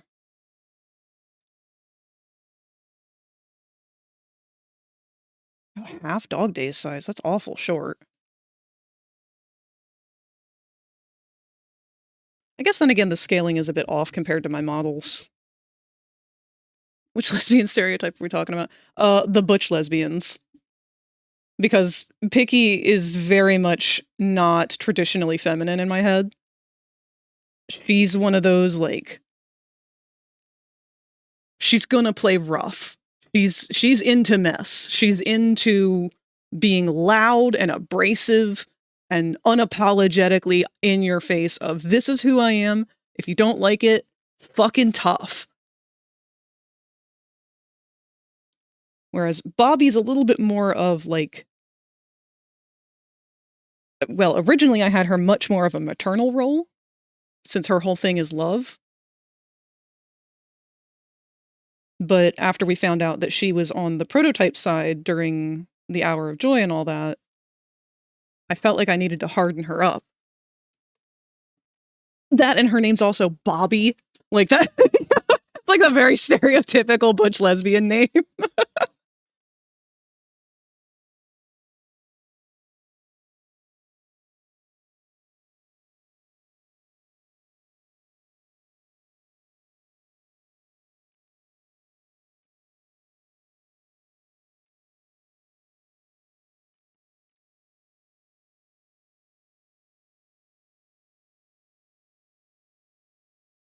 All right, I'm definitely going to make her bigger.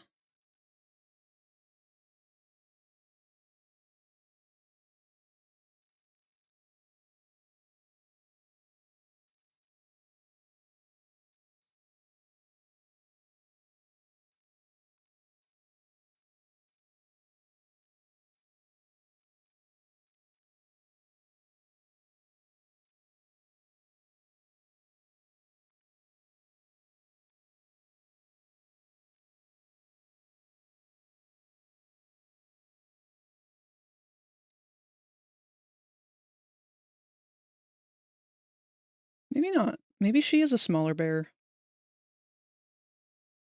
I mean, it would make sense. It's like black bears are awful tiny.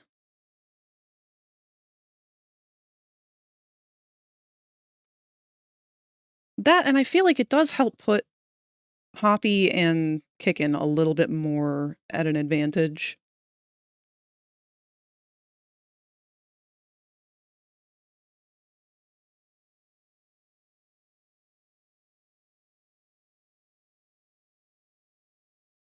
Maybe I just need to make Piggy a little smaller.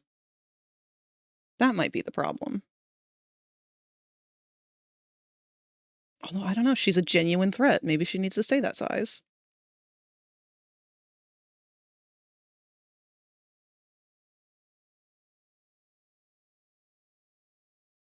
We'll play around with it.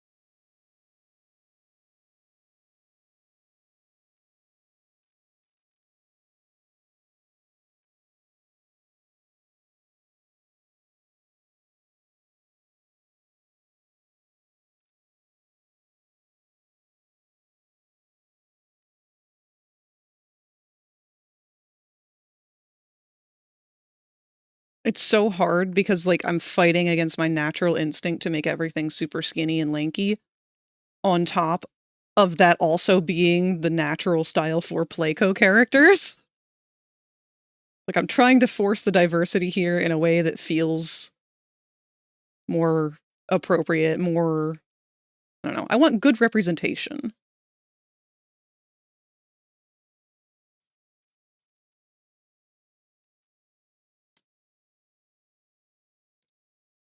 But at the same time, that representation kind of breaks itself. Did you remember to If you become save lightheaded from all of thirst, your feel free to pass out. files? Hello, Snake. Thank you, baby. We got a boomer!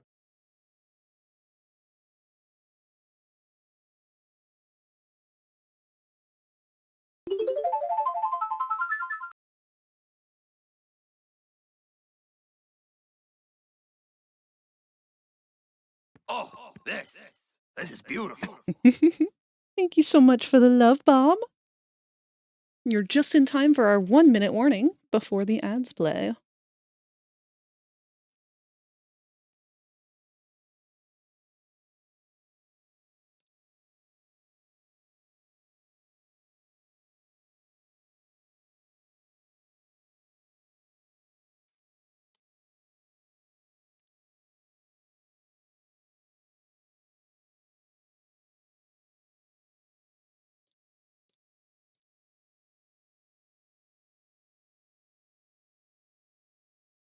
Kind of built like a bulldog.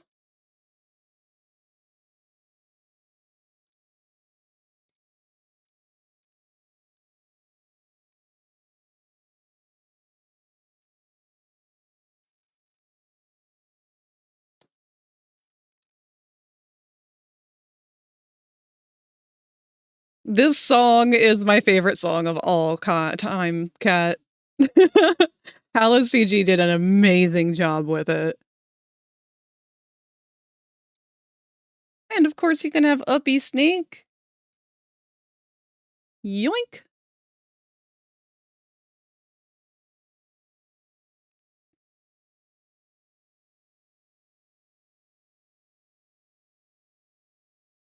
I was born to play God.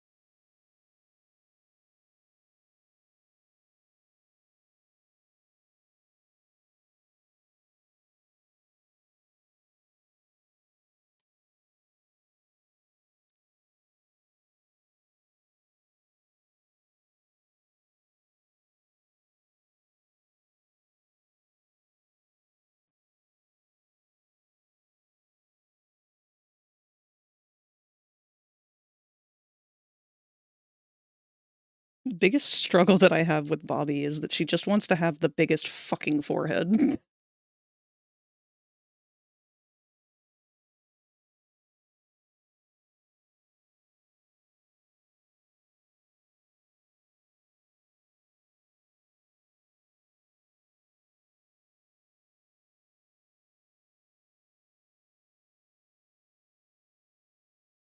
The other critters play tic-tac-toe on it. No, if we do that with anyone, it has to be Hoppy because of her notoriously balloon-headed one piece of art. Hold on, let me go find it.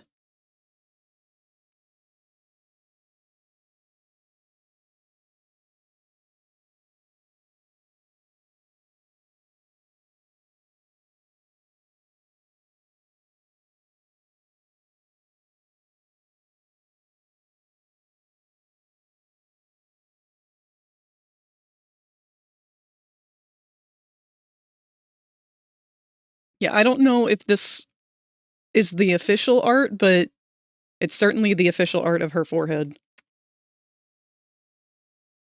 I don't know what happened with this picture, but somebody lost the plot. But I love this picture so much because of that.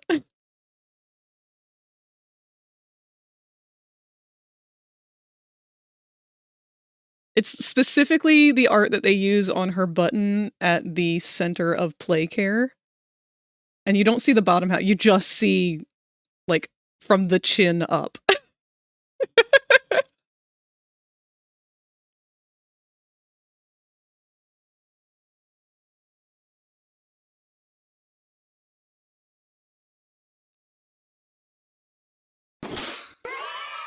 Ah, Hello, Void. Welcome back.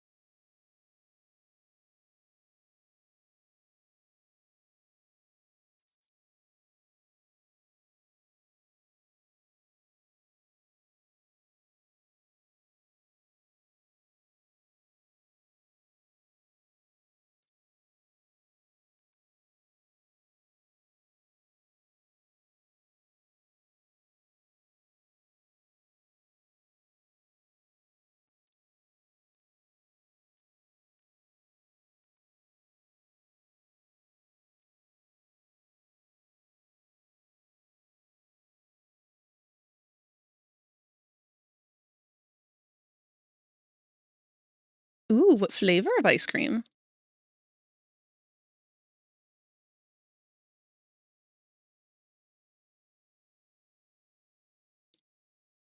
It's been getting harder and harder to get actual ice cream anymore. Everything is frozen dairy dessert, which is a fun way of saying not ice cream.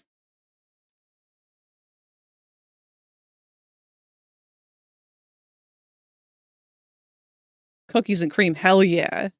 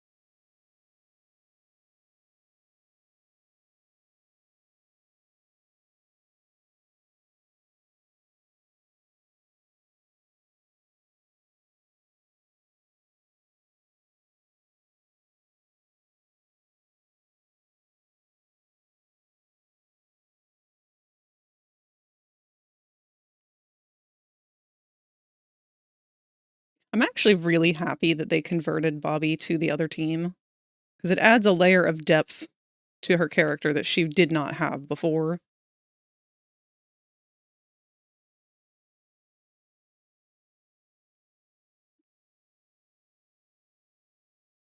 And it really adds a lot of emphasis to her whole relation with Dog Day, and how they were both kind of seen as, like, essentially mom and dad. That's why the one file. So the file of the doodle of them having their big fight, if you didn't notice, is called Dog Day Bobby Divorce.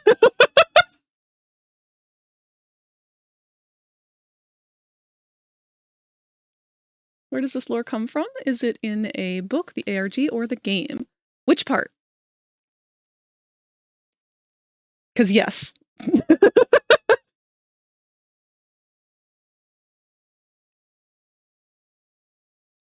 But I can tell you which part specifically comes from where.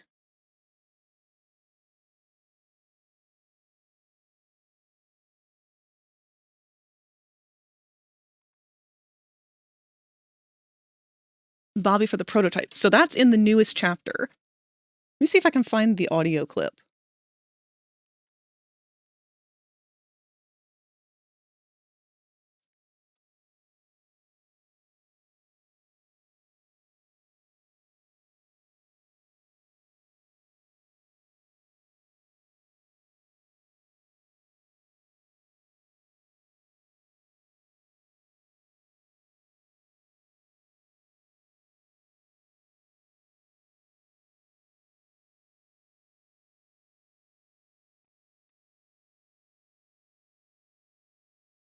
There you go. So this is one of the recordings that we are able to find in the newest chapter, and it reveals a lot of specifically Bobby, Giblet, and the prototype's relation to one another, and with the specialists from Project Playtime who are being sent down to this part of the factory to retrieve the poppy gel from the wrong side animals.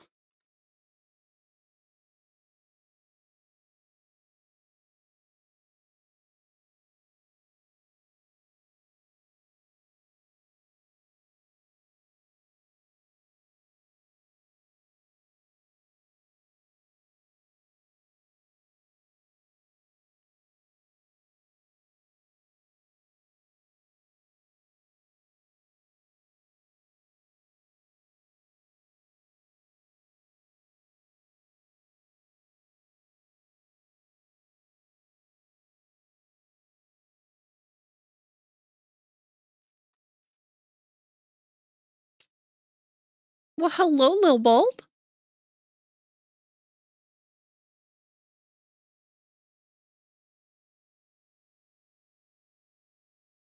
Kevin doesn't plan on ending stream, does he?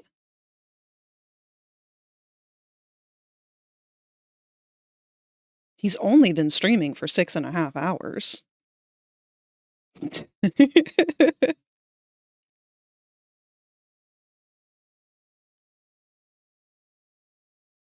Need to just sit down and watch a long play of Poppy Playtime? Don't tempt me, Void. Because I'm not gonna lie. I'm sitting here looking at this art thinking, this is fun and all. And I like fleshing out these characters more, but I could also just play the game. Because tomorrow we are not going to be playing more Poppy. We are going to be picking up Outer Wilds again with Sparky.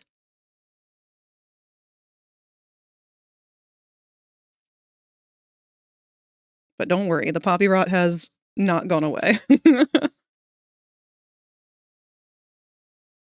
Exactly, Lil Bulb!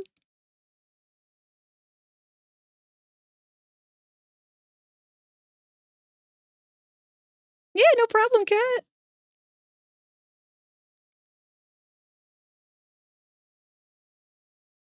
We actually recorded ourselves playing through, and Kevin and I both found this tape at the same time. Yeah. And I definitely freaked out quite a bit over it. I'm not sure when I'll be uploading the long play, but I will be uploading that both here and on YouTube.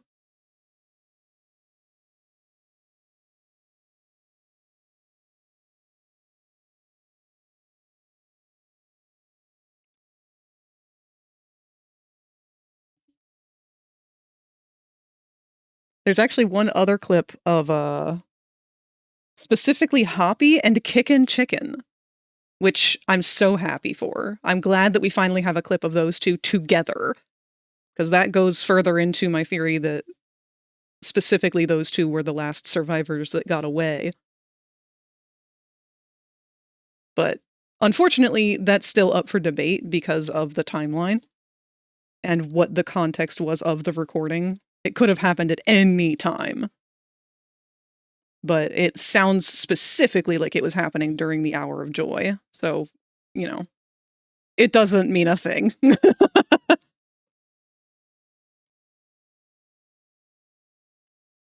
Don't get me wrong, I love watching you play. I just keep missing bits because I have to go do things. Perfectly fine. No, it's a lot of content to consume. Oh, wait, that's right, her paws are a different color. You're not Poppy music.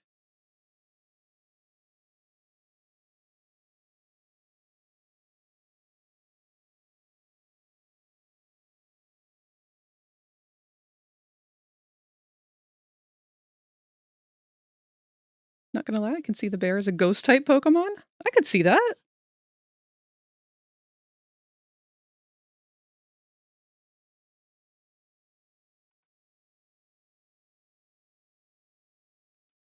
That'd be fun to do a Pokemon universe. Actually, Kevin and I were just talking earlier today about the similarities and crossovers that we could do with Poppy Playtime and Resident Evil. Because it's basically the exact same plot, except in Poppy Playtime, they're turning them into toys that try to kill you. Whereas in Resident Evil, they're just zombies that try to kill you. Either way, it's still scientists fucking around with humans and in unethical ways.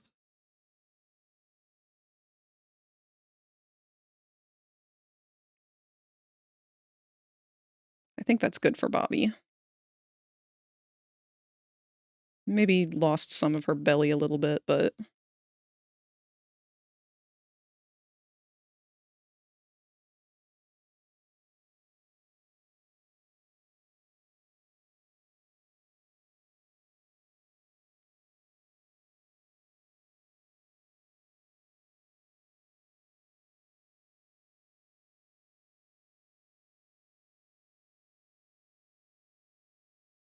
Good stuff.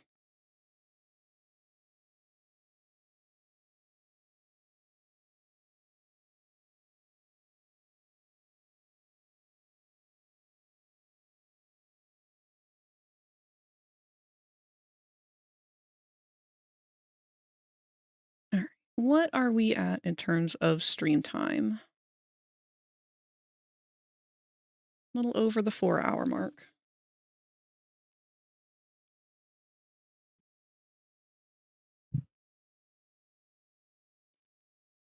I told myself that I would be willing to attempt to try to redesign the prototype. But I've been putting it off all day.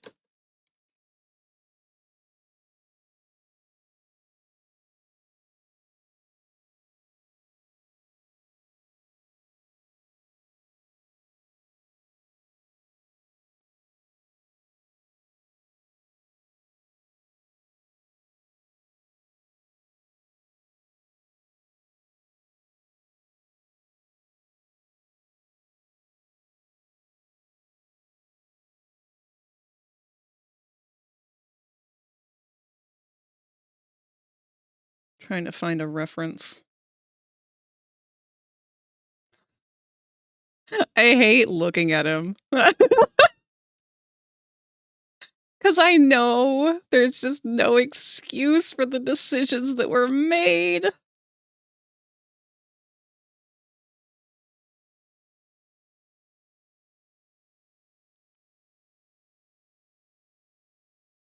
All I see when I look at him is fucking Sun and Moon and Pomni.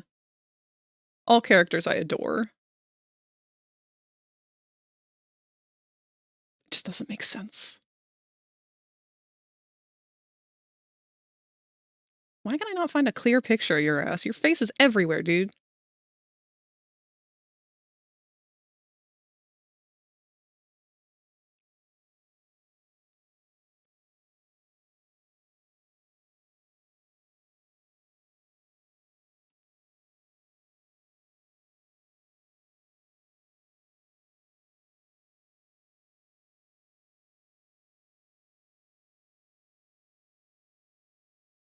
Oh, hi, Kai!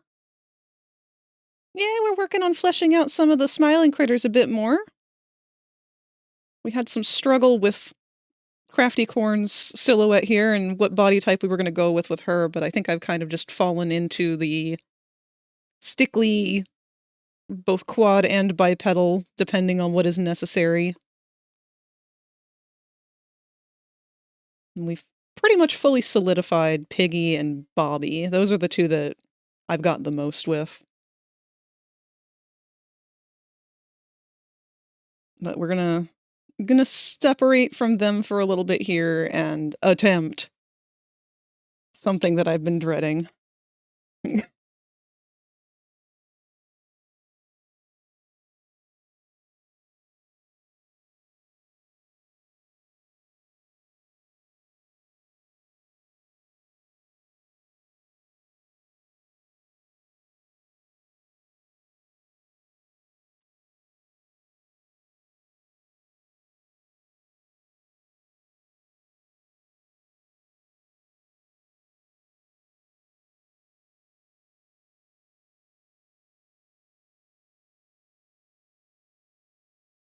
Oh boy. I mean, I'm excited. Yay!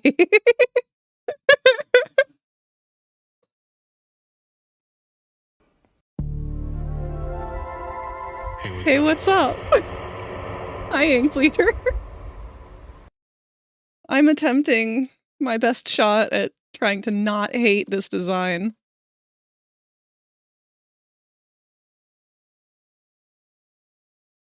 Do you want my honest opinion of it, Inkbleeder?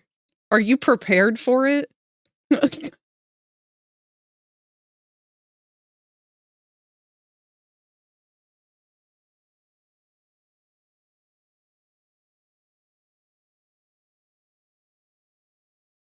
am I doing? It doesn't even fucking matter if his prototype hand is visible. It's not like that matters at all on his design anymore. Ugh. What to do? Were you expecting something more actually human looking? I was expecting something more like exactly what his original concept art was. Not Sun and Moon had a baby with fucking Pomni and then slapped it onto Choo Choo Charles. I'm sorry, but there's literally absolutely no reason whatsoever for him to look like this from the waist up. And absolutely none of his concept art shows him looking like this from the original shit. None of his descriptors show him looking like this. This design never happened, was never indicated, was never hinted at. There's nothing about it that ever existed until Chapter 5. And when you look at it, it's blatantly clear that whoever decided this final decision was like, yeah, we don't really need this to make sense. We just need the goon factor. You see how big the Sun and Moon fandom is? You see how big the Jester Gooners are? Yeah, we need a goon factor to keep this running. So, goon factor. And on its own, now here's where a lot of people don't listen to me. On its own, it's a cool design. If you just took this Jester from the waist up and made it its own separate character for something, cool. This is not the prototype. And the mere concept behind this design, in terms of a character artist, not one decision from this makes any sense whatsoever. So, I mean, you guys have seen me sitting here going back and forth about the personalities of these characters and their shape language and their role in the story and what it is that they do, and all of that is reflected in the design. There's a reason for that. But when you look at this guy, this is not the prototype. This is not a monster. What did I say earlier? I was talking to some friends about this earlier.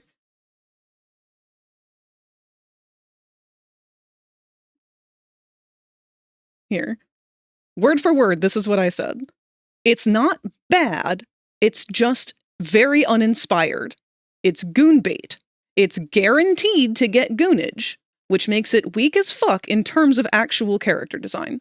You're preying on conventional desire, and that's fine if that's the deliberate purpose. But this character was supposed to be a monster, not a fuckboy thirst trap. And if you go and look up all the fan art, it's parallel.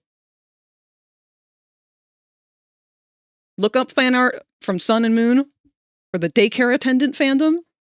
This guy fits right in. He looks like a fan character of it.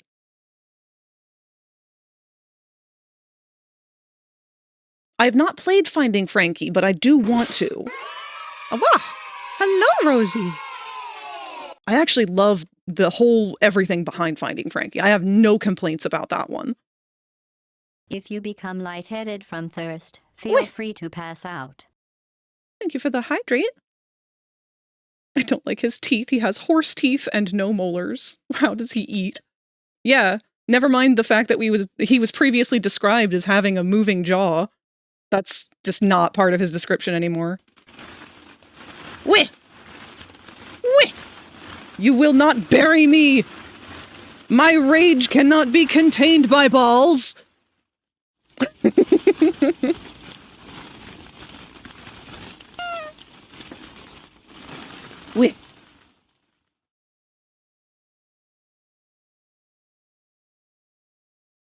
I will eat you, Kane. Bubble, you can't say that.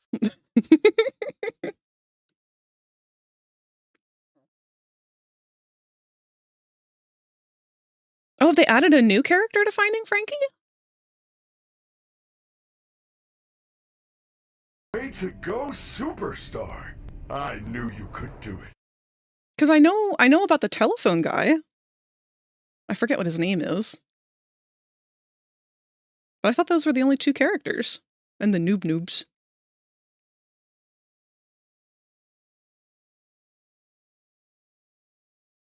But, like, the thing with the telephone guy is, like, he deliberately was meant to be like that.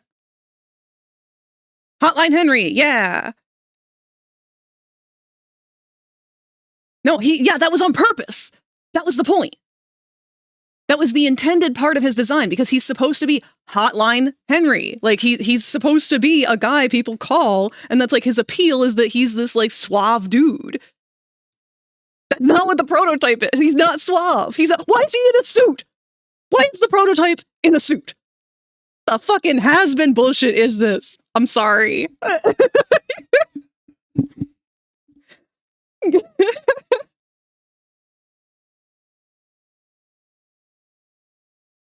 So hold on, let me pull up the actual concept art of what he was supposed to look like. They've been really honest about how this is a complete derailment of what he was supposed to be. Which I am glad for, otherwise I'd be even more furious.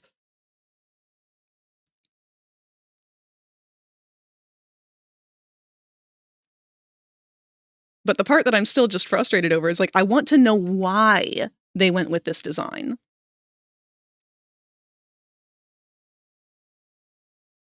Why is this the thing that won out over all of the story building and all of the concept stuff that was going on?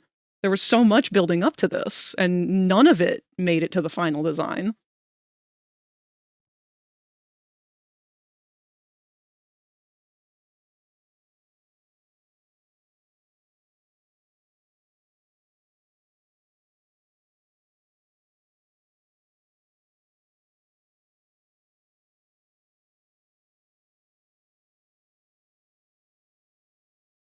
Okay. Sorry, it's a bit buried. I've been on such a Poppy rampage lately.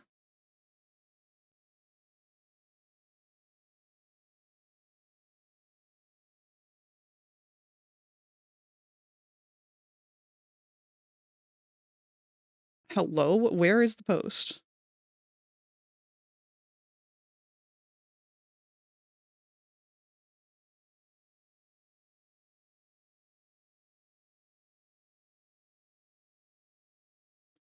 It's like 9,000 pages of Dr. Sawyer I have to get past.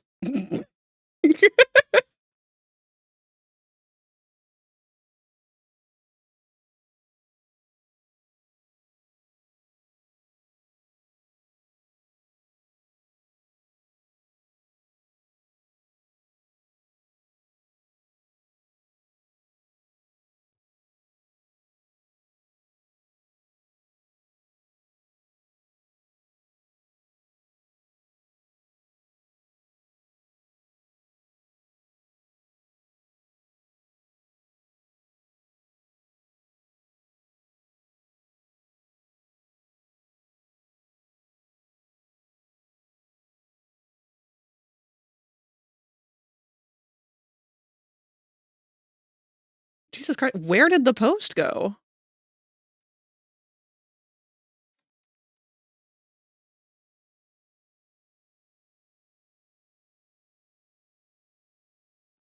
Oh, I'm just blind.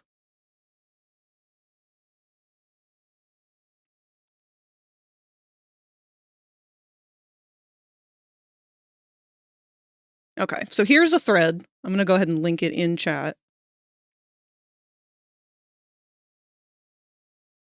But just so it is here and available.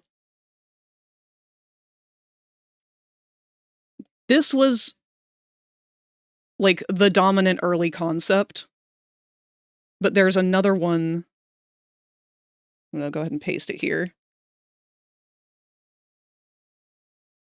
But there was another one that they had as an example from one of the other concept artists.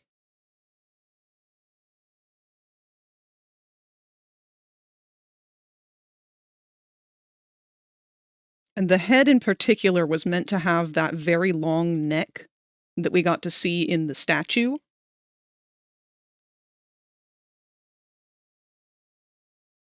And they had several different iterations of this kind of face that they wanted to go with it having a skull behind it. This face was not the face. The face was like covering up the real face. And then would reveal an actual realistic human skull that was all fucked up in some way.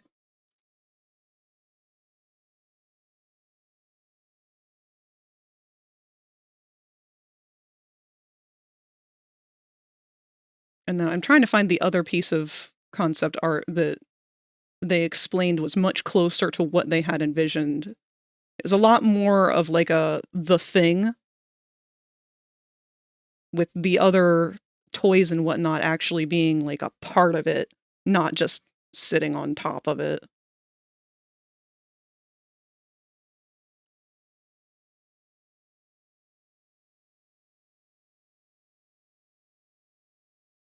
Where he at?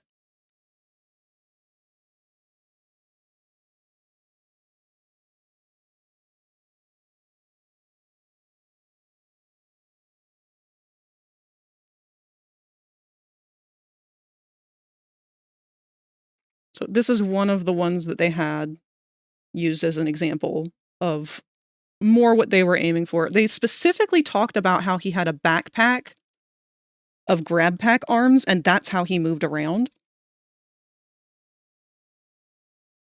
Which none of their examples necessarily included.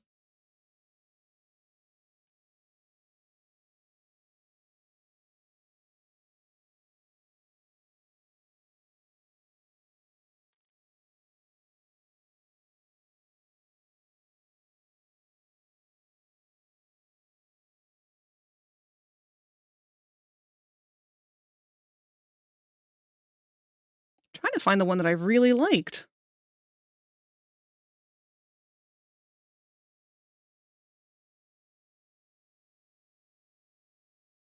Because I can't remember their username to save my fucking life right now.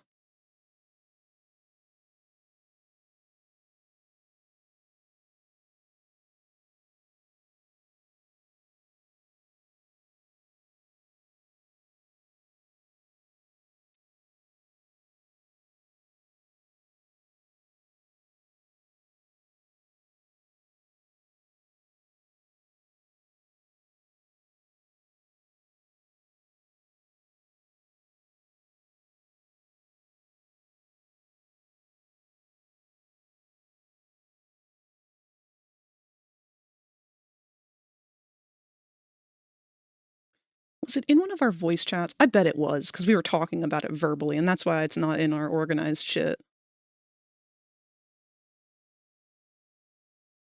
Where were we when we were having that conversation?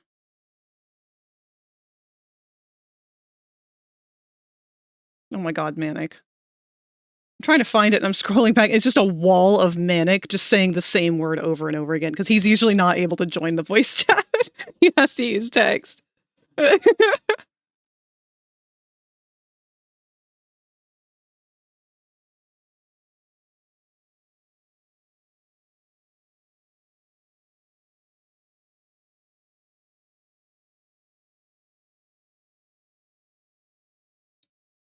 Well, here, we can distract you guys with this for now, while I look for that last image.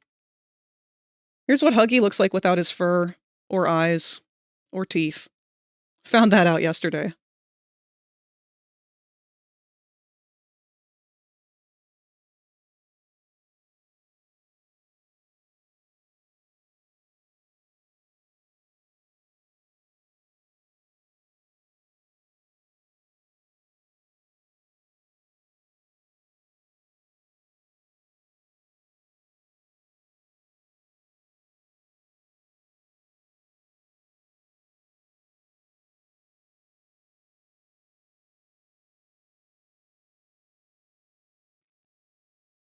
Well, if I ever find it, I'll post it somewhere in the Discord. Of course, it's my favorite one that I can't find.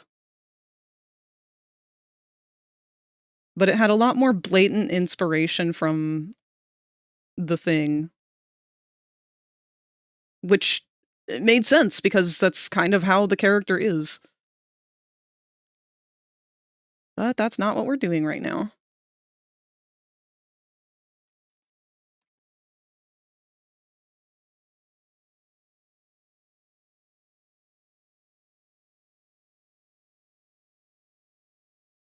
Alright, back to the chat, so I can see what you guys are saying. We did get gypped! I wish I could find the one that I wanted to show you guys. Like, it had the jester's neck. Like, I don't know how to describe it. I'm just going off memory here, but, like, it had sort of like a jester face. Like, here's the mouth, and, like, the arm and shit was coming out of it. But it had head, and then, like, the skin was, like, folding back. Like that. And then it had all these other components and parts on it. Like, that shit was fucking cool, man! It's not supposed to be goon material. You're not supposed to look at this and think, wow, that's such a hot Tumblr sexy man. No, you're supposed to think, wow, that's a monstrosity. That's an abomination against God. But instead, we're gonna work on the Tumblr sexy man, because that's what they gave us.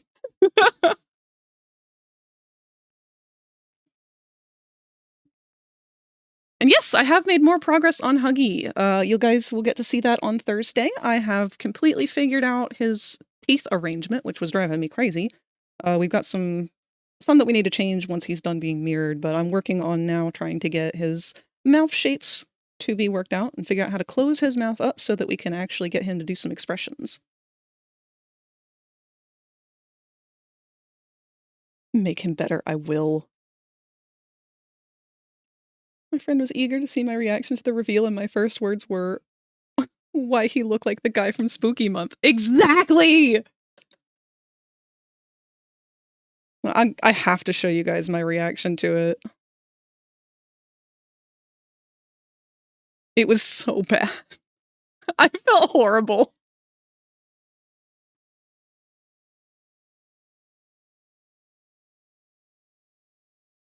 You know what? Here, hold on. We're gonna go ahead. We'll take a moment. I may be procrastinating. Let me go ahead and share this heartbreaking clip.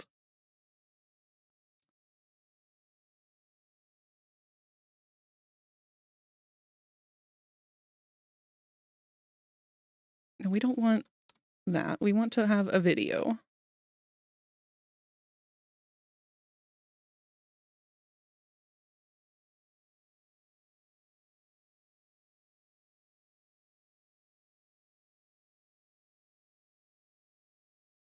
So the file name for this clip is "My disappointment is immeasurable and my day is ruined."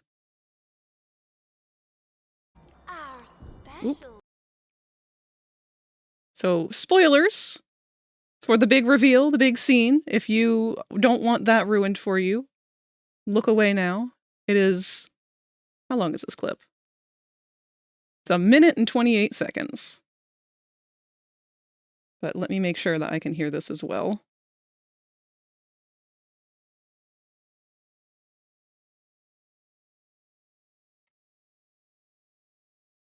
Here we are. All right. Guest is here. Oh.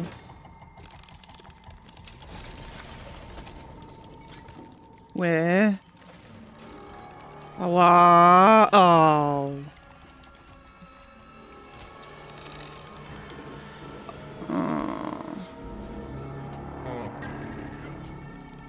What did you do? Did it take a moment? Well, that was a lot. That was a lot. That was a real fucking lot.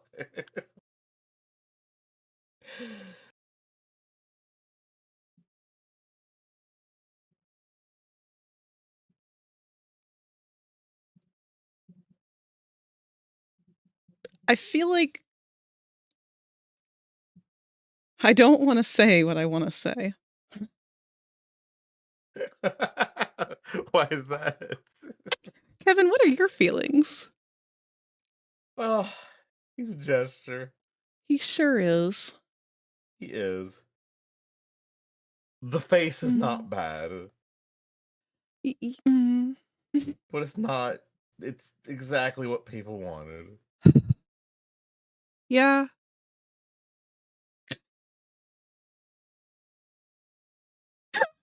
So here's the problem is Kevin was so much more excited for the prototype than I was. I watched his poor heart break in real time.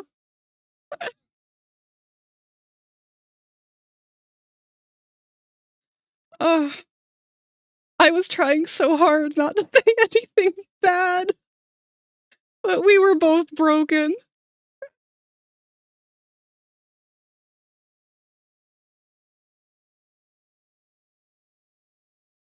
So we have to fix him. We have to make him better. For Kevin.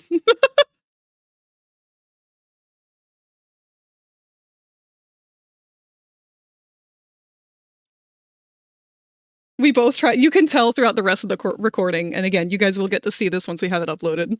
But both of us were going back and forth like, well, maybe they're gonna have a reason for it. Maybe they'll explain.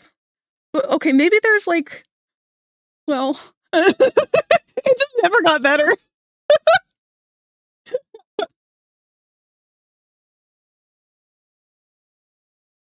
Alright. Let's mess around with this chuckle fuck a little bit. One thing I have seen that people have done. Maybe they'll explain. They haven't explained anything yet, and it's been 5 chapters.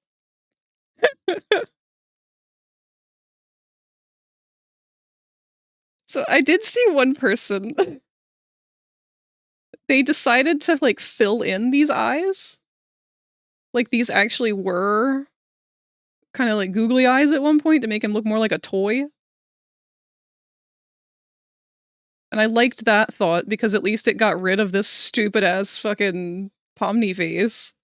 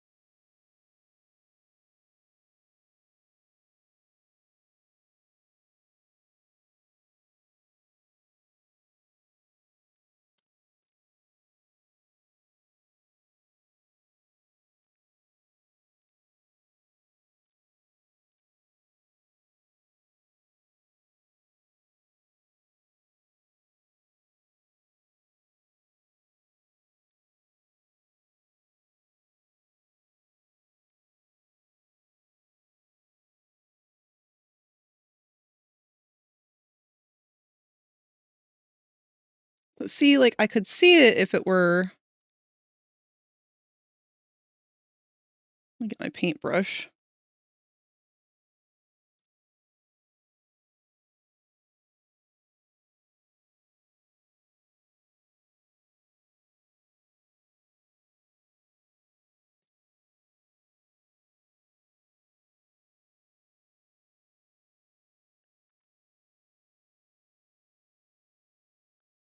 Like, we could have had some kind of goofy-looking toony jester of some sort. I don't know how the eyes necessarily would go for the pupils.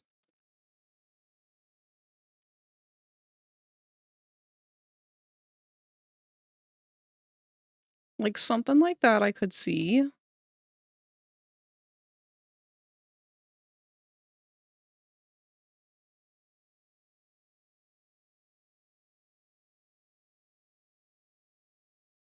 Oh, good night, Void! I hope you get a good night's sleep.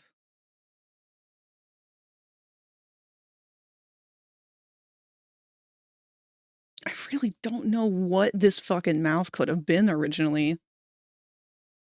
'Cause, like, we've seen that before with Miss Delight.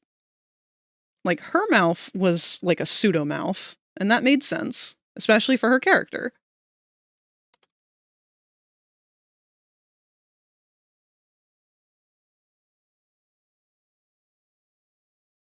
So, like, we had... Oh, that's a tiny picture.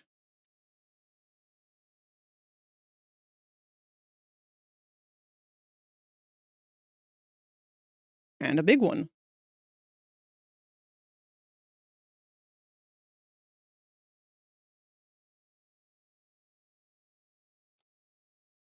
There we go. So, like, her actual teeth and stuff, her actual mouth, she tore off to make it easier to eat.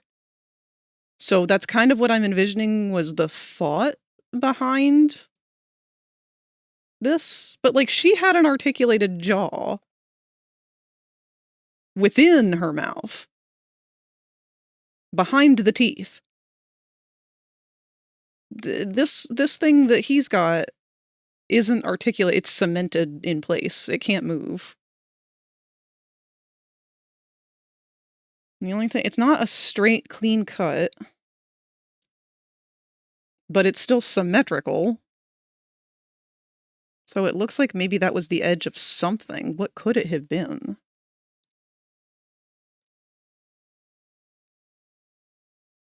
Let's start filling it in.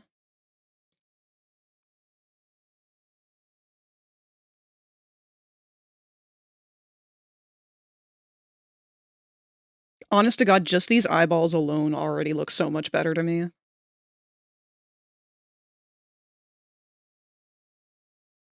Giving me the vibes of, like, those toy clocks that they used to teach kids how to tell time. Wouldn't that be interesting if there were some sort of clock element? Because he really does have a lot of clockwork movements. He makes a lot of ticky-ticky sounds. I don't know why. Especially given the fact that he's supposed to be, like, dead silent and no one can hear him coming, and he just appears out of nowhere, even though he's the loudest motherfucker in the entire game.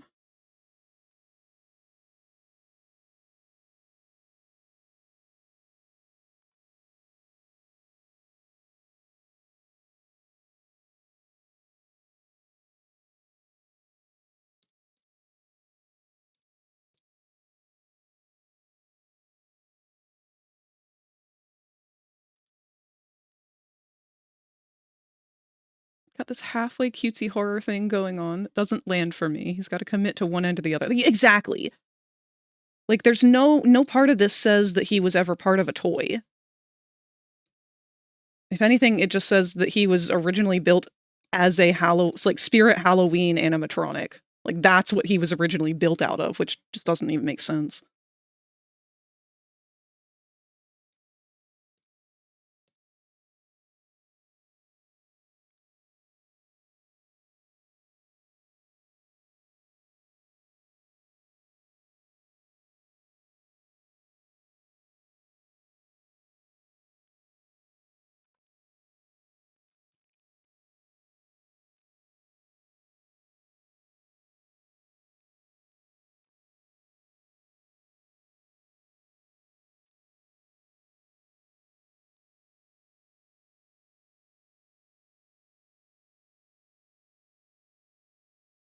If you become lightheaded from thirst, feel free to pass out. Wah!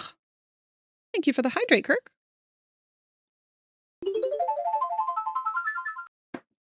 And the big stretch. And posture check. A full care package.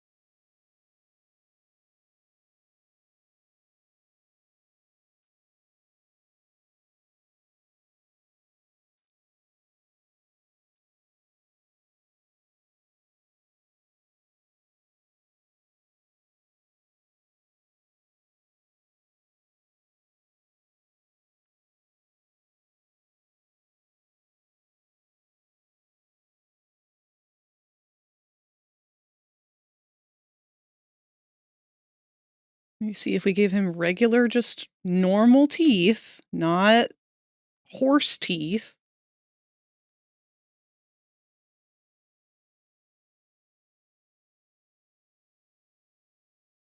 Still too thick. Hold on.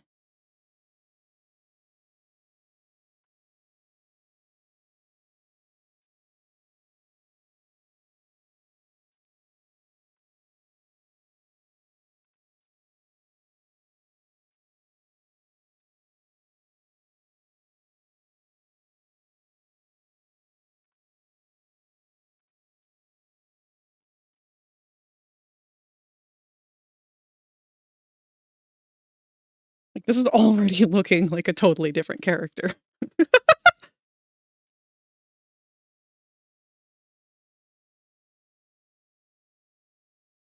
Really liked Kofi Pot's design. He was going to be a full toy meant to sell to others. I don't know if I've seen that. Let me look it up.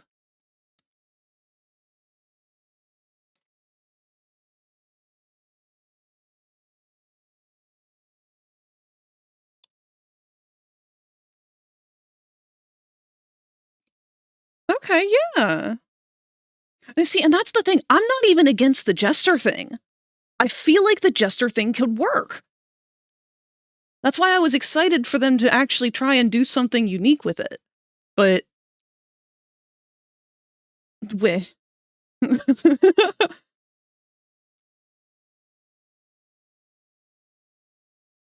like, it kills me that they're like, yeah, we're gonna make it a Jester, but also give him like a fancy suit. What?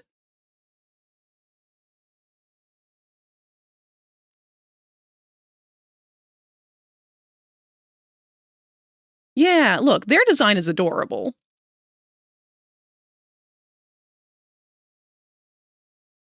I'm still not a big fan of the lapels, but, you know, you gotta take what you can get. I love those sleeves. Those sleeves, the glove hands, that's adorable.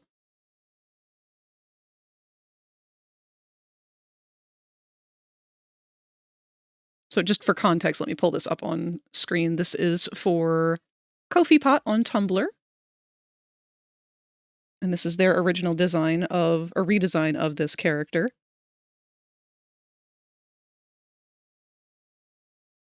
Insanely cute art style.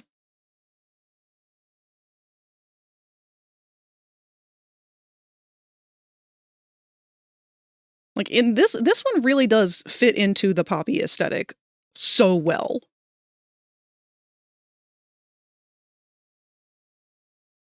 His little booty shorts. I like his little booty shorts. They're cute. But that's the thing. He's supposed to be a jester. Jesters are funny. They're clowns. The lapel and suit vest don't really make sense. I'm not saying that for Kofi's design. Kofi was doing what they could with what they had. But there's so many things you could have done for a clown.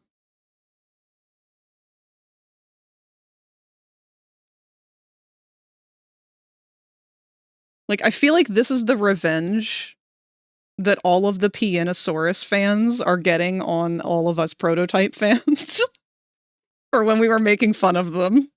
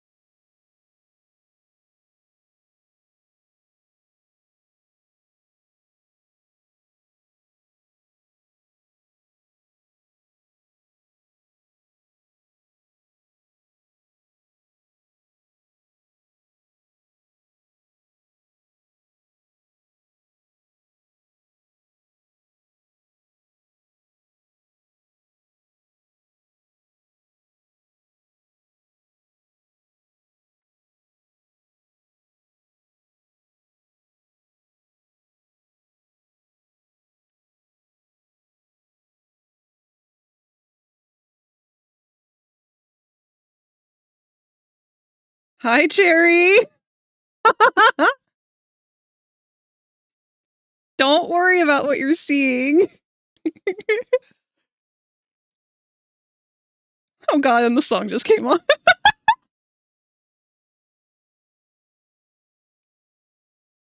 I'm fine.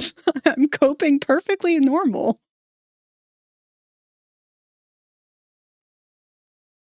No, call help.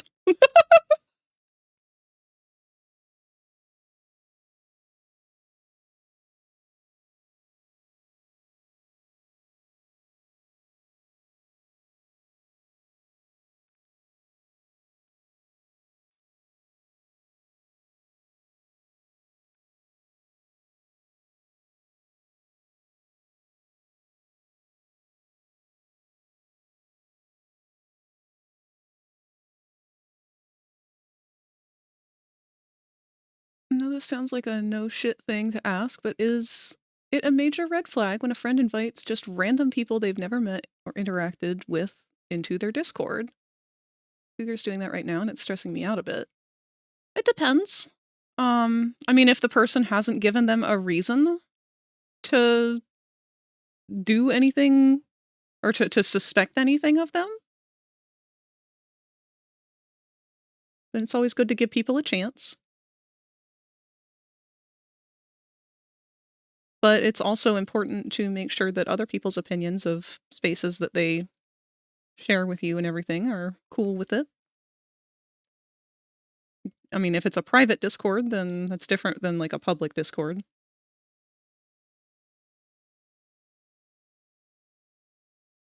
I'm sorry that situation has you so stressed, though.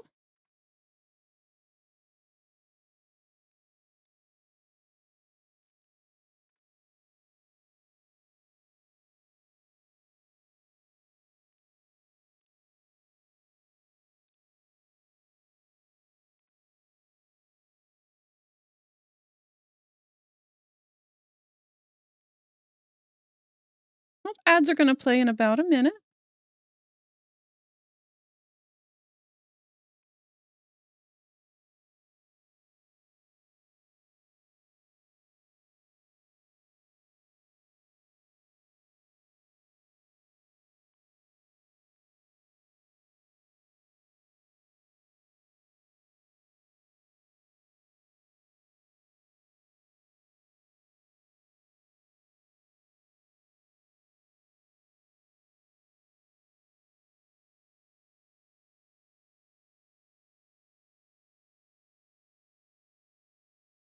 See, I like the idea of these eyes maybe being the holes.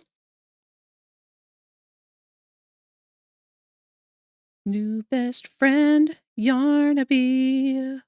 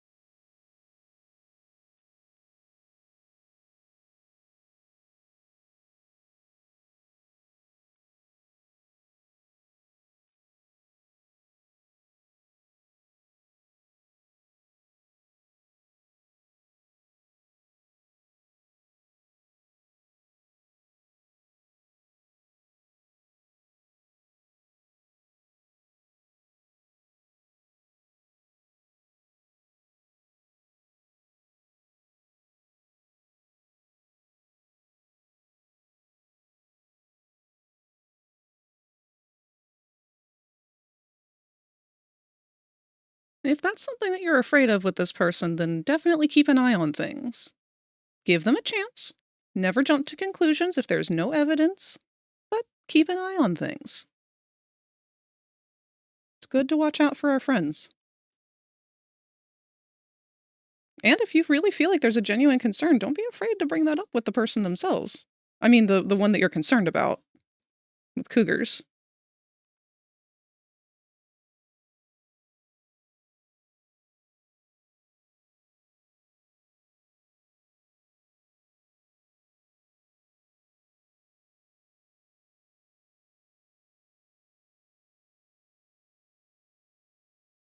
Let's get some grime on here, too.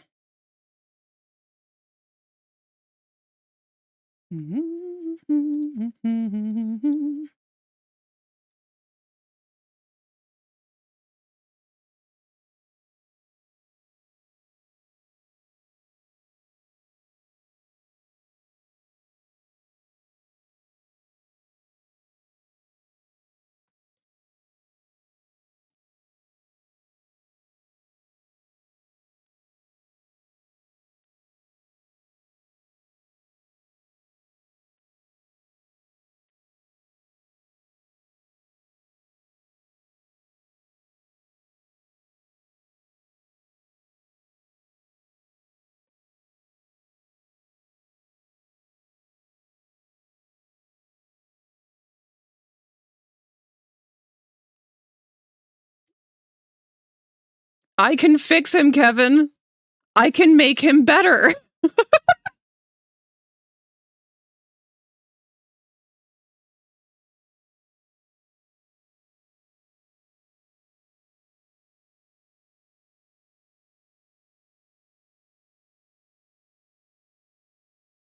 I don't know how I'm supposed to go to sleep at night knowing that this thing looks the way it does.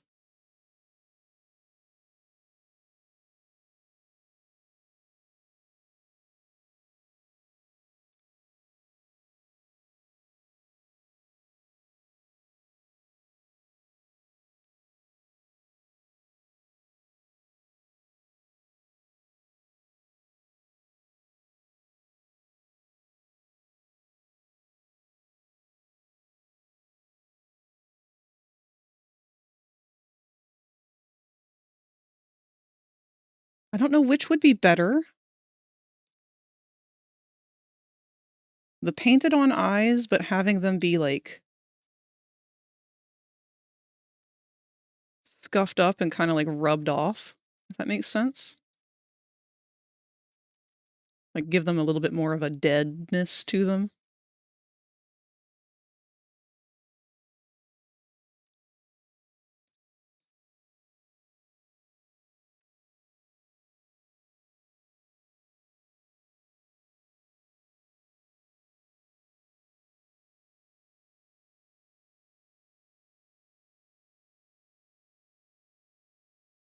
Almost like they're just not even there anymore.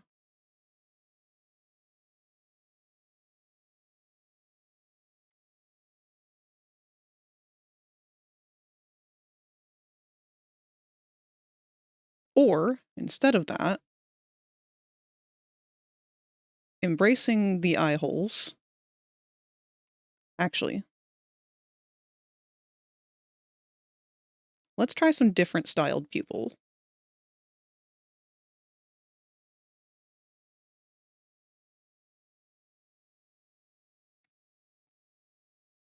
Put another highlight in here because I feel like it kind of needs it.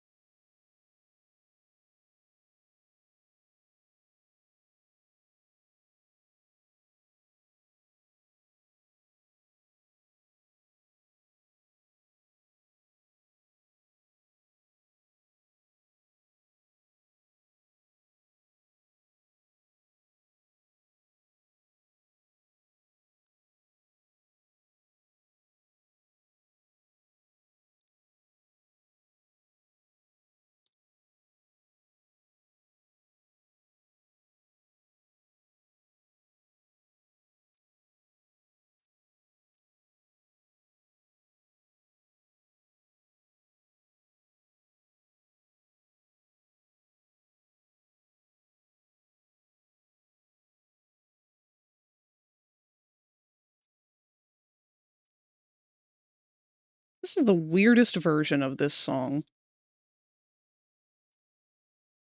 I mean, it's well done. It's just a little weird that there's like a cinematic universe version of it.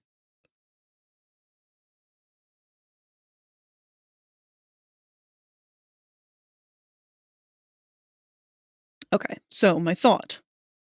We have those pupils. We also have them kind of like washed out. But I feel like we need to make them a little more unsettling, so we gotta go for a 1,000-yard stare.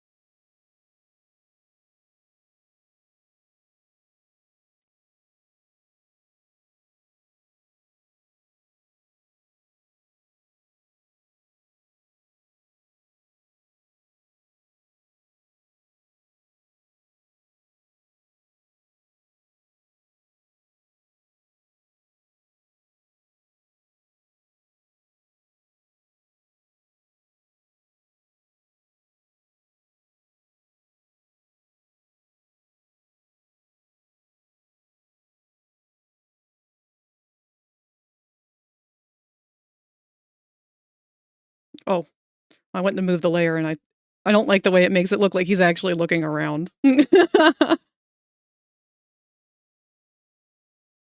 So I still feel like we're kind of too friendly. We're not uncanny enough.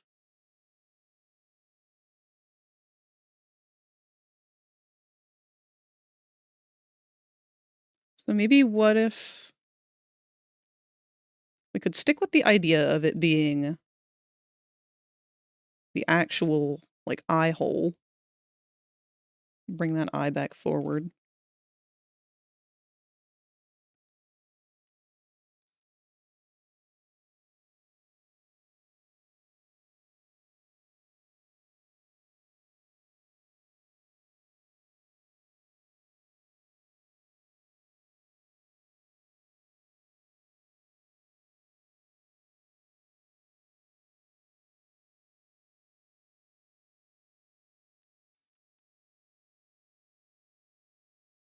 Let's make them a little bit bigger.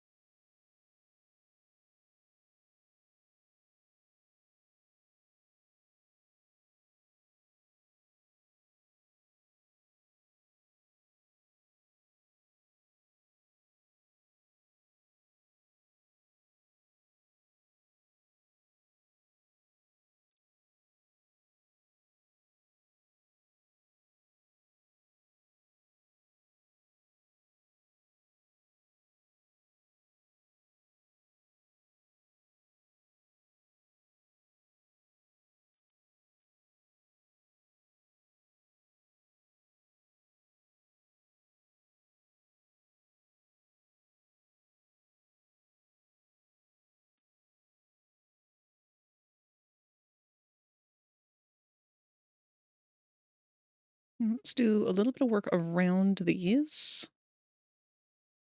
to emphasize that it is a hole.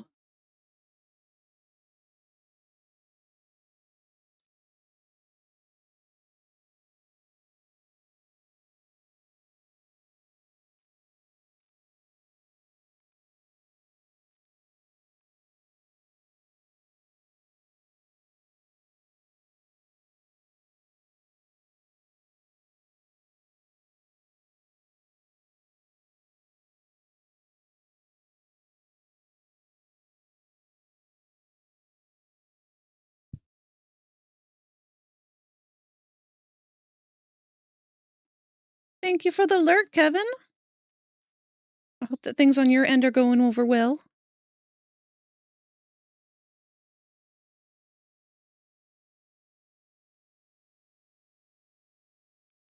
If you guys aren't aware, Kevin and Kolar have been playing Resident...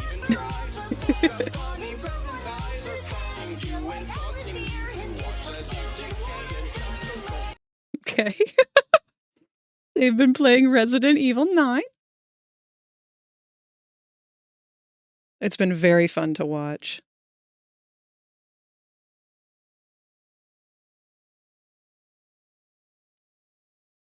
We can do a little bit more to push the envelope on this looking like a hole.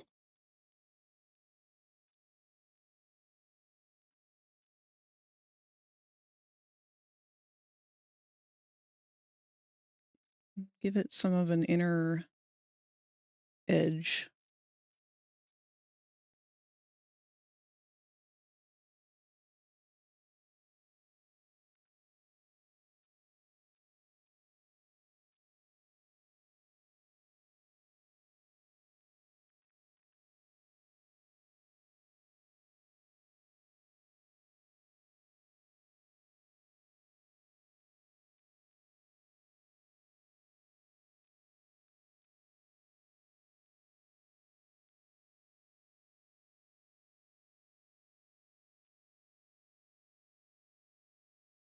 Wow.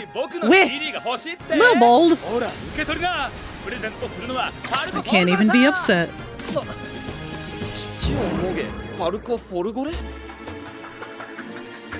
We need a version of this that's just Kevin Lilbold instead of Parka Fagore and Conchame. Chi chi chi chi walk by, boing boing. Chi chi chi chi walk by, boing boing. Hey, come on!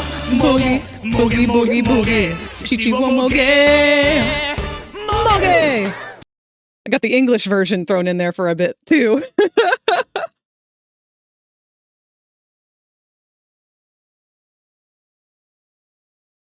Thank you very much, Lil Bold. What did I just witness? You witnessed our stream be blessed by the great and amazing, powerful Parka Fagore.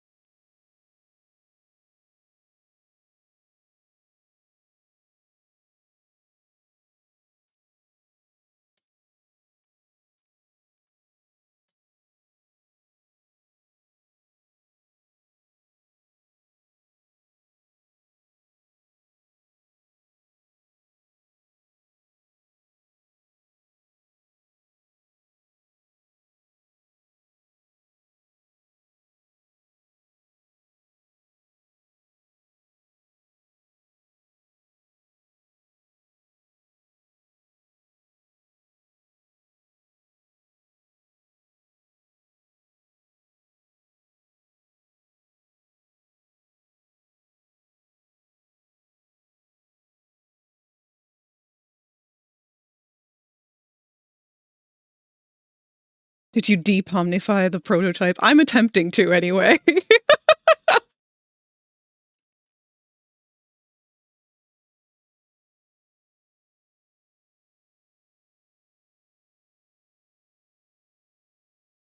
Also, Kirk, no, don't worry about that. You didn't kill the vibe at all. You were just concerned for a friend. I'd much rather you ask about it than stay silent and not know what to do.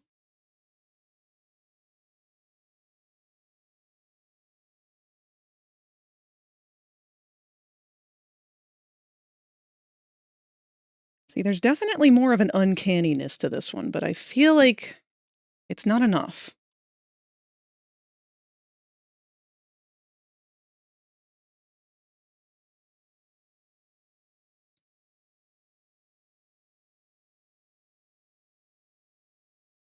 Also, I should say we are in our last hour of stream here.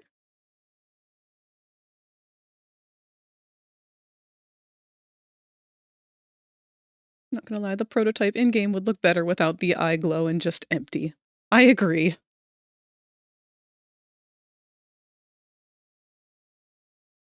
I mean, even if we just take that out, that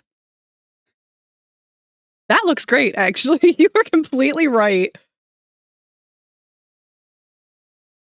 There's just such an emptiness to this. There's soullessness to this. Something's looking at you, but it's not a thing. It's...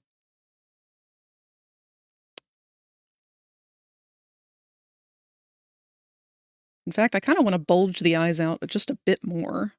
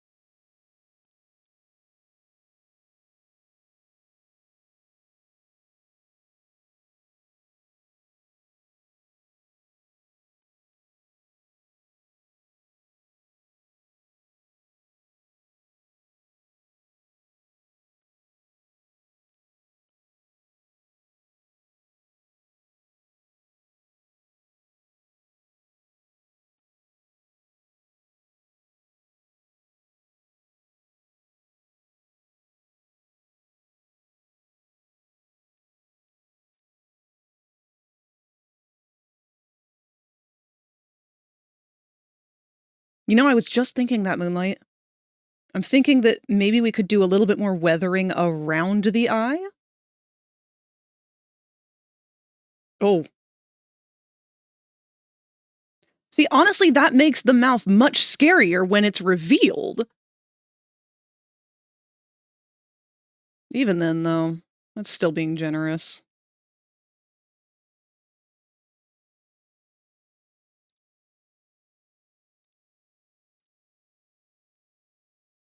Alright, let's grody him up a little bit more back there.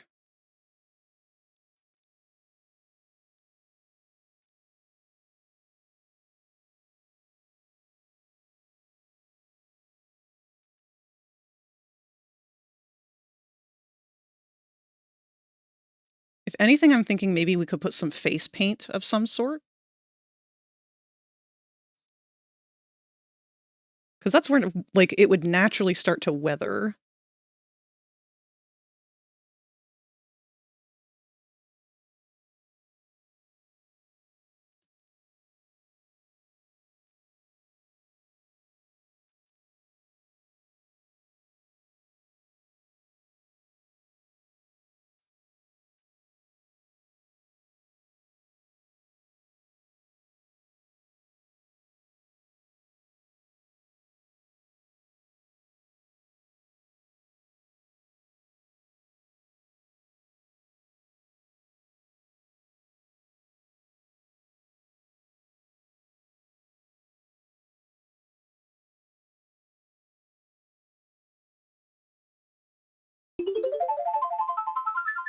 What? If you become lightheaded from thirst, feel free to pass out. Thank you for the big stretch and hydrate, Sleepy, and thank you for the lurk. I hope that you've been having a good time lately.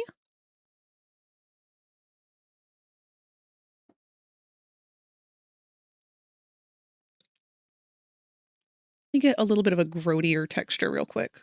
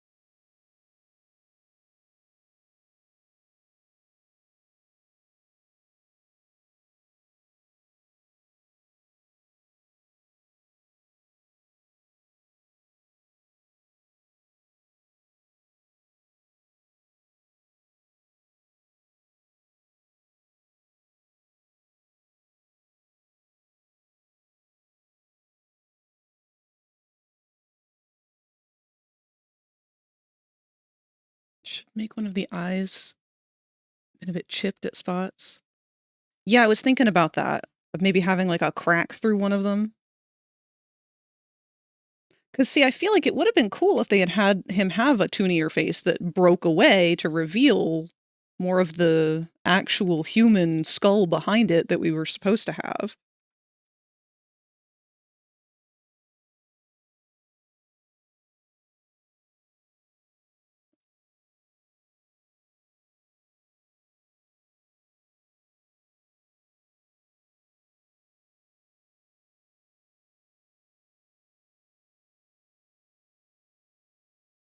I feel like we really need to emphasize that there's a cutout here.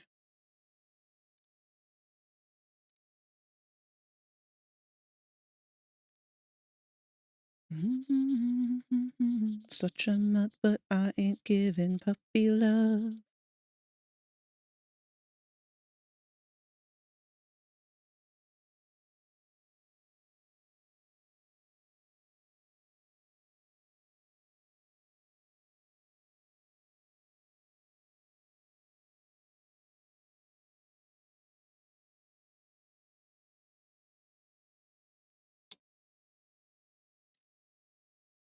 Only thought I had for making the glowy eye work would require a bit. But if both eyes were meant to light up... But it's because the pupils have a lens with an LED behind them to light it up. But the lens on the left side has popped out, making the glowing on that side kind of like an exposed LED. Yes! Yes, 100%. I love that idea, Tot. Umbrella Corp and Playtime Co. would be a devious mix. So, fun fact for Evergamer, Kevin, who is also streaming right now, is streaming Resident Evil 9. And that's all we've been talking about pretty much all day, is how well Umbrella Corp and Playtime Co. would have gotten along, and how easy a crossover would work between the two games.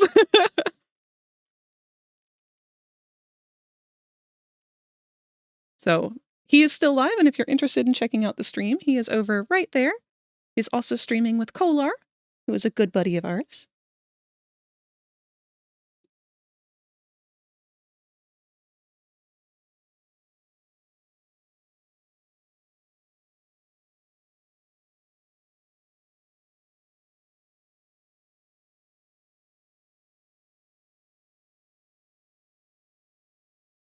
I'm going to try and do that, Todd. I really like that idea.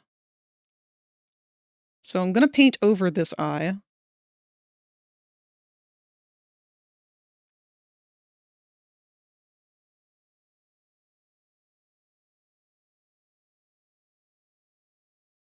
But the rain is good for the flowers. What makes me tick?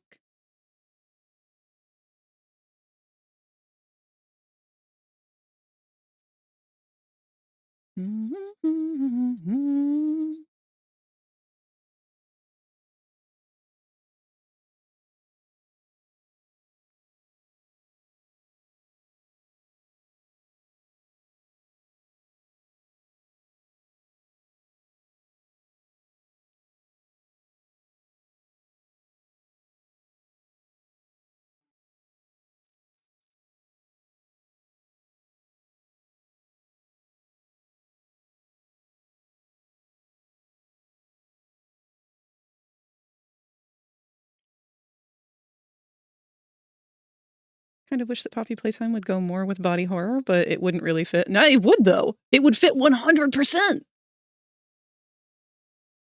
That's why so many of us are disappointed in this. Thank you for the follow, Starbound. Starbound Leakan can now hatch from their egg.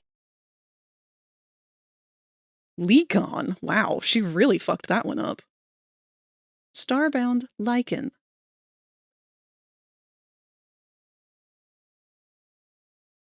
And that's why I'm almost positive, Tot, that this was a CEO decision that caused this. Because it looked like every single artist was on board. But remember, we're dealing with the crowd of mascot horror, so unfortunately, a lot of their target demographic and money-making opportunities come from children, even though children should not be the target demographic.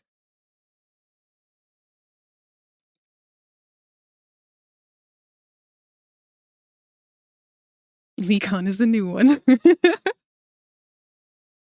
Oh, good night, Inkbleeder! Out of all of them, the prototype had the most potential for some huge body horror-leaning designs. He did. Breaks my heart.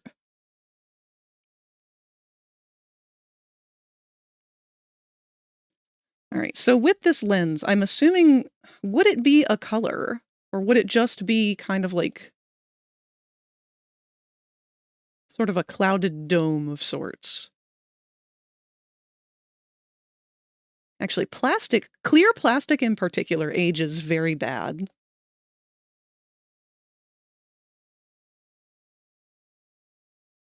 Let's see if we can replicate that. Let me look up foggy headlights. Well, hello, Bronx.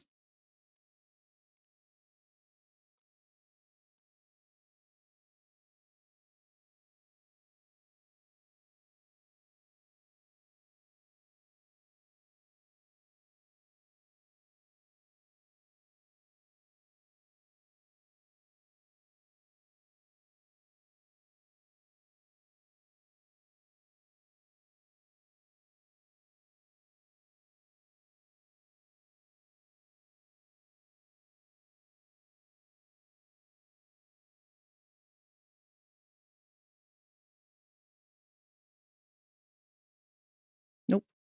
Much better image. Hold on. Get your fucking eye out, sir.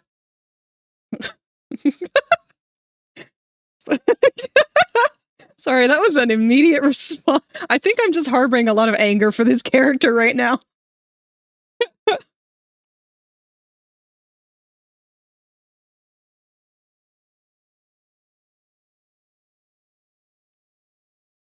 Yeah, you're right with that. Dingy yellow white. That's what I want to aim for here. So I'm going to try and recreate this sort of look here. If anything, let's use the eye again on the other side to further try and push that look.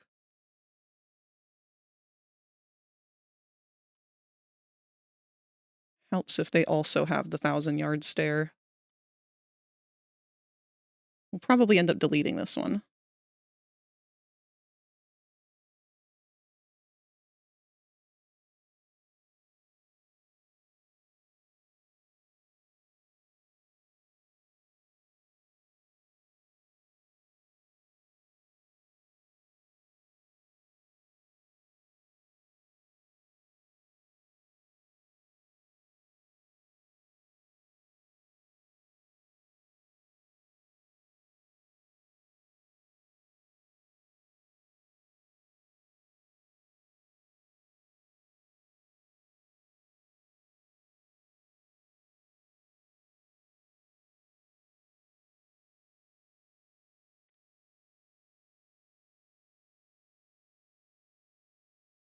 Oh, thank you, Starbound. I really appreciate that. Dude's been hyped up throughout all the chapters with hints towards him looking insane. It's understandable. Thank you, Cherry.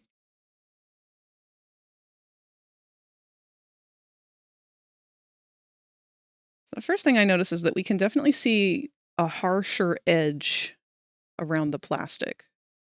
I'm actually going to steal some color samples from this image. This might not work out so well the first try, but we'll see.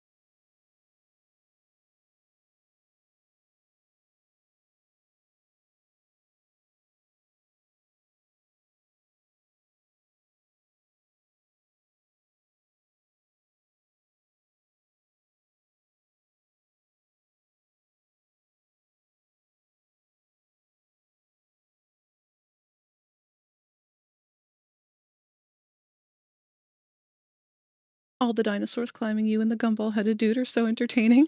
That's you guys, actually. So those of you who have activated your little dinosaurs are running around and actually doing random stuff. Some of you who haven't activated them still are. But if you look at the twinkle beside my head here and float your mouse over that on desktop, you can find a little button called Stream Avatars. And if you're a follower, you can hatch from your egg here on top of my tablet into any of the dinosaurs in the list. If you're not a follower, you can still use the controller on one of the other windows and interact with other people and move your egg around and do whatever. Don't be afraid to mess with it. You can't mess anything up.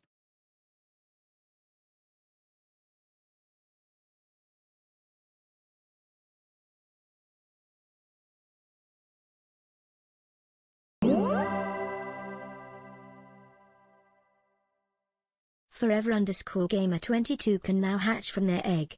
Thank you for the follow too, Forever Gamer. Security alert! Security alert! Woo, woo, woo, woo! That Scottish sod has raided the channel with 11 eggs. Welcome, that Scottish sod. Good to see you again. Egg! Eggs for everyone! They're everywhere. I just gathered those. Uh-oh. Who fell inside of Popple? Who is that? Hold on.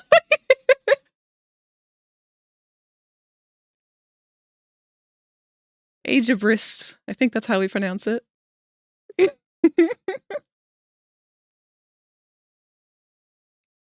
Let's get our eggs gathered back up.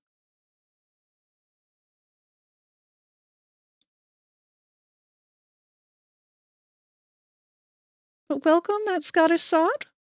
What were you guys doing?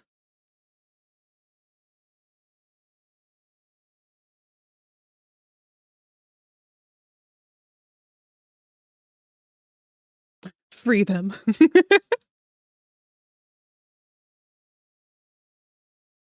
I'm doing good myself. We are attempting to... maybe fix isn't the best word. But we're attempting to... can now hatch from their egg. Thank you, Yeens, for the follow. We're hoping to play around with the prototype's design and make some changes to it to make it feel a little more in-universe.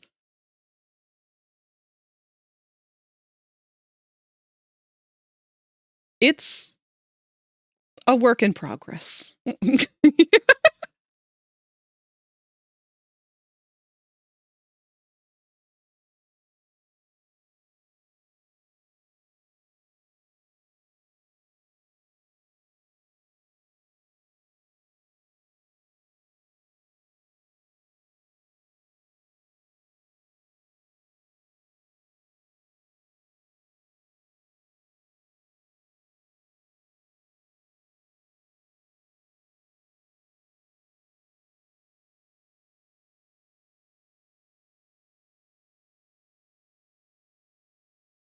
But it is good to hear from you. If you need to raid and run, that is perfectly fine. I completely understand. It's just good to see you for a little bit here. And hey, those of you who are new, welcome. I am FragRaptor. I also go by Moss. And I am a variety streamer. We do artwork and games. We do drawings on Tuesdays and 3D modeling on Thursdays. And Wednesdays are our fuck around and have fun days. So we do any kind of video game. Tomorrow we'll be playing Outer Wilds with a good friend of mine, Sparky. And today's just kind of been a goof around day. Playing around with some photo manipulation here.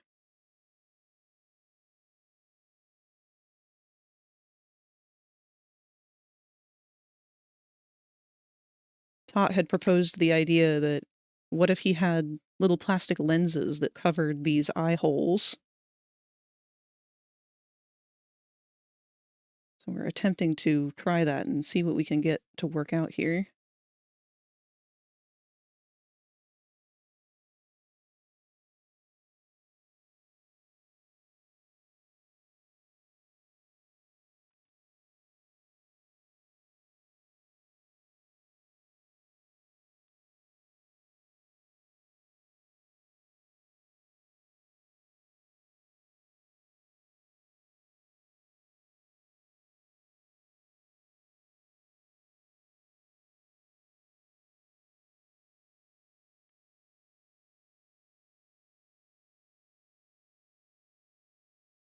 How did the prototype even survive the train crash anyways? He'd be moving like Mr. X. So the only thing that I've been able to work out to make any justification of this design whatsoever is that in this chapter, he specifically refers to something that he's never, like, no one's ever named this way before. Which is, he calls certain characters, and we don't know who, but they're called the prototype's hunters. And all I can think of is that this is actually more than one. Like, this is not the only one of these machines. And that they're more like a drone of some sort that he has all over the place. And that they are the hunters. And that his real body looks different. I don't know. It's a stretch. I am truly going to pull a muscle for how far I'm reaching. But yes, he supposedly is functionally immortal, but even that I have to argue a little bit. Why was it so easy to take him out?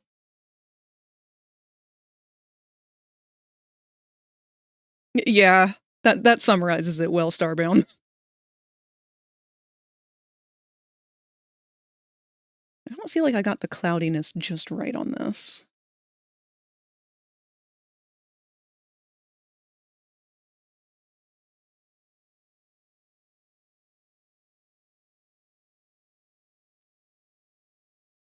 If anything, maybe it's missing more of, like, the reflections that this one has.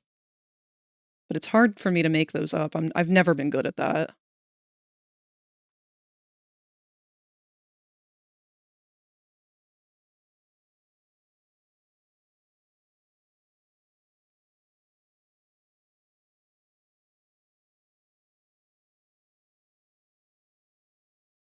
I'll put some grime over it too, just because.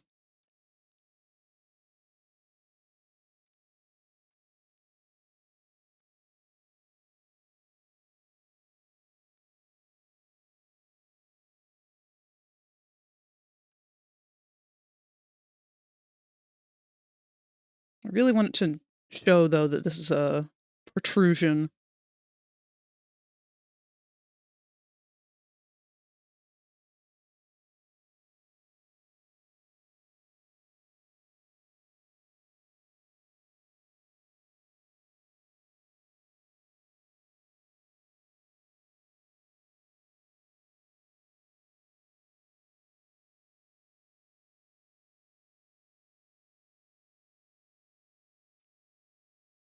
I think this highlight down here is a little too light.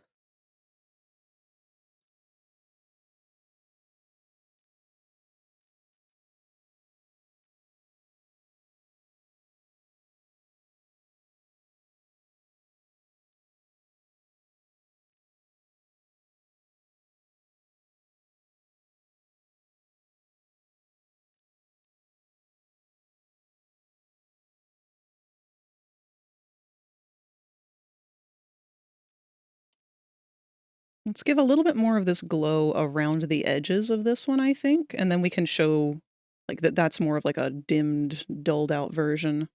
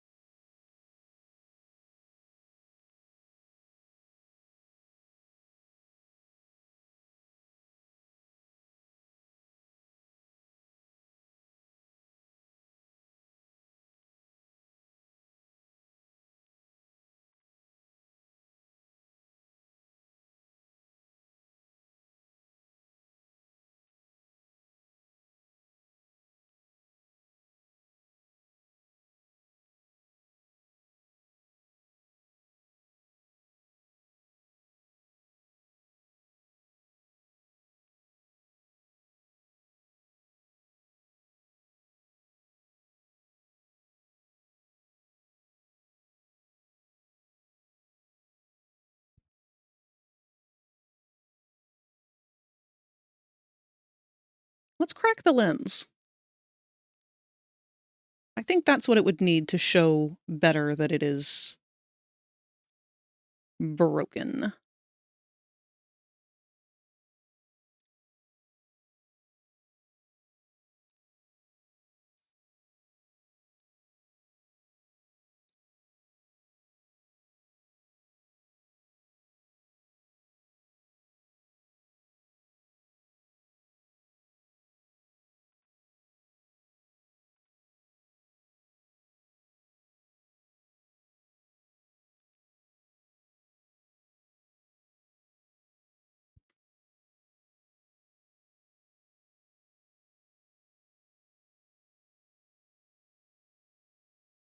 Now, here's another thought.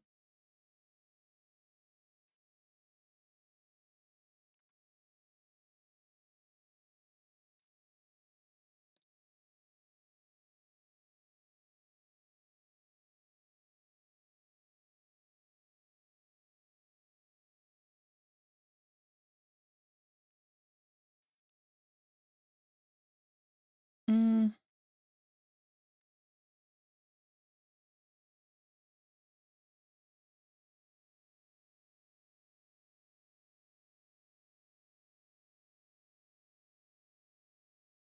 Maybe I shouldn't have put the crack directly across the eyeball.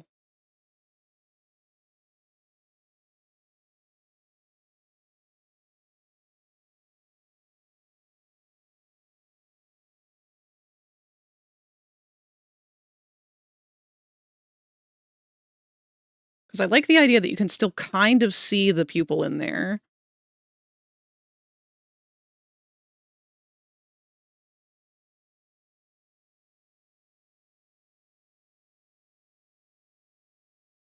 I feel like our teeth are still pretty one-dimensional.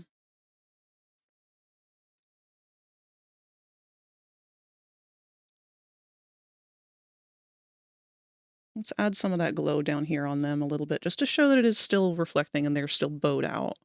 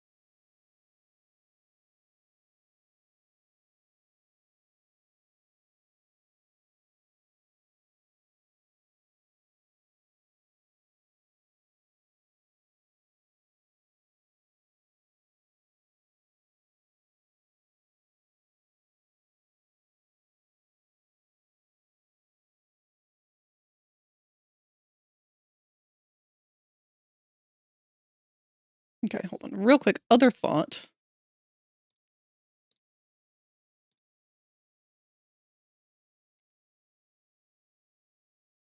Because if we did get rid of the eye, I'd have to get rid of more than just that.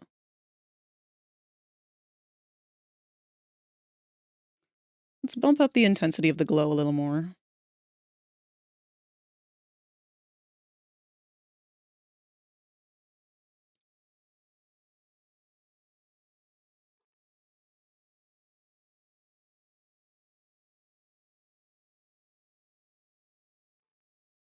Why is my dog losing her shit right now?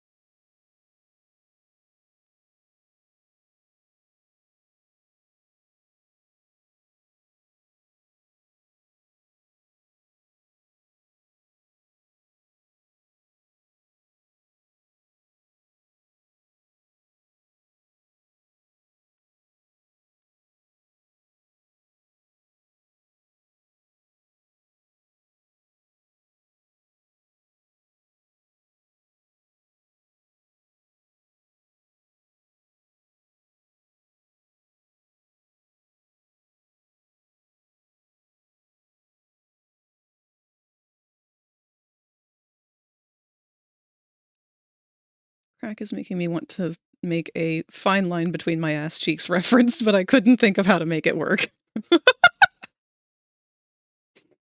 There is a fine line between my left ass cheek and my right ass cheek. It is my ass crack.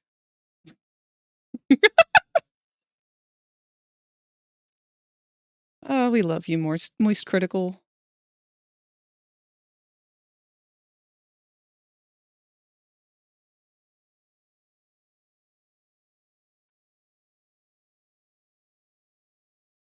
Let's add some emphasis to this crack. Edges.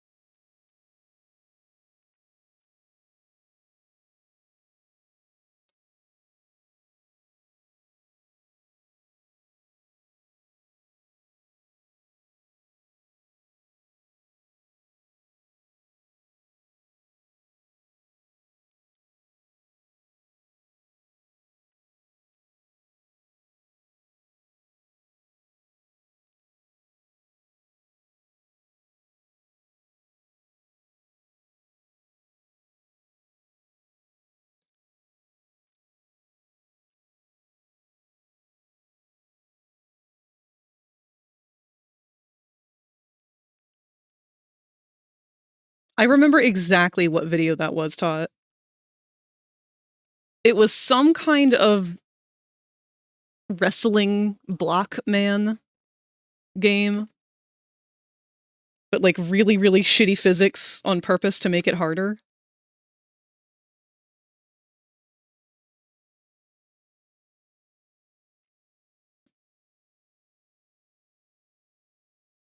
I can make you right.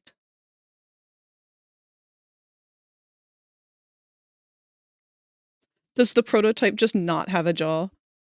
Yeah, interestingly enough, he was described as having one, but apparently doesn't.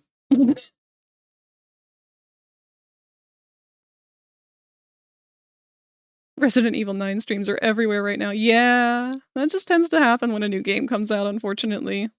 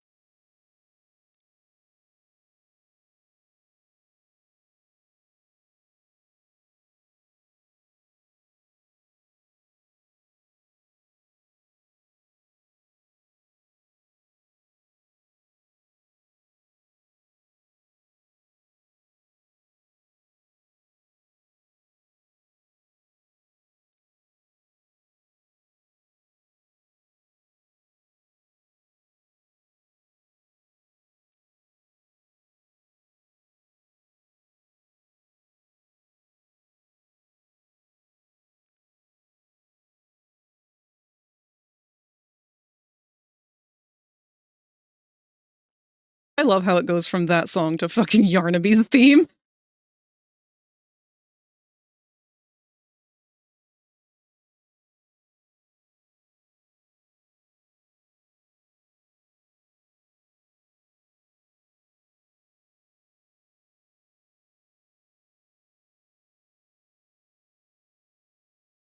Yarnaby.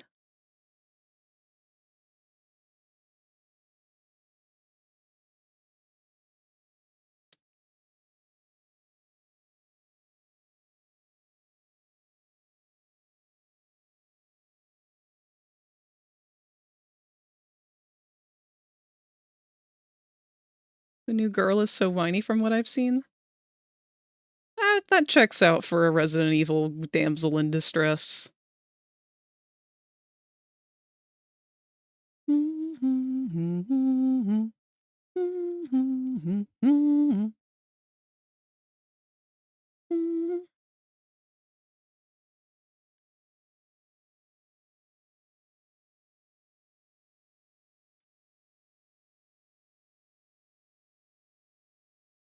All right, I think I'd like to put a little bit more grime under the eyes. Maybe even make it kind of look like tears streaking down.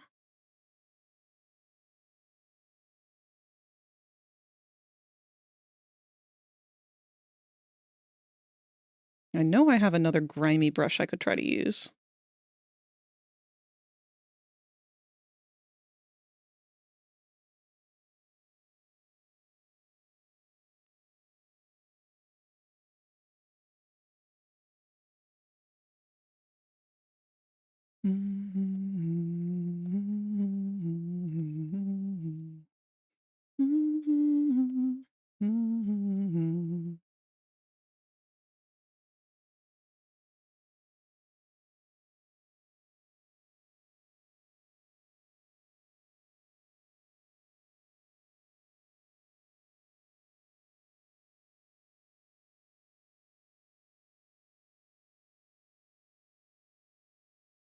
Whoop. Looks like we've got our final ads coming up in about a minute here. And that will most likely mark the end of our stream today.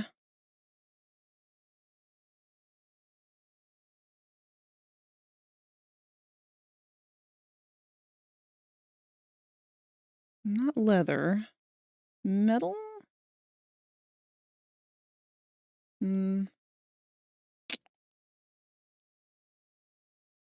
Time to play with brand new toys. Nightmares lurk inside your mind.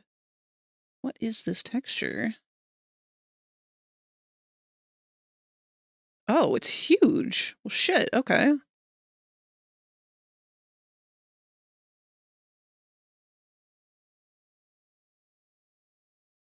I didn't really intend on giving him a blood stain like that, but hey, that worked really well.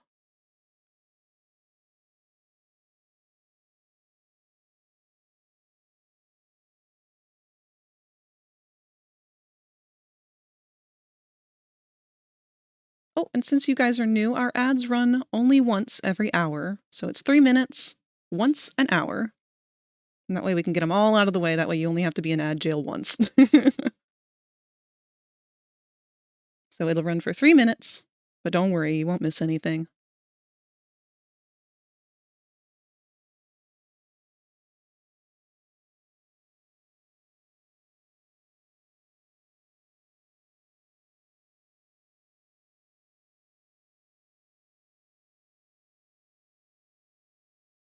See, the thing that I don't like about this is the mouth is still just so boring. It's just a smiley face. There's nothing to work with here.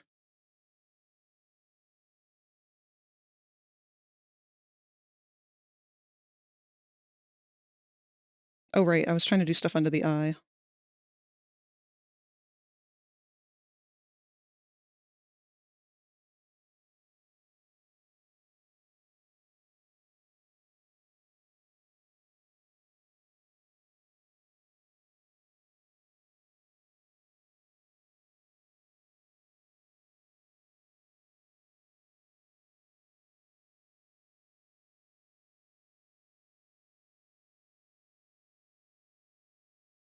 Let's see if maybe the wood grain brush.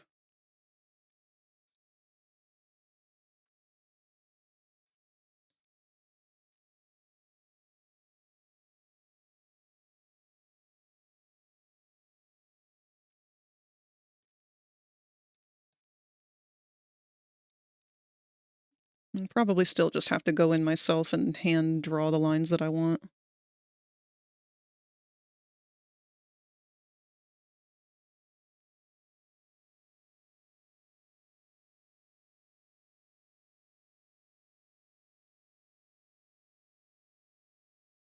Actually, that worked pretty well.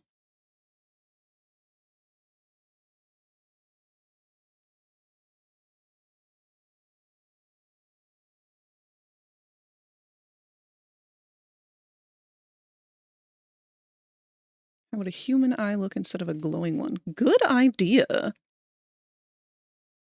Although, my only hesitation with that is it does start to borderline creepypasta material. And he already is such a typical creepypasta design.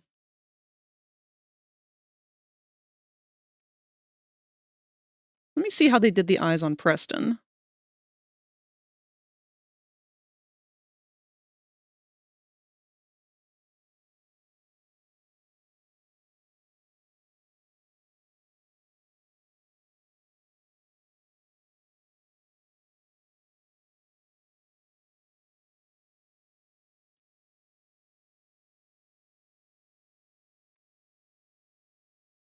Hmm.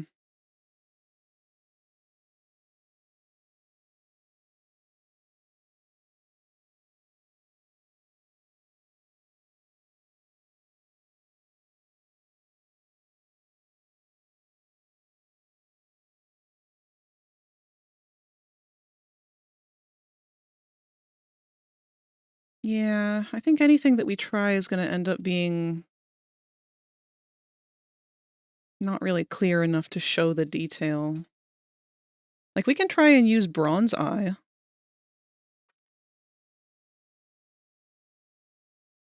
If anything, at least that would give it a different shape.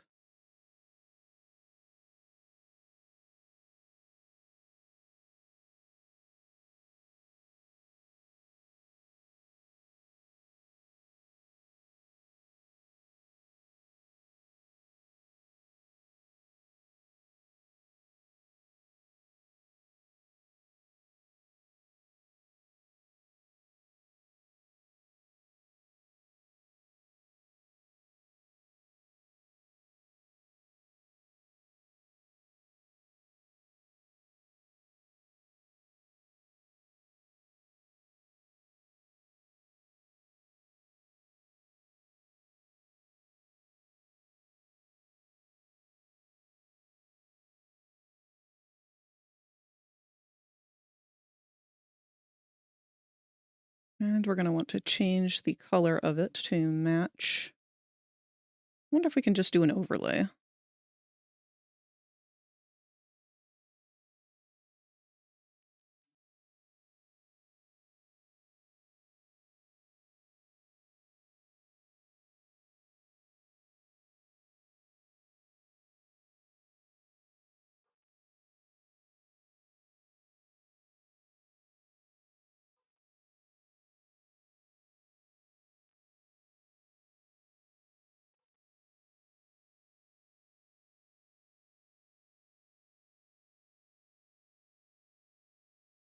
Kind of there with the overlay, it's just a little intense.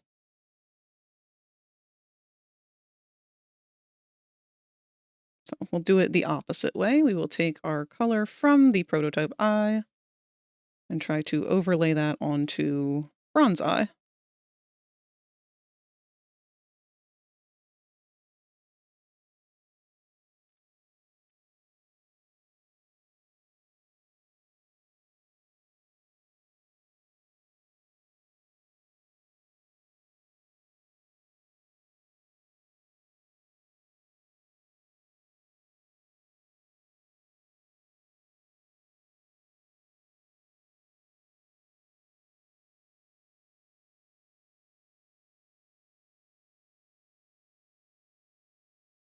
It's a little creepier, but it's still bordering that creepypasta.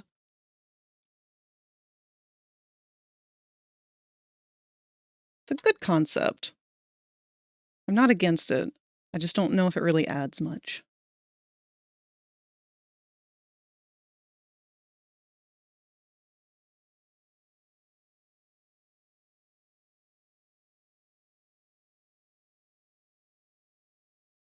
All he needs now is blood going down the mask, and he's prototype.exe. You're so right. Yeah, with a face like this, it's really just not gonna happen. It's so stereotypical.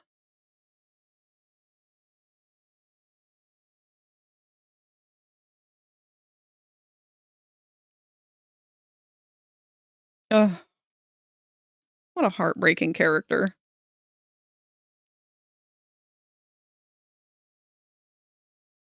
All right, well, the last thing that I'd like to throw on here is either some clown makeup or eyebrows.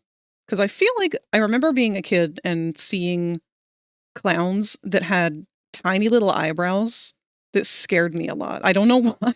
It's such a weird thing to be scared of. But, like, specifically the little half-circle ones. I don't know why, but those always freaked me out when I was a kid.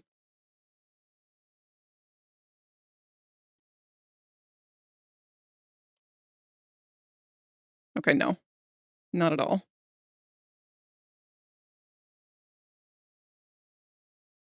So what about some rosy cheeks?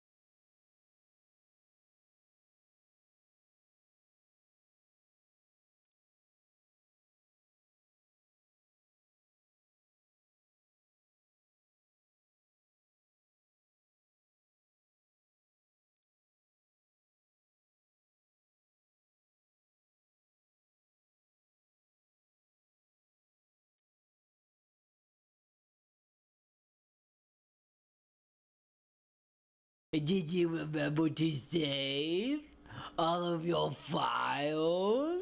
Thank you, Kirk. We're going to do that in just a second.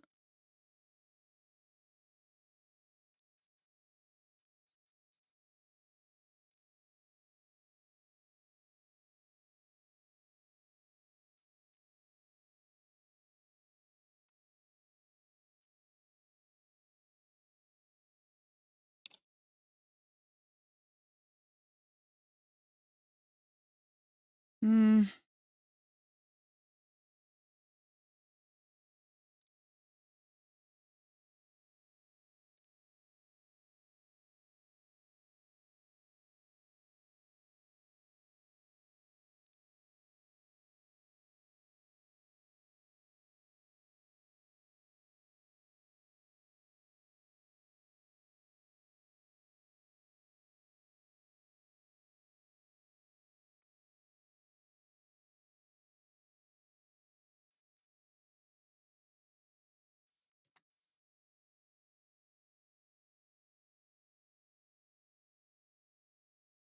All right, well, maybe instead of the rosy cheeks.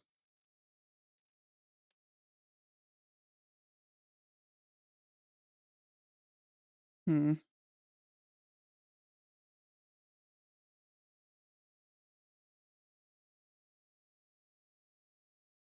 I'm not against the blue triangles. They actually feel like they work, but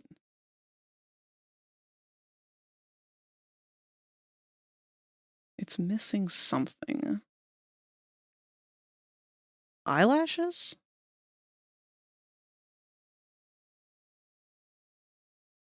I used to do creepy shit like that. Let me look up an old style doll. Like an old clown doll. Old clown toy. Wow, the very first one that shows up on Google for searching old clown toy is one that I had as a child. I hate that.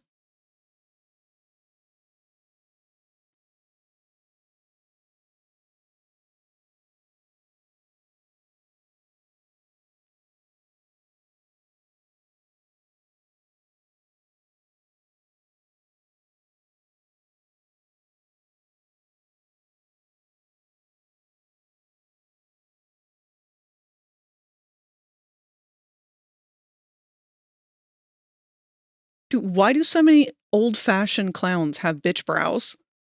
Why was that a thing?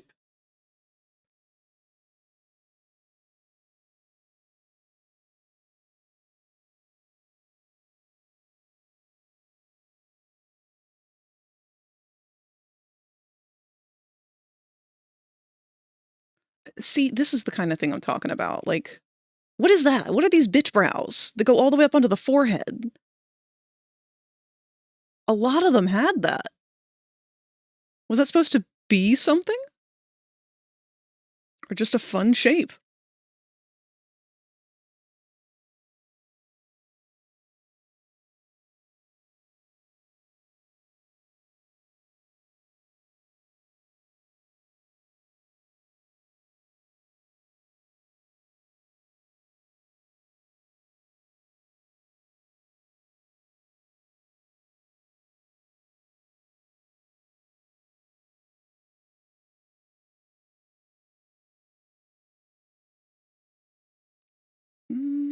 Let's try something.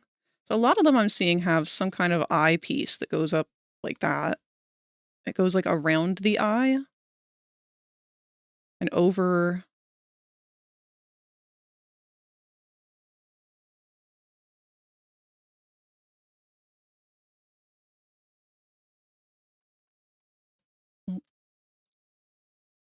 It's such a bad fucking face, man.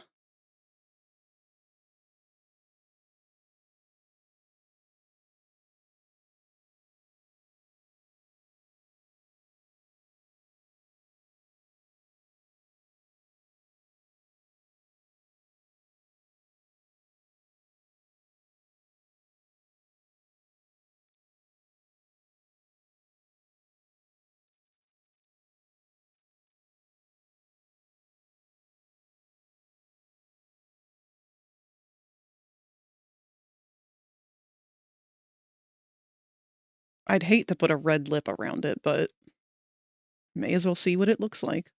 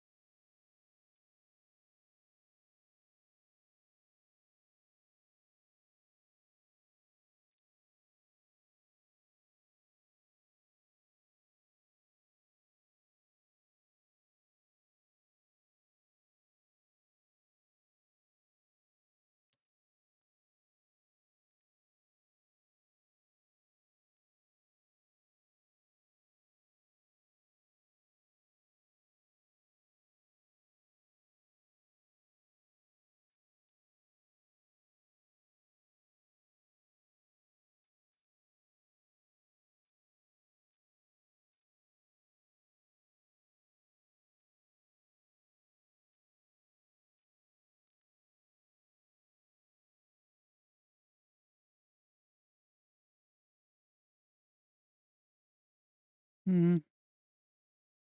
Nothing about this says children's toy. Ugh.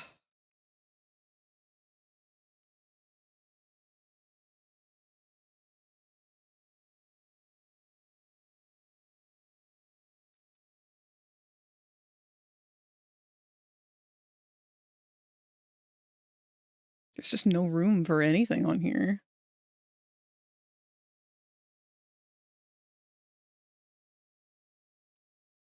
Yeah, they were supposed to be a children's toy. This is not a children's toy. This is a full-grown ass man.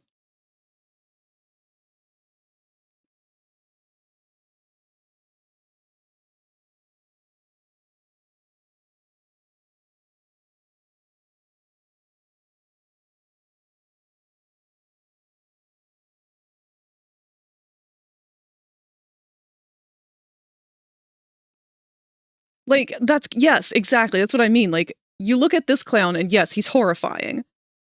But it's a clown. It's easy to cross that line from man wearing makeup to horrifying monstrosity. It creates an uncanny valley that our psyche is naturally against. This is just the fucking icon from Repo. This is the laughing, crying emoji from Repo. In fact, I'm going to pull up a side-by-side right now because I haven't looked at them side-by-side.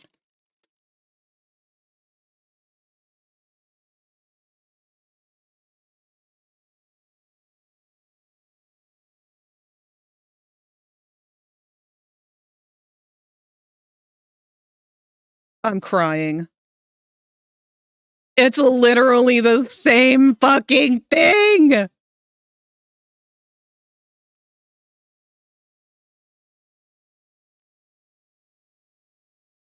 I hate it!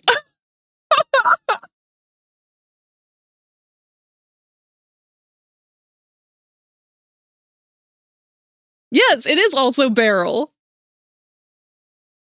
It's crazy how many things this is, and yet it's nothing at all. Oh, it gets worse, Kirk. Hold on. It gets so much worse.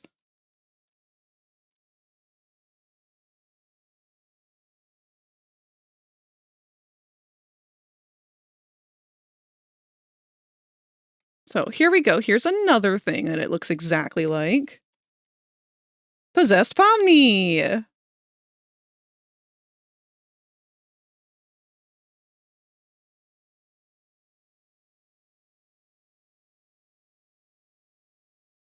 It's almost like when you reduce a character to a circle that is just eyes and a mouth, then the only thing that's left is the same thing that everyone else has done. I'll even argue that Marionette from FNAF is somewhat more original, because at least it's somewhat elongated and not a perfect circle.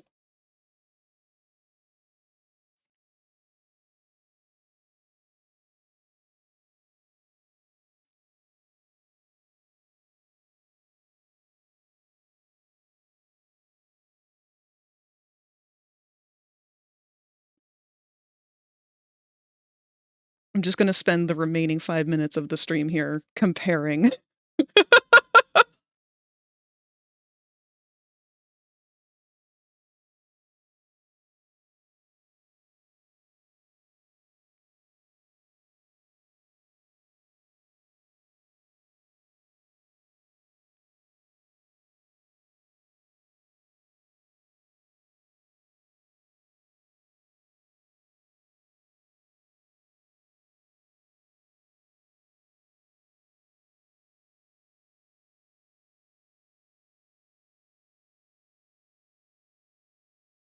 Hold on, let me get rid of the headlight up there.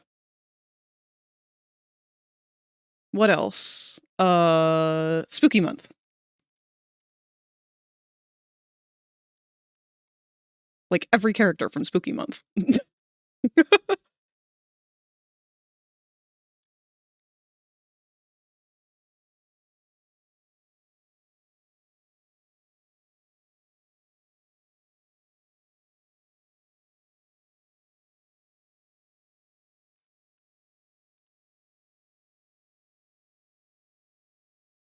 What is it, Bob that has this face?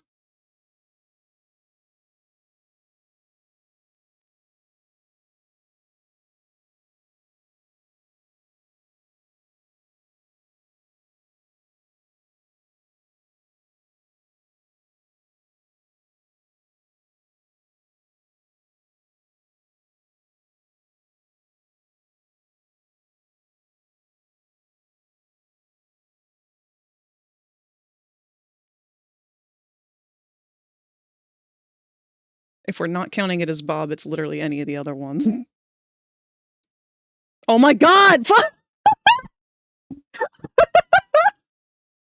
Sorry, I wasn't prepared.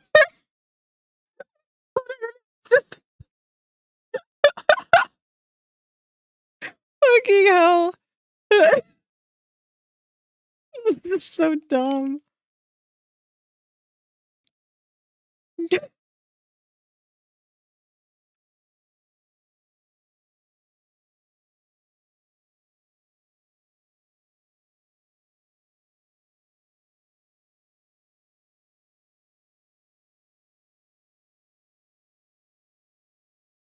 I guarantee there's 1,000 more. Here, let's go grab Jeff the Killer just to be sure.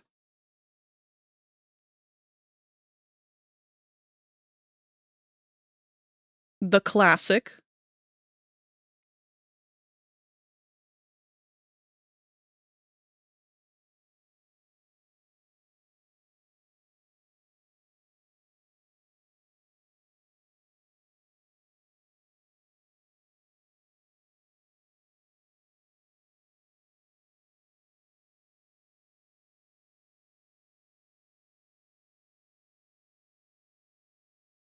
Alistair's Poppets?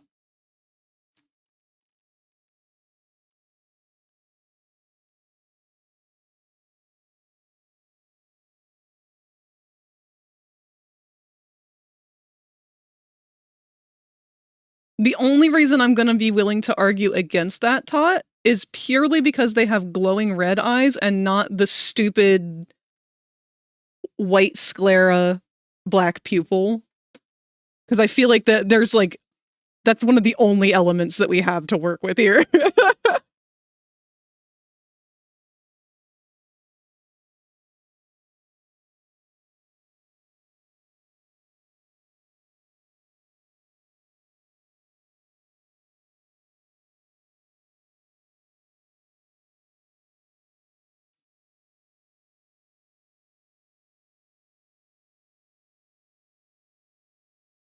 I'm trying to think of any others off the top of my head here.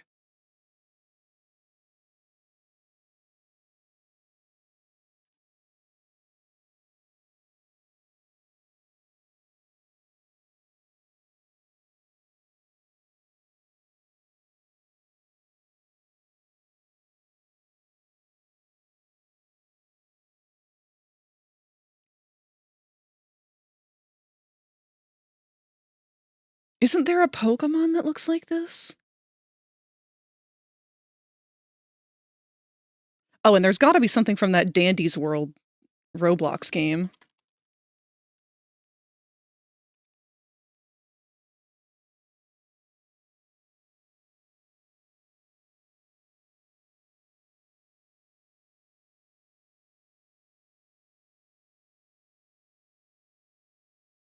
I hesitate to include the Dandy's World one, though, because it's very blatantly inspired by Poppy.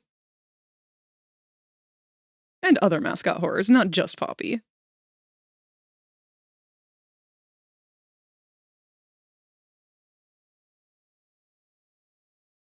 Well, what a beautiful note to end on. An attempt was made. I think that I'm still gonna have to try and redraw this guy and actually overhaul everything, because wowza. Even with replacing that face. In fact, let's get a side-by-side. Let me merge all these layers. I'll just save this as our first pass at attempting.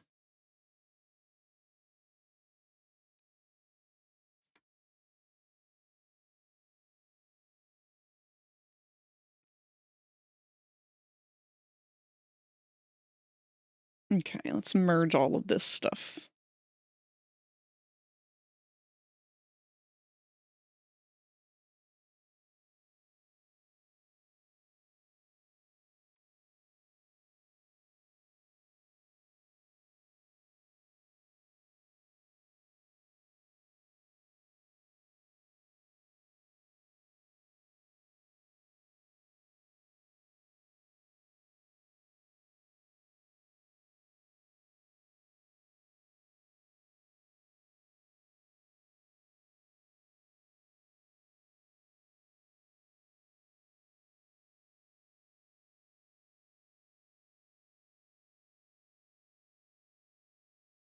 There we go. So we have our actual prototype face.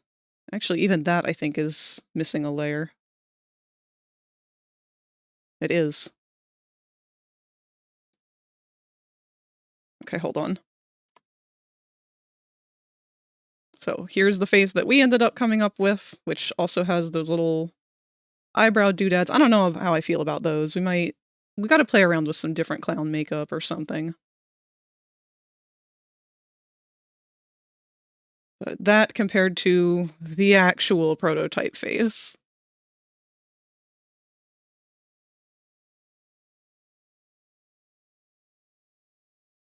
It's something. Is it an improvement? I don't know. I don't know if there's the ability to improve this. But it is something. Maybe once I'm drawing it, I'll be able to manipulate it better. Because it's the big mouth, really. It's the angle of the eyes, and it's the big mouth. Because if all you have to work with on your canvas is a mouth and eyes, you can still do wonders with that. But this specific way that they drew this is just so exact. Specifically to the way that, like, Spooky Month is drawn, and, like, again, Amazing Digital. So it's a very modern take on the smiley face. It just, alright. Let's see, who are we gonna throw you guys at?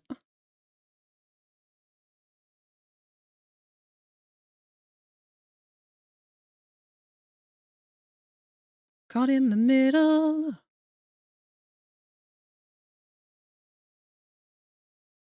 I feel a little funny when I'm watching over everyone, and you broke the only rule, keep the lights on.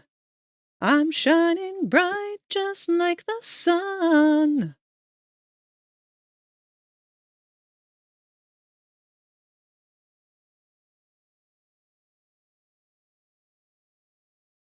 Oh no, okay, hold on.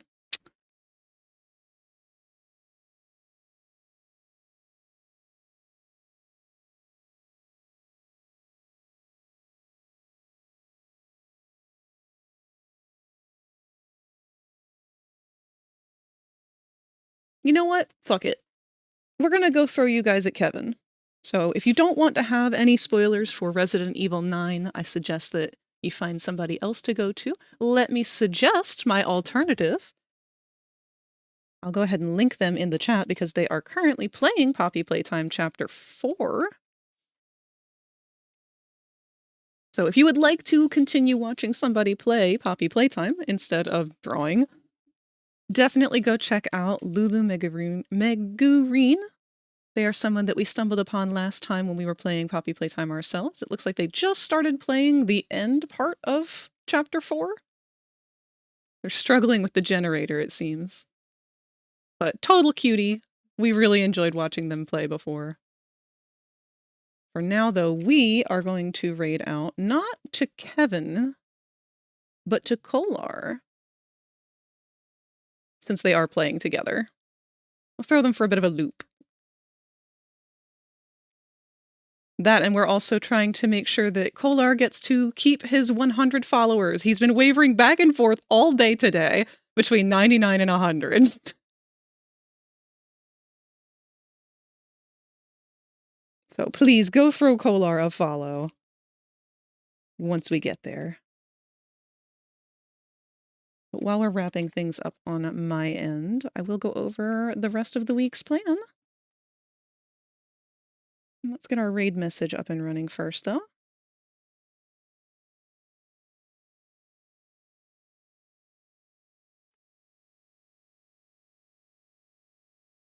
So feel free to copy and paste this when you get there. That is up to you. You don't have to. But as for us, the rest of the week includes here. Tomorrow, we are going to do our Wacky Wednesday gaming stream. We will be playing Outer Wilds once again with my good friend Sparky. And then Thursday, if you're interested in 3D modeling, I am working on a new VR chat avatar of Huggy Wuggy. And I am finally going to be moving into some of the blend shapes expressions and other parts of the mesh. There's still a lot to go, so if you're curious about how 3D modeling works, or if you're just interested in the character as a whole, or just want to hang out, that's what we're there for. So I will see you guys then, if you choose to hang out with us. If not, I will see you another time. I love you all so much. Thank you for hanging out with me today. This was a blast. I hope that you all have a wonderful evening. Goodbye. Did you remember to Yes, thank you, Apex all Fever. of your files? Thank you.